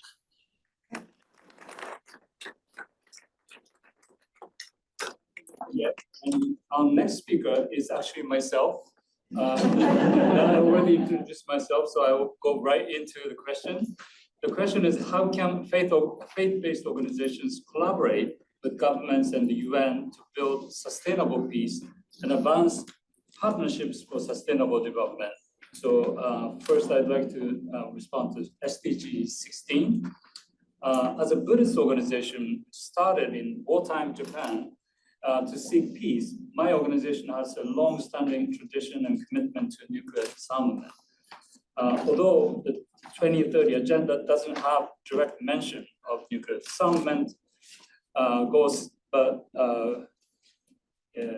goal 16 is about promoting peaceful and inclusive societies, and target 16.1 is to reduce all forms of violence. So nuclear weapons are really an elephant in the room. The global spending on nuclear weapons is $83 billion, which could be far more wisely spent to accelerate implementation of the SDGs. I'd like to share an example of working with governments and the UN, particularly focusing on TPNW, the Treaty on the Prohibition of Nuclear Weapons. My organization is part of the ICANN, the international campaign to abolish nuclear weapons, and collaborated with like-minded governments toward the adoption of TPNW, and have been working towards its universalization. To facilitate universalization, we helped organize a regional forum for CARICOM, the Caribbean community, in 2019, which led to the region to be the highest in the world in terms of ratification rate. 11 out of 15 member states have either ratified or signed. We also helped organize another regional conference last month. This is for Central Asia, which concluded with chair summary. This is a modest but important outcome to be followed up for further ratifications. Sometimes governments face challenges in terms of lack of capacity, even though they acknowledge the importance, since there are many other issues that they need to address. So the role that civil society and FBOs can play would be to provide expertise to help facilitate the government process. Also, the success of the CARICOM Forum on TPNW has led to another opportunity. We helped organize a CARICOM conference on autonomous weapons system, where a declaration was adopted and made commitment toward a legally binding instrument on AWS, which Secretary General Guterres also calls for in his new agenda for peace. About SDG 17, I'd like to share another example at the national level in Japan. In Japan, separation of church and state can get over-interpreted, and the public sector tends to avoid cooperation when there is a religious component. However, when APFC, the Asia Pacific Faith-Based Coalition for Sustainable Development, which SGI is part of, together with ACT Alliance for Vision, Islamic Belief, and others, convened a conference in Tokyo. We were able to achieve a wide range of participation from the public sector. I believe there are two reasons for this success. One is that it was done in collaboration as APFC. And the other is that it addressed the SDGs which connect all sectors. So the roles of FBOs in working with government and UN can be coordination, bringing us together, bringing shared concerns and expertise. But what's equally important is what we have already heard over and over by many previous speakers, which is hope, to bring hope to our work, which kept our spirits alive when there had been little progress seen in nuclear disarmament negotiations for decades, and which lifted our spirits when we faced multiple challenges of co-organizing the CARICOM Forum that I mentioned earlier. Thank you so much. The next speaker is Mr. Javier Longan, lead for partnerships and operations for United Nations SDG Action Campaign. And he's been asked to respond to the question, how can faith-based networks engage with the UN SDG Action Campaign to bring people together from different cultures and religions to act on the SDGs and hold decision makers accountable for progress? Thank you. I feel my answer needs to be shorter than the Western answer, because I know we're running out of time. Thank you so much for the opportunity to speak to all of you today. We, at the UN SDG Action Campaign, we focus on 3 pillars. That's really what guides our work. It's inspire, mobilize, and connect. Inspire and mobilize people and organizations to take action on the SDGs around the world, and then to connect those actions, that energy, to harness that and to connect it with decision-making processes at all levels. The reason why we focus on mobilize and inspire is, I think as a previous speaker mentioned, is because we need to reach not just the minds, but also the hearts. And we really feel very strongly about this in our campaign. We feel we need to really inspire people if we want to generate the transformation that is needed to achieve the goals. In 2015, I myself was here when the goals were approved, and there was a lot of hype. And if you allow me the fun, I feel that the public opinion has lost faith in the SDGs, the goals.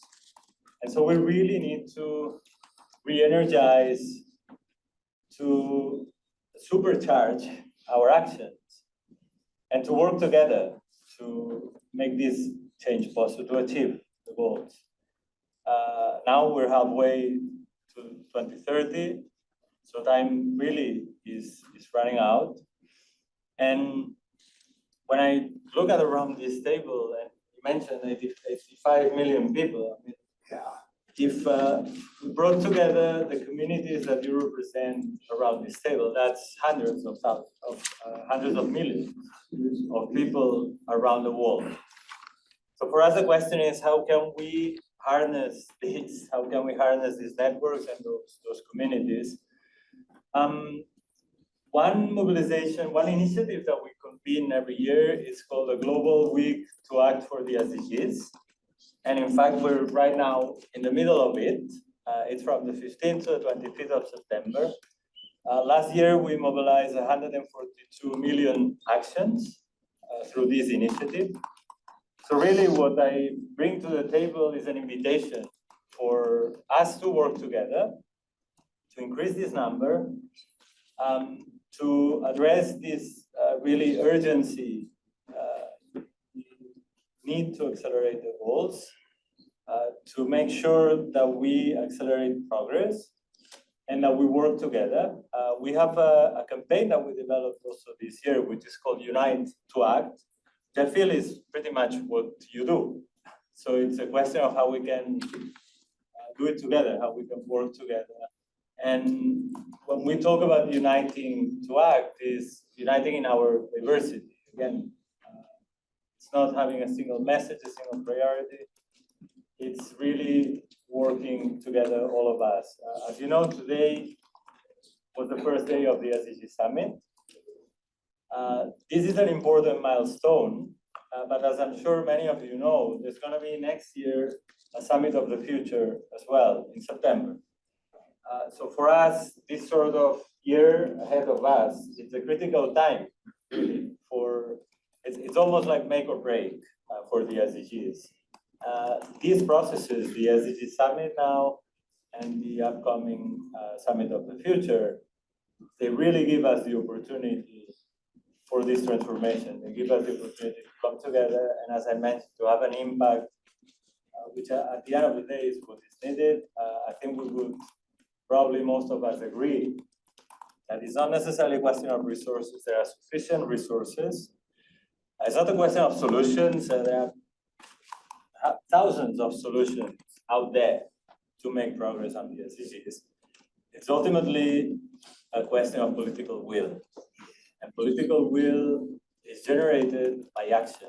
It's generated by public opinion, taking action, pushing governments to deliver on their commitments. And now we have the opportunity really to convey this message and to make a change. Thank you so much. Thank you. So our final speaker is Mr. Alessandro Girola. the program coordinator at the United Nations Alliance of Civilizations. And there's a question for him. How can faith-based organizations engage more effectively with the UN Alliance of Civilizations to forge intercultural and interreligious dialogue and cooperation? Thank you. I'll be fairly brief on mine. We are running a little bit behind. Thank you first for inviting UNAOC to be in this panel. The mission of UNAOC, for those who might not be familiar, is to promote intercultural, interfaith dialogue as a means to prevent violent conflict and promote inclusive and peaceful societies.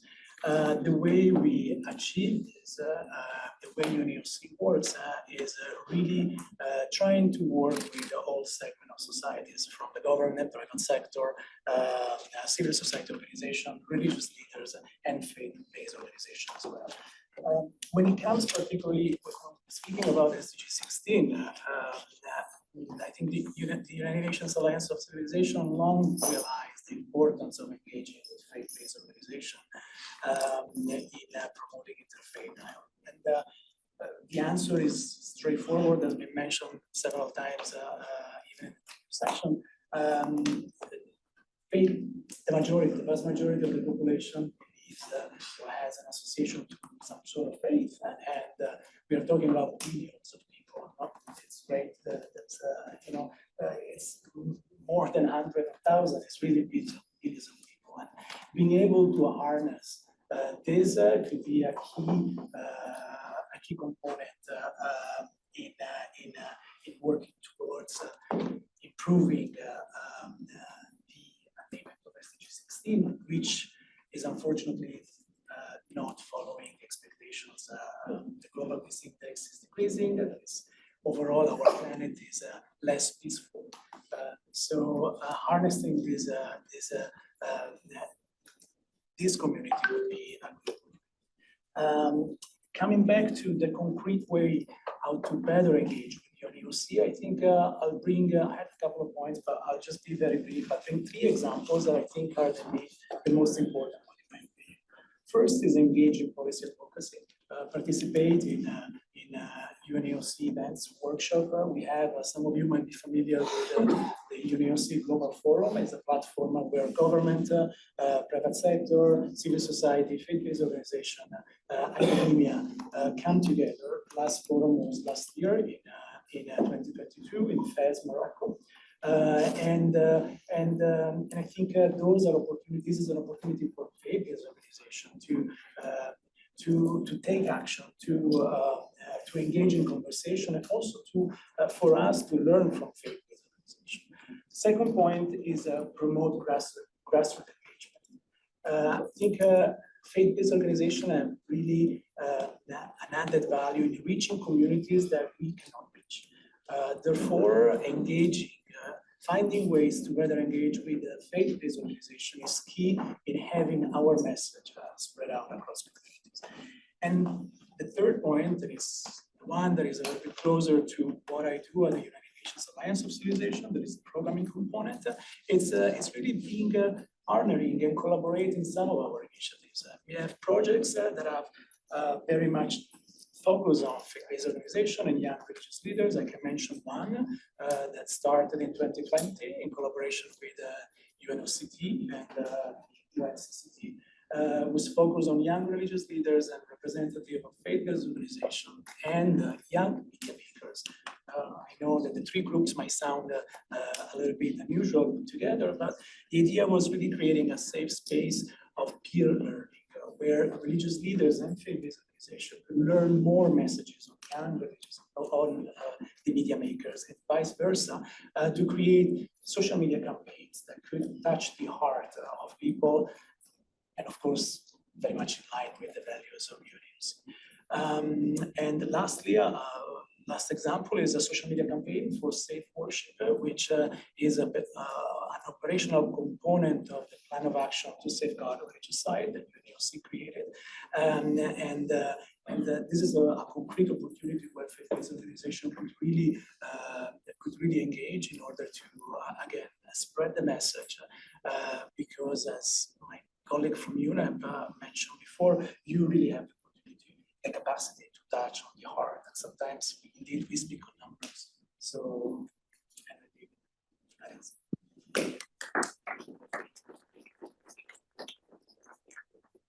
Thank you so much for all your panelists for your insight and perspectives and sharing experiences. And thank you all participants for your cooperation. And my apologies that we couldn't provide opportunity for question and answer, but if we can stay in touch and work together, that would be wonderful. Thanks so much.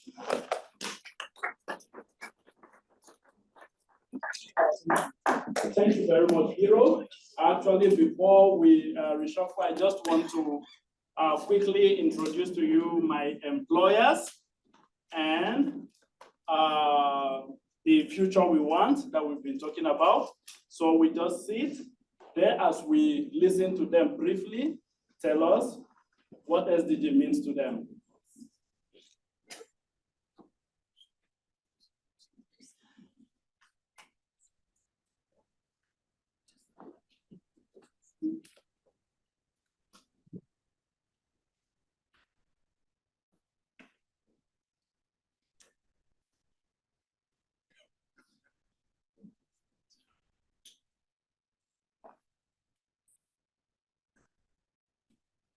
Sound.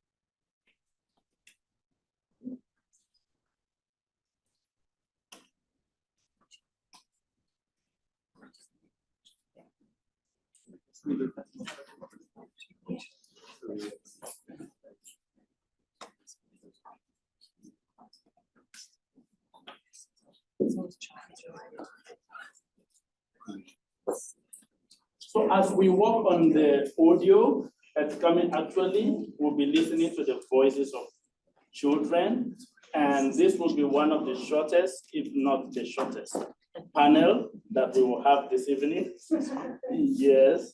And we will listen to the children and we'll get response to what the children have said and the overall conversation around intergenerational dialogue from three panelists, from two panelists, and actually very short input from another colleague that is online. We'll be hearing from Jennifer from Mtoto News. Mtoto is Swahili word for children. The CEO of Mtoto News. She will share briefly with us the importance of children participation in the SDGs. And also, we will hear from Rebecca, the director of the Interfaith Initiative on Prayer and Action for Children of Arigatou International. She will share with us about intergenerational dialogue and its place in children involvement in policies and how this would have achieved the SDG. So if the video is ready, you can just... Michael, just to save time, why don't we have Jennifer first as the video. Yeah. Very good. Yeah, very good. Let's do that. Yeah, Rebecca, are you okay sitting there, or would you want to come? I'm fine. Am I fine here? Oh, okay, thank you very much. So Jennifer, please. Good evening, everybody. It's been a long day. Mine started at 7 a.m. I had an event at 7 a.m. We were launching the General Comment 26K. Yeah, so that for us, that's an achievement because that's one of the documents that has involved children in all the SDGs. The General Comment 26 did involve a lot. Like we went through that whole thing just to include children's voices. So I'm a pastor's kid. So being a pastor's kid, that means I was brought up with scripture. So I have to start this conversation with the scripture. And Jesus said, let the children come to me, okay? But how many times do we say that to children? In our churches, what do? We put children Sunday school, okay? Okay, how many times do you bring children to our congregation? Yet Jesus said, let the children come to me. Okay, what does this have to do with SDGs? So SDG stands for Sustainable Development Goals. Okay, again, scripture, as I said, I'm a pastor's kid. And God said to David, you will not build a temple because your son Solomon is going to build it. Why? Because God saw David did not have the energy, the creativity that Solomon will have. Okay, but most of the time, we do not think that children will be able to carry our legacy. So we leave them out of the conversation of SDGs. Okay, so this, and I would have loved the kids to speak because I know how they talk. Okay, they are not involved. Look at this conversation here. How many of us, we brought children on video, but not on this conversation, talking about sustainable development goals. In 7 years, some of us will be in heaven. Okay? Okay? Let's be real. Okay? Isn't it? Who will be able to be here to make sure that the SDGs are reality? It's our children. Okay? So the sustainable in developing SDG is our children, and they have to be on the table to discuss not just policy, make child friendly, but implement it.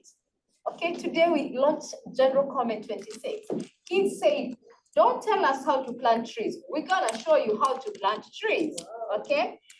Don't tell us how to collect plastic or recycling plastic. We'll show you how to do it. We know how to recycle plastic. We know how to reuse plastic. Okay, children are saying we can be able to make our own art sustainable. Okay, we want to be on the table. Okay, let the children come to me. Thank you.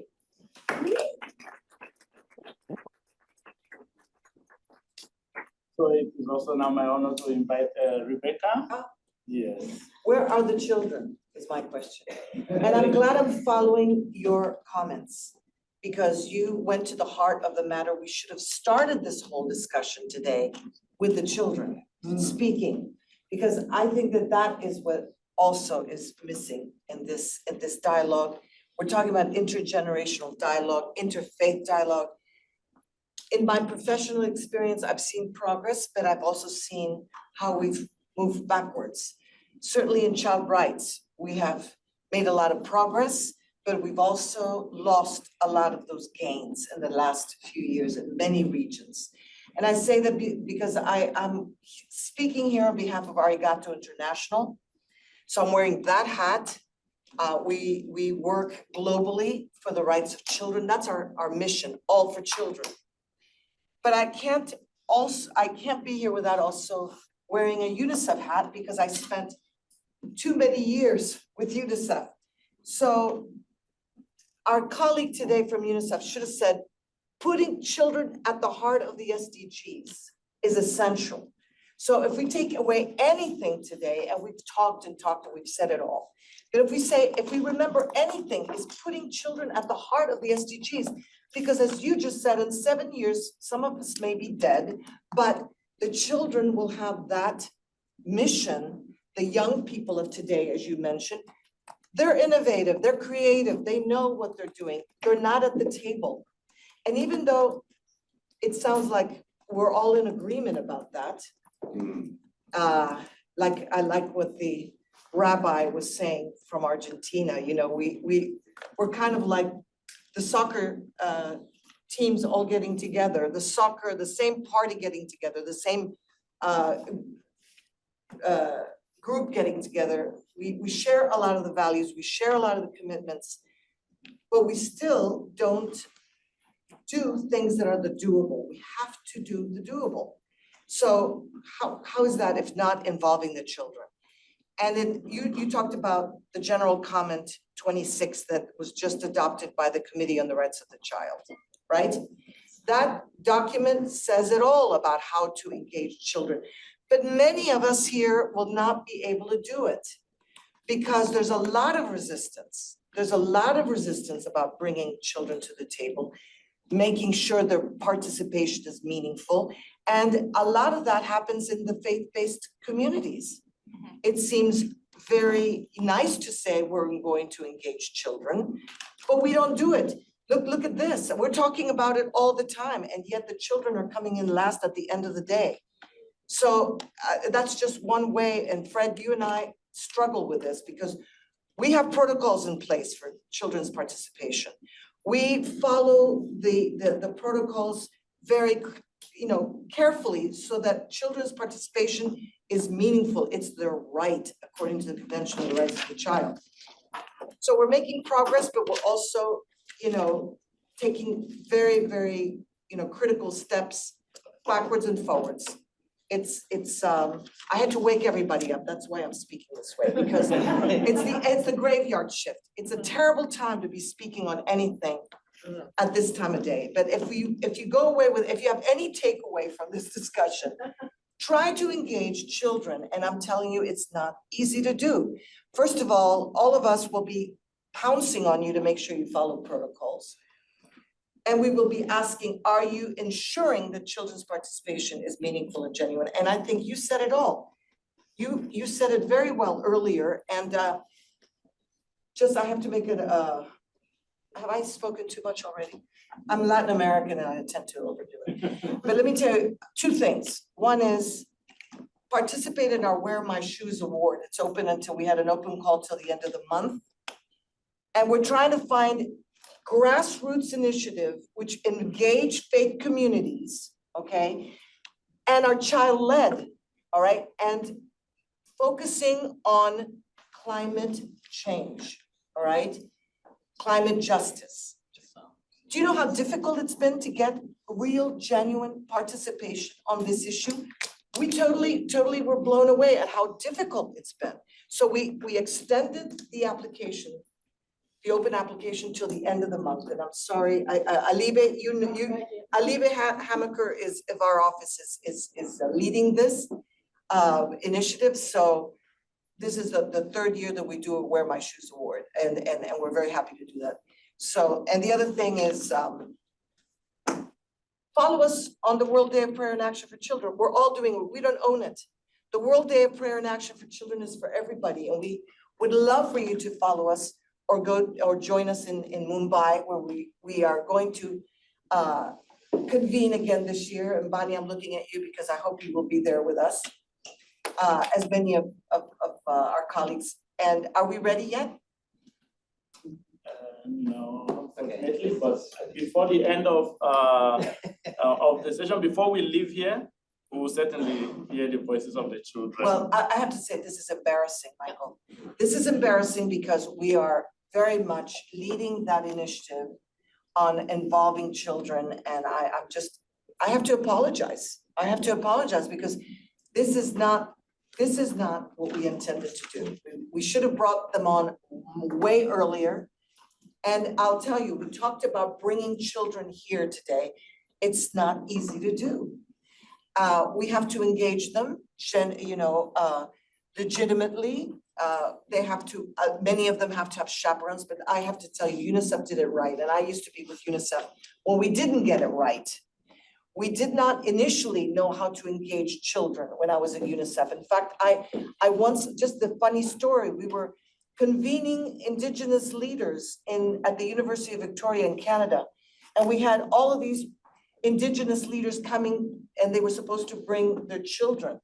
And we were the UN technical people that had invited them. This is how they saw us, the UN technical people.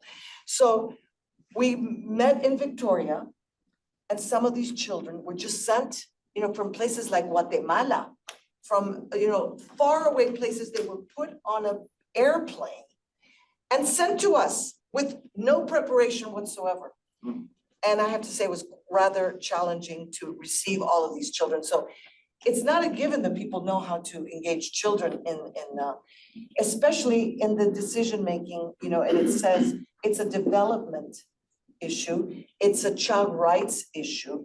So I have to apologize on behalf of the organizers, because we really wanted to bring children here. We will continue trying to ensure that children's voices are heard, that their right to participation is being, recognized. But we failed today, and I'm sorry to say that something that we have to all recognize. So Fred, do you want to say anything on this? And Yes, I think it's a process and it's something that we are committed to. But I believe we need to move on and move to the next session now, the closing session, because I think we've extended the generosity that was extended to us. Yeah, so thank you very much. My name is Michael. I'm with Arigatou SDG Academy for Children. Thank you.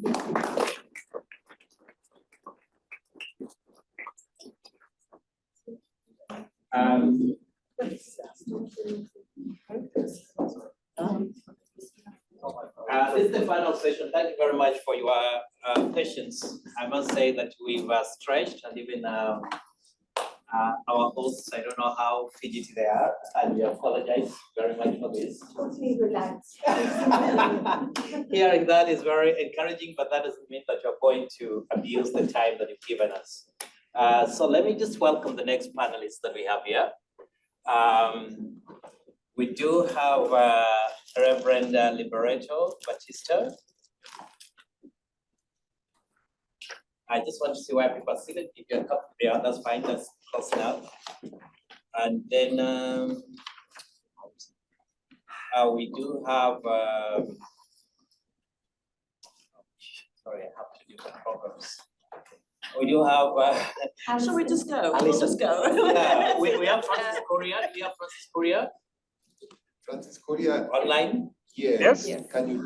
Yeah, he's. Okay, great. He's Amparo, Alonso, Alison, more and than then one a year. we'll end with we have the Catherine Marshall and Daniel Vargas Marino.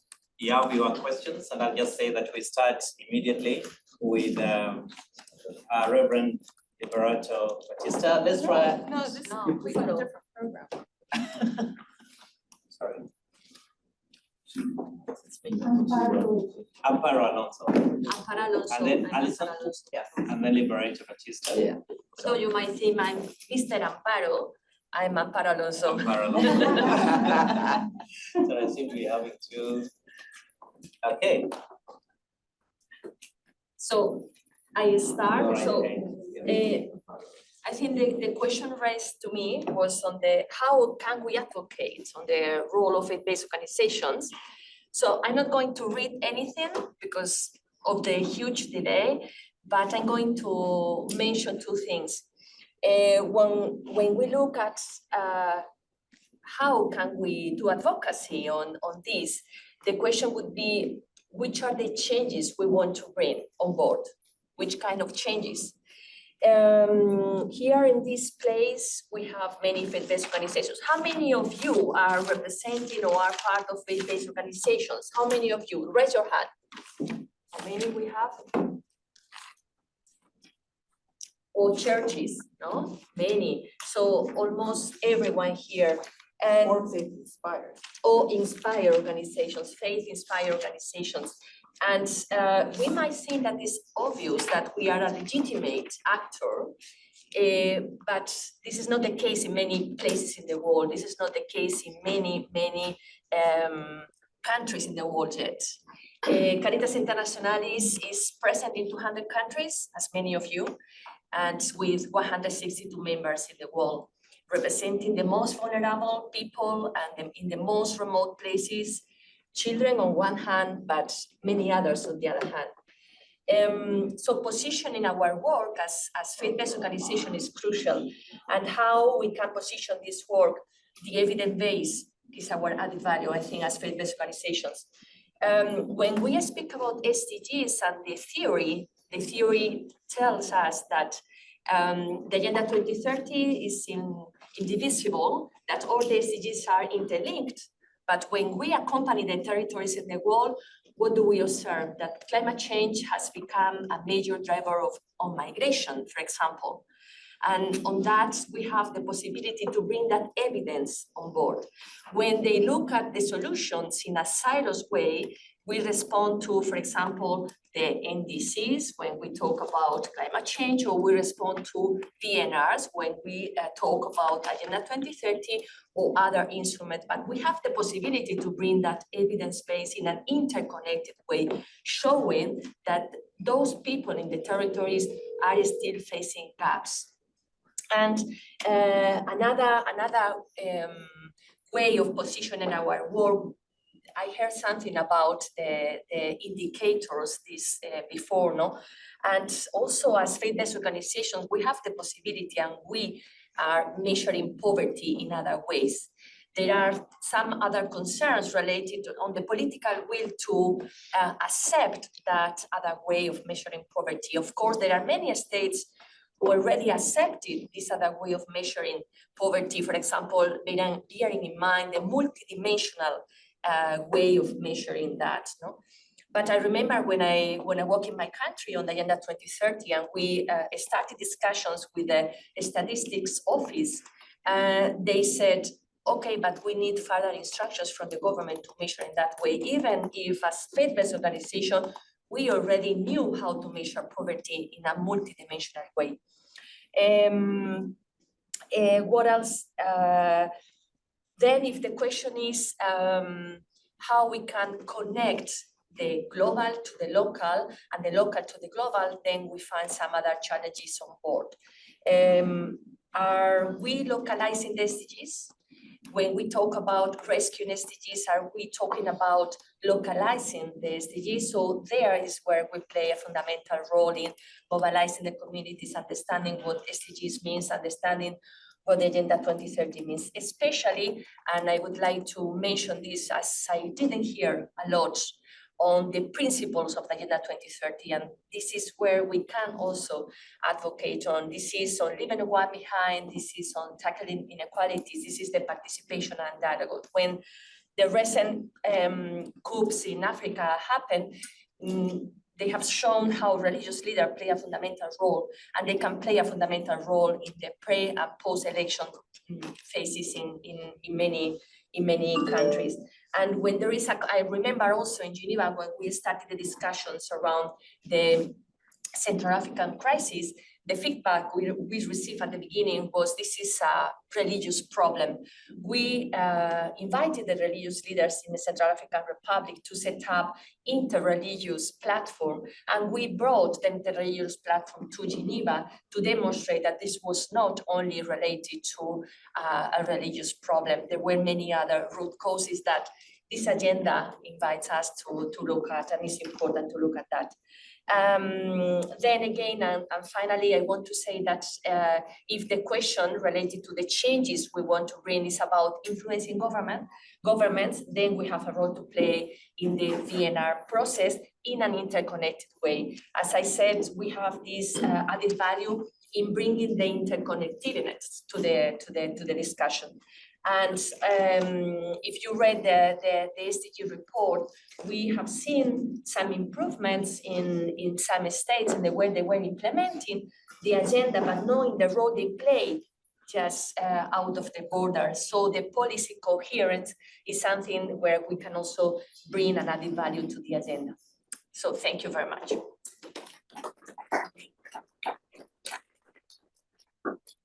Thank you very much. Our next speaker is Alison as we look at the future. Great, thank you. And I think I've been asked to speak about interfaith agenda and advocacy moving forward from the SDG Summit towards the Summit of the Future next year. And so I'd first really like to thank the organizers for actually already looking forward to put that on the agenda for this. It's timely. But at this point, it's very tricky. And personally, and I think within ACT as well, we remain somewhat conflicted because on one hand, we clearly see the need to revitalize systems of global governance, of international finance, peace, humanitarian response, as well as engage with newer issues like AI and digital technology. So yes, we must look forward and embrace a pact for the future to meet those challenges that are only going to grow into the future. But on the other hand, sitting here in New York, almost daily, I hear the skepticism that the Summit of the Future is only another talking shop. And I understand the frustration and even the anger of many, many people, especially in the global South and those left behind, who point out that we already know the core problems that need to be addressed. These are the very issues that have resulted in the SDGs being so off track. In a nutshell, the obscene global inequalities of wealth and power between and within countries. And if there's no political will to address this, to deliver the SDGs now, then there's little point in engaging with new agreements that won't be delivered. That, of course, is a very simplified picture, but it's also no secret that the negotiations on the Pact for the Future are already pretty fraught. But for me, this also indicates that there is an important role for interfaith advocacy to play. And so answering my question, what role can interfaith advocacy play? First, I think that it can be a model showcasing how large and diverse bodies can come together to work beyond narrow national or self-interests and brands, agreeing to disagree on points in order to focus on collective efforts for the common good. And as such, interfaith advocacy can demonstrate moral and practical recommendations for inclusive global governance and present a strong faith-based narrative to counter the pushback on human rights. Secondly, I think that interfaith advocacy must present practical recommendations drawn from the experiences of and amplifying solidarity with those who are denied their voices and their rights. And this means, yes, perhaps demanding a place for faith actors at the table, but it also quite literally means speaking truth to power and holding all governments accountable for their achievements or not of the SDGs and all the other commitments that they've made. These aren't new, and I don't actually think there's anything new magical bullet that's going to give us transformational change very quickly. But I do, for interfaith advocacy, from where I sit, I believe that we can do more. I think we can be better coordinated. I think we can do it better. And I think that we must consistently be more visible. And sorry, I will just finally add that my third sort of point is actually that I think that at this juncture, interfaith advocacy also needs to be more bold in thinking beyond the usual.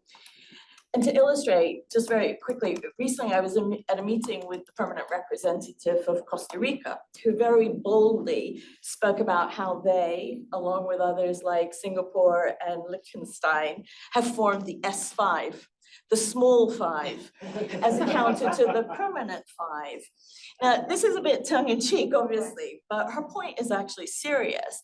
And this is actually only one of increasing initiatives that we're seeing here that are kind of recognize that big powers can't be moved head on, but they still aim to whittle away and to contain that power, to force greater transparency and accountability. And so, and you know, similarly, we've also seen like cities and local authorities making charge on, or taking charge on issues like climate or protection of migration or migrants in the absence of national policies. And so I do think that the opportunity for interfaith advocacy here is both to now engage systematically within the Summit of the Future process and the increasing consultations we hope will roll out over the next year. But really, to positively impact people's lives, it must be to work beyond the usual and engage any and everywhere power could be challenged.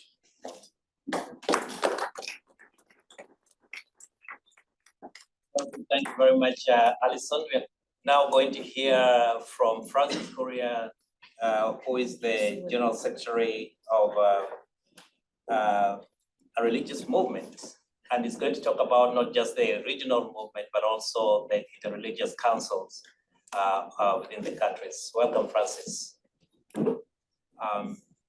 Thank you, Fred, and good evening, ladies and gentlemen. It's a bit late here in Nairobi. It's just past 1:30, but I've been asked to speak on what are the distinctive contributions of interreligious organizations, including regional and national intelligence councils, to the implementation of SDGs and our common agenda. And I have some 5 points that I think are the distinctive contributions of interreligious organizations. Number one is the power of convening. The interreligious councils and interreligious organizations have the power to convene for learning, sharing, but also to amplify our voices. It's important that we convene together. The speaker before me talked about advocacy, and you cannot advocate if you're not organized and convened. And I believe interreligious councils and interreligious organizations have that power to convene and amplify the voices of the people of faith.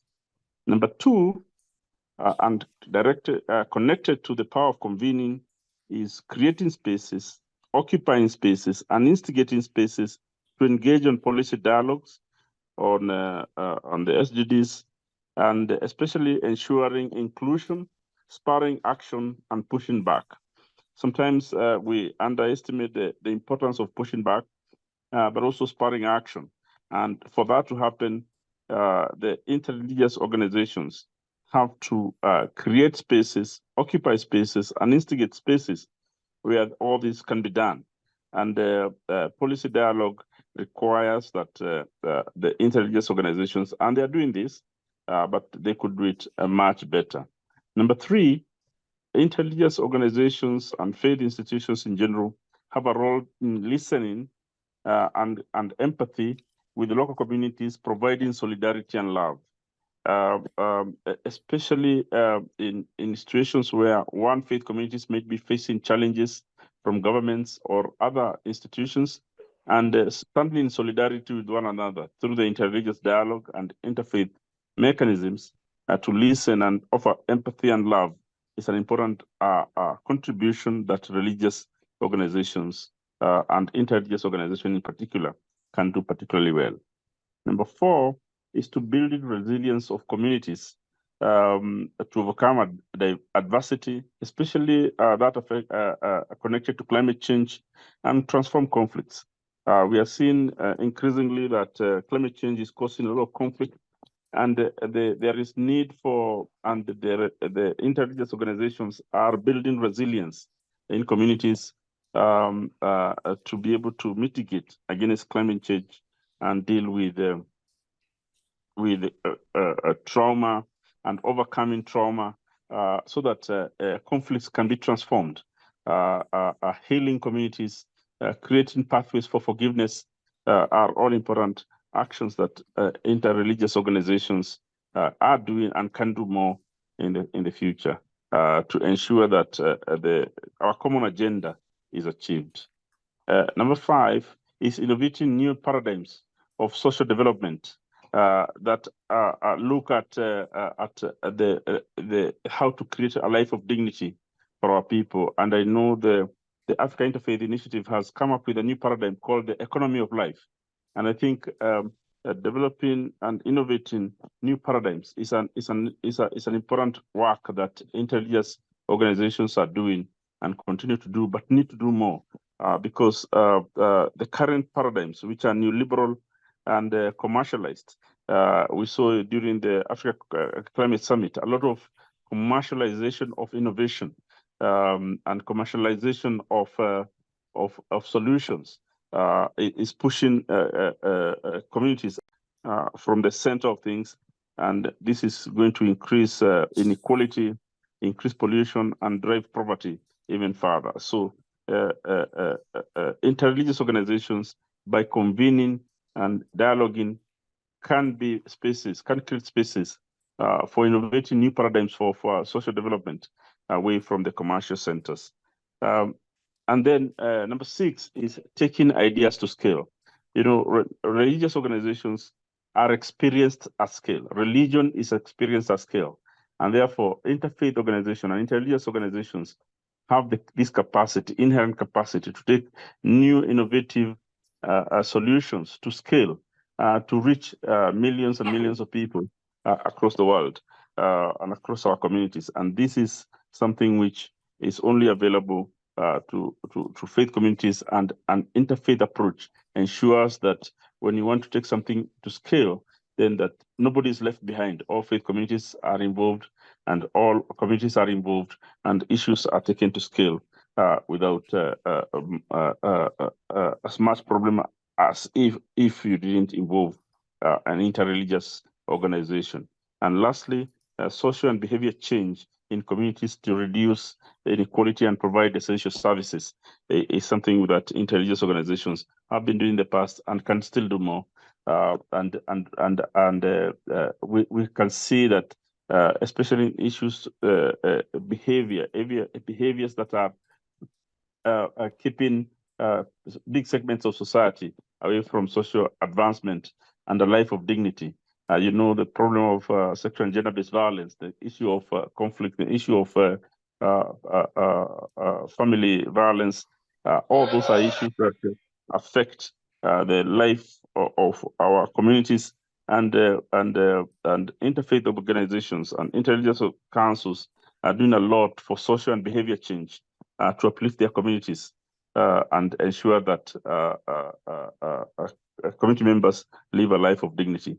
These are the few points I wanted to bring up as what are the specific contributions that interreligious organizations are doing and continue to do to achieve our common agenda. Thank you, and back to you, Fred.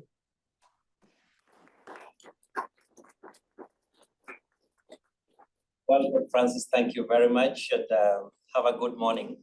As we have our next speaker, that is Reverend Liberato Batista. Thank you, Fred. Let me see if I can do justice to the time that we now have and not contribute any longer to the delay.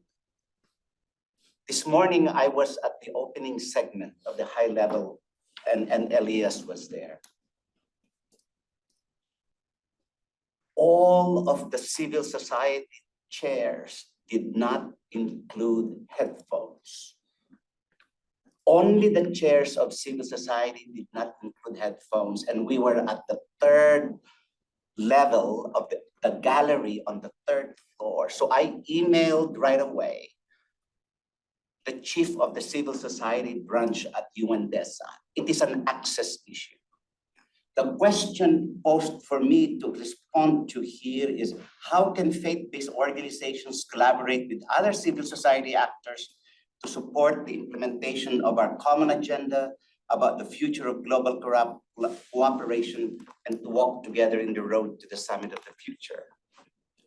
I open with that statement because the organization I represent, well, the two organizations, as president of Congo, the Conference of NGOs in consultative relationship with the UN, and my 27 years of representing the Worldwide United Methodist Church of the UN, access goes beyond physical access. It is access to the premises and the promises of the United Nations.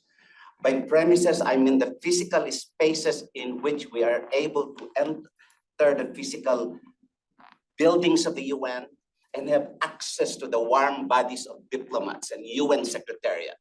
That's the access that we've always known.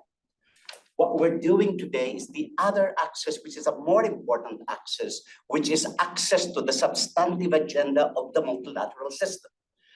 Today, by being not able to hear clearly what was being said from a 1 mile long podium to the third gallery, that's an access issue. That's an access to not being able to read and hear the text of the multilateral discussion.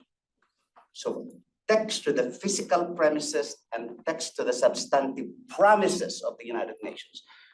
The SDG is one of those promises. It is one of a long line of internationally agreed development goals that if we hit the warning of G77, many have already been agreed but have never been implemented. And here we are with a much more ambitious set of 17 goals. So that's my, oops, I lost my screen, okay. That's my first day. But I was happy with what I heard said by the Secretary General and the Prime Minister of Qatar, which is that both of them agreed that reduced to the core, the 17 goals are about the elimination of hunger and the eradication of poverty. I like Rebecca's proposal, but I want to make it even more accessible.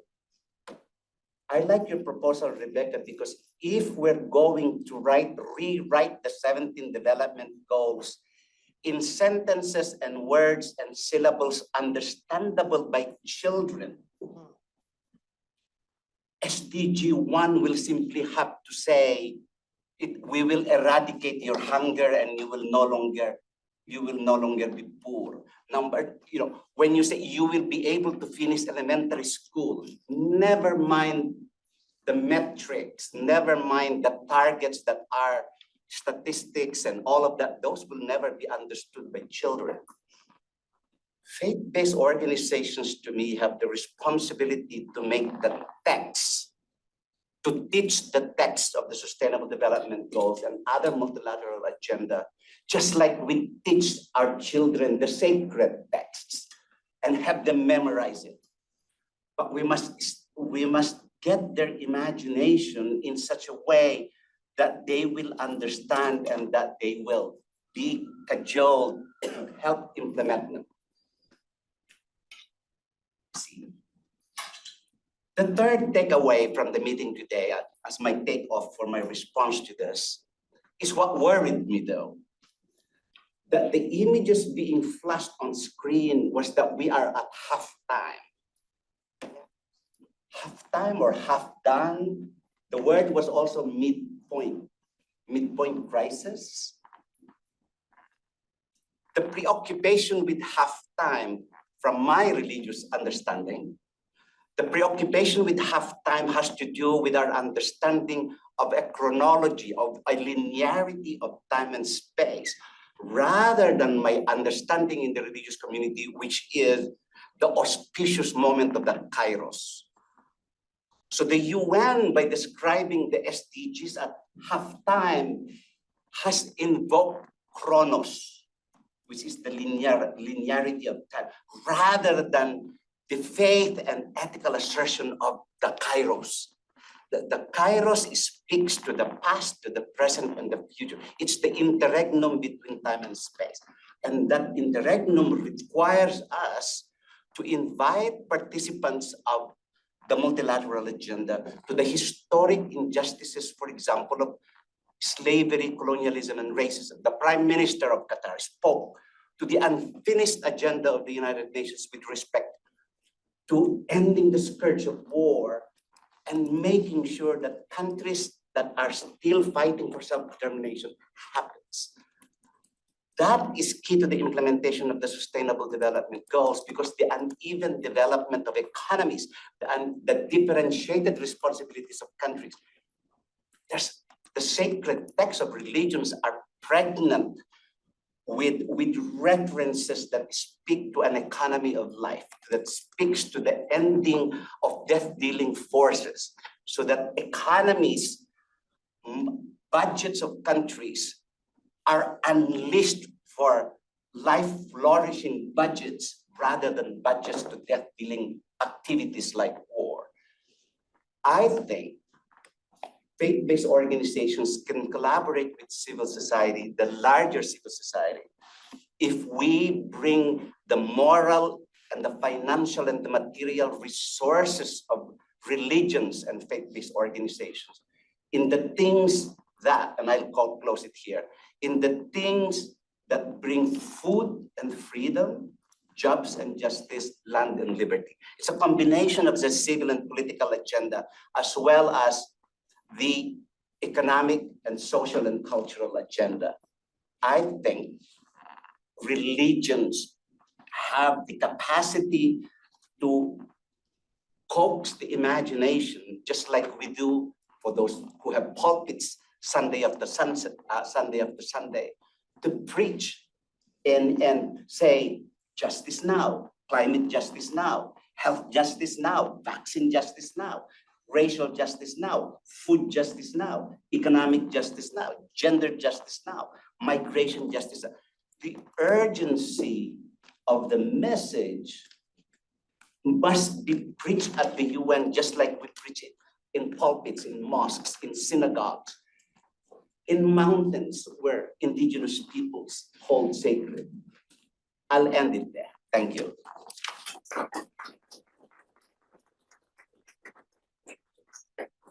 Thank you very much, Reverend Liberato. I know there's more that you would have wanted to say, and we try and collate all these papers and what you've been sharing, and then we'll be able to share with everybody else. Our next speaker is Professor Catherine Marshall. Some opportunities and trends as we approach the future. I think I should be very staccato and stick primarily to things that have not been said by so many other people. But one sense that I have, and coming in a sense into this bubble, I'm from the Washington bubble, so I'm coming into the UN New York bubble, is that we are in a very difficult time. And I have not heard the words polycrisis and permacrisis, which have actually even entered the dictionary in the past year, mentioned very much. But it is this sense of interlocking crises without seeming end, and a tremendous need for a rethinking of many aspects of what we're all doing that seems to permeate. Nick Kristof had a very sobering op-ed in the New York Times yesterday, which is really questioning the sincerity of all of the speeches and the work that's being done at the UN. And I think it's something we need to take into account. But in this, and this has been reaffirmed very strongly today, that this sense that this huge world of the religious communities, every single SDG, every single target, every single indicator has a religious dimension. But I think we're a very long way from having that be an integral and meaningful part of the basic discussions about the development, conflict, climate agenda. One of the sort of exercises that we do is word searches. And just the other day, the World Bank has a new gender strategy, and you search for religion, faith, Muslim, Christian, zero. And there, I think it's partly because the perception, which has some elements to it, is that religion is the problem with the gender strategy. But you also look at education papers. You look at even some of the COVID, where it's been so demonstrated. And one that I find particularly dramatic is the massive rethinking of social protection that's taking place. You find nothing about what the religious communities did during the COVID crisis. And again, you have to ask why, what's going on. I think it's because it's seen as charity, it's not documented, it's seen in pieces. But the USAID strategy, strategic religious engagement, and we're involved in my organization in a project on strategic religious engagement. I keep thinking, what is unstrategic? And I think that the religious engagement is extremely unstrategic. So you have to ask, what does that mean? It's stop-start, it's partial, it's not based on the landscape. So just as a few thoughts. One of the terms, again, I have not heard this said much today, but in many other circles, is the religious literacy, is the basic understanding of this complex, diverse, dynamic world. I think that it's been very difficult to talk about religious literacy because people don't want to go to courses, and learn about the Quran. And I also think that it's much more related to the engagement, to religious engagement and to dialogue and discourse. That there is a need for an understanding of what's going on social protection, on what the issues are on education, what the issues are on health systems, and above all on the issues on inequality. So I think that that's a major focus and an objective is how to go from unstrategic to more strategic. And interreligious is a part of it, but only a part. It goes much deeper than that. A second comment that I would make, we've heard repeatedly what's going on in Africa with the questioning of democracy and the coup d'etat that have taken place. This issue of governance needs to be much more on the agenda. For a long time, I've been very struck that in the international anti-corruption meetings, there are no callers. There is almost no religious engagement in the international anti-corruption movement. And yet, if you hear from the left, from the right, from children, from old people, corruption is seen as one of the central issues. And I think that there's a great deal that can be done on that.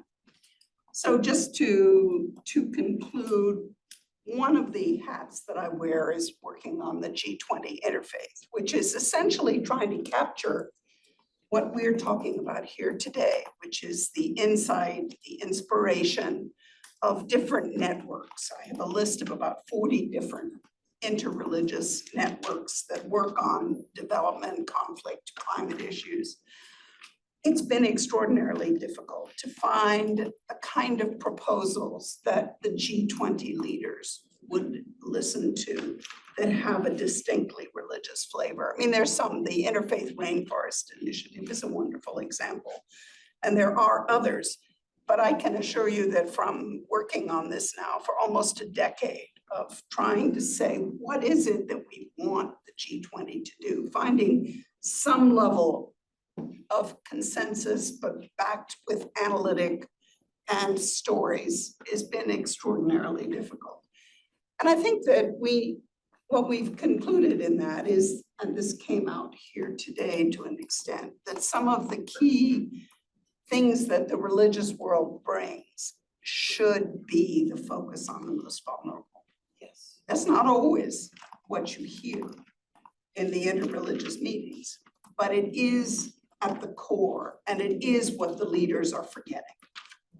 It is what they are not sincerely committed to preferential option for the poor. And I think that we need to make that real with what you can call fire and inspiration from above, whether that's the Pope or the Patriarch or Sheikh of Al-Azhar and others, but also fire and inspiration from below, and finding meaningful ways to connect those in ways that speak both to the general population, but also to the people who are making decisions.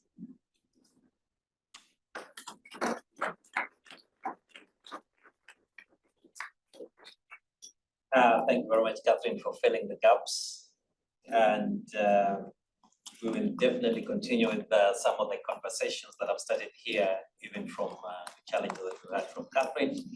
And our last speaker for the day, to wrap up everything, answer all the questions. We have Daniela Vargas Moreno, Program Management Officer, Common Agenda Team, Executive Office for the Secretary General, United Nations.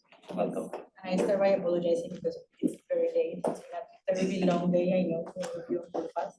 And it's just the start of a very long week also for us here, so I will try to keep it short, as short as possible. And first, of course, I have to start by thanking the organizers for this invitation on behalf of USG Guy Ryder, who is the leader of the process of the Common Agenda, and also Bishop Griffin, who is the director of our team. And I have been following the event virtually the whole day. And for me, it's very clear that there are fundamental and core common purposes behind all of this, and what we all have been discussing with what we do in our Common Agenda. Because as you may know, the Common Agenda report and the Summit of the Future are precisely responses to the needs of rebuilding trust, of restoring solidarity, of instilling faith and hope. And you are a perfect example of those things, of what we need to do now on a global level.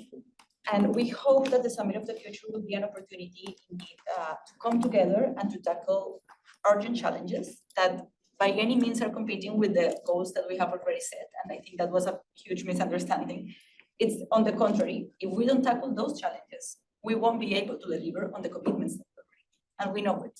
International financial architecture, peace architecture. There are many things that, if not addressed now, will prevent us actually from delivering on all the other promises that we have made.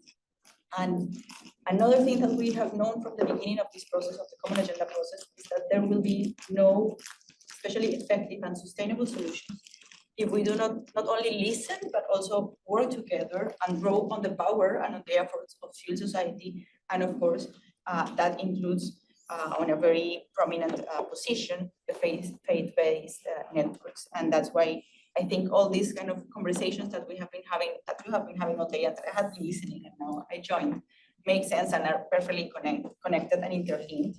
And the question that I was asked is, what are the opportunities, those avenues for engagement that we can find with the common agenda process? And as you have already also mentioned, faith-based organizations, you have been doing a lot in many areas. You deliver public services, you work on peace building, you work on women's rights, you work on everything. And I think you also provide many spaces for reflection and for dialogue that we are not able to generate and to make available for many different audiences that we not always reach. And that will be kind of the first invitation that I want to make, and is to invite you to basically keep engaging and keep discussing and amplifying messages that we have put forward, not only through the Common Agenda report, but also through the series of 11 policy briefs that the Secretary General issued. In this, we were focused on that during the first half of this year, on issuing 11 policy briefs with action-oriented recommendations, with things that were really kind of saying we need to do this and that, and giving options. And those were by no means the last word on those topics, on those 11 topics. Those were a way for the Secretary General to push the envelope and to trigger or nurture conversations, but are open for discussion, are open for criticism also, and are open to also fuel dialogues at the national level, at the local level, that will help us to move these ideas and to make them really actionable, where we need them to be actionable, which is at the local level. And those proposals, at least from our side, are truly designed to address global inequality, to improve the global governance, as we say, but also to improve us as United Nations, because we know that we also need to work a lot on internally to deliver better and to, precisely as you were saying, to fulfill the promises that we made as an organization. So please use them, discuss them, criticize them, make the language much more available, much more simpler, much more accessible for your audiences. That's definitely the first invitation and suggestion there. By using, of course, the country and the regional platforms that you have, because even if the discussions and the negotiations of the Pact for the Future, which is the outcome document of the summit, will happen here at the global level, it will only be successful if it has an impact in people's lives here. That's the real achievement, what would make a difference here. And at the end of the day, the people negotiating here receive their instructions from their capitals. So we need that at the national level, these things are being discussed. Otherwise, we won't have a real impact, a real effect on that. So please use your networks to raise awareness and support wherever you consider that it's a proposal to support, and advocate for these proposals with your different customers. The second avenue that I can share with you is the UN Civil Society Conference. This is a conference that was organized yearly and it stopped because of the pandemic, but next year we will have again a UN Civil Society Conference organized hopefully in Nairobi around May. And that for us will be a way to have a coordinated effort from civil society to have maybe a document or an outcome in any way that will fit into the negotiations of the Pact for the Future. That will be one of many, because again, there can be many, but it will be at least one very solid input for member states' discussions and negotiations of the Pact. So join those efforts and of course, bring your unique perspective to those discussions, to that civil society gathering that we will have next year. And the third one would be, as I think it was mentioned, we hope and we know that the co-facilitators of the process of the summit are willing to start again the consultations with civil society. We know that they really give to this a very high importance, and that the summit will also have these interactive dialogues that were already agreed in the modalities resolution. We don't know yet how these dialogues are going to look like, because that's part of the process also of the negotiation that we are starting soon. But of course, please participate, please engage, and please follow up also on the negotiations, because it will determine the way in which that's going to happen.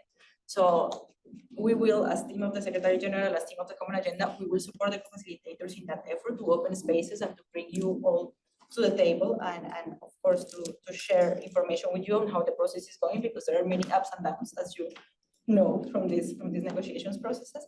But I think the voices of civil society and of course of faith-based organizations and networks from the local level, from the national level, and here for the ones that have access to this New York bubble, are crucial to actually have the impact that we need to have. So please bring your inputs throughout this process, throughout next year negotiations. And well, I will stop there to let you go finally after a long day. And thank you very much again.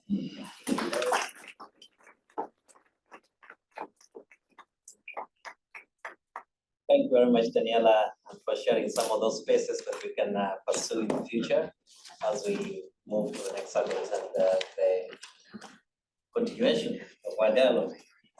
Ladies and gentlemen, I want to thank you very much for really being very patient. It's a long day. Some of you started very early, but we are so grateful that there's so much that we've harvested from you.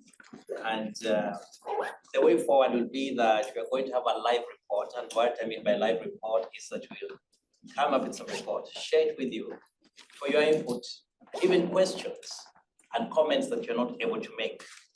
This will be a live report for some time. And most likely we'll have a formal presentation. It could be a virtual presentation where you can engage a little bit more. And we'll be asking all the presenters to share with us their presentation and even what they did not say, but they wanted to say, but because of time they did not. As a trilateral, we'll have working meeting and there'll be some plan of action. Some of the things are very practical that I've been saying that we can start doing as we devolve some of these things to the regions that we come from. And then there will be some statements that we'll use for policy advocacy and dialogue, which again we'll share with you. It's already being formulated. We'll share it with you for your input, and it's something that we'll use and be able to disseminate even through the UN systems. And that's why we say, let's come and talk together, reason together, as opposed to talking to ourselves and then sending it to you. And a video with the voices of children on SDGs, we'll share it through the email. It's unfortunate that we kind of got, some of us have watched it, but somehow technology let us down today, but you will get it. Otherwise, thank you. Elias, the last word? No, last word is only 2 words. Thank you, and thank you. Alvin? Maybe one sentence. Well, we just hit unholy territory at 7 o'clock, so thank you so much for joining us. But I think the Trilateral Partnership is very young, but of course we will have more than enough takeaways to really also reconfigure and see where it goes, because the intention is really not to create yet another platform. It's to complement all of the different efforts that are already there. So we can, at least that we can assure you that we will be joining all of these forces that are already there in one way or another.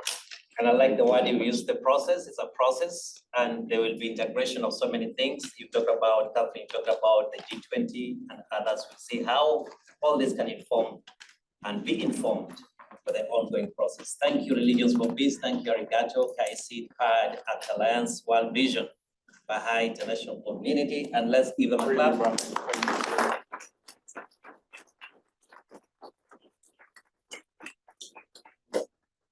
GI, where's Hero?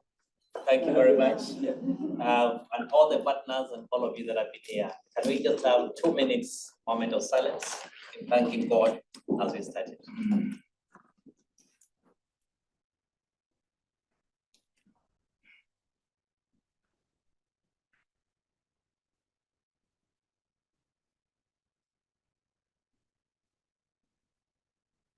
Yes, we have hope, we have faith, we'll build resilience and progress going forward.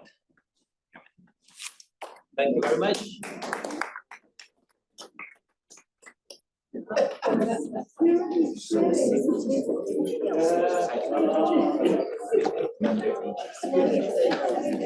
it was,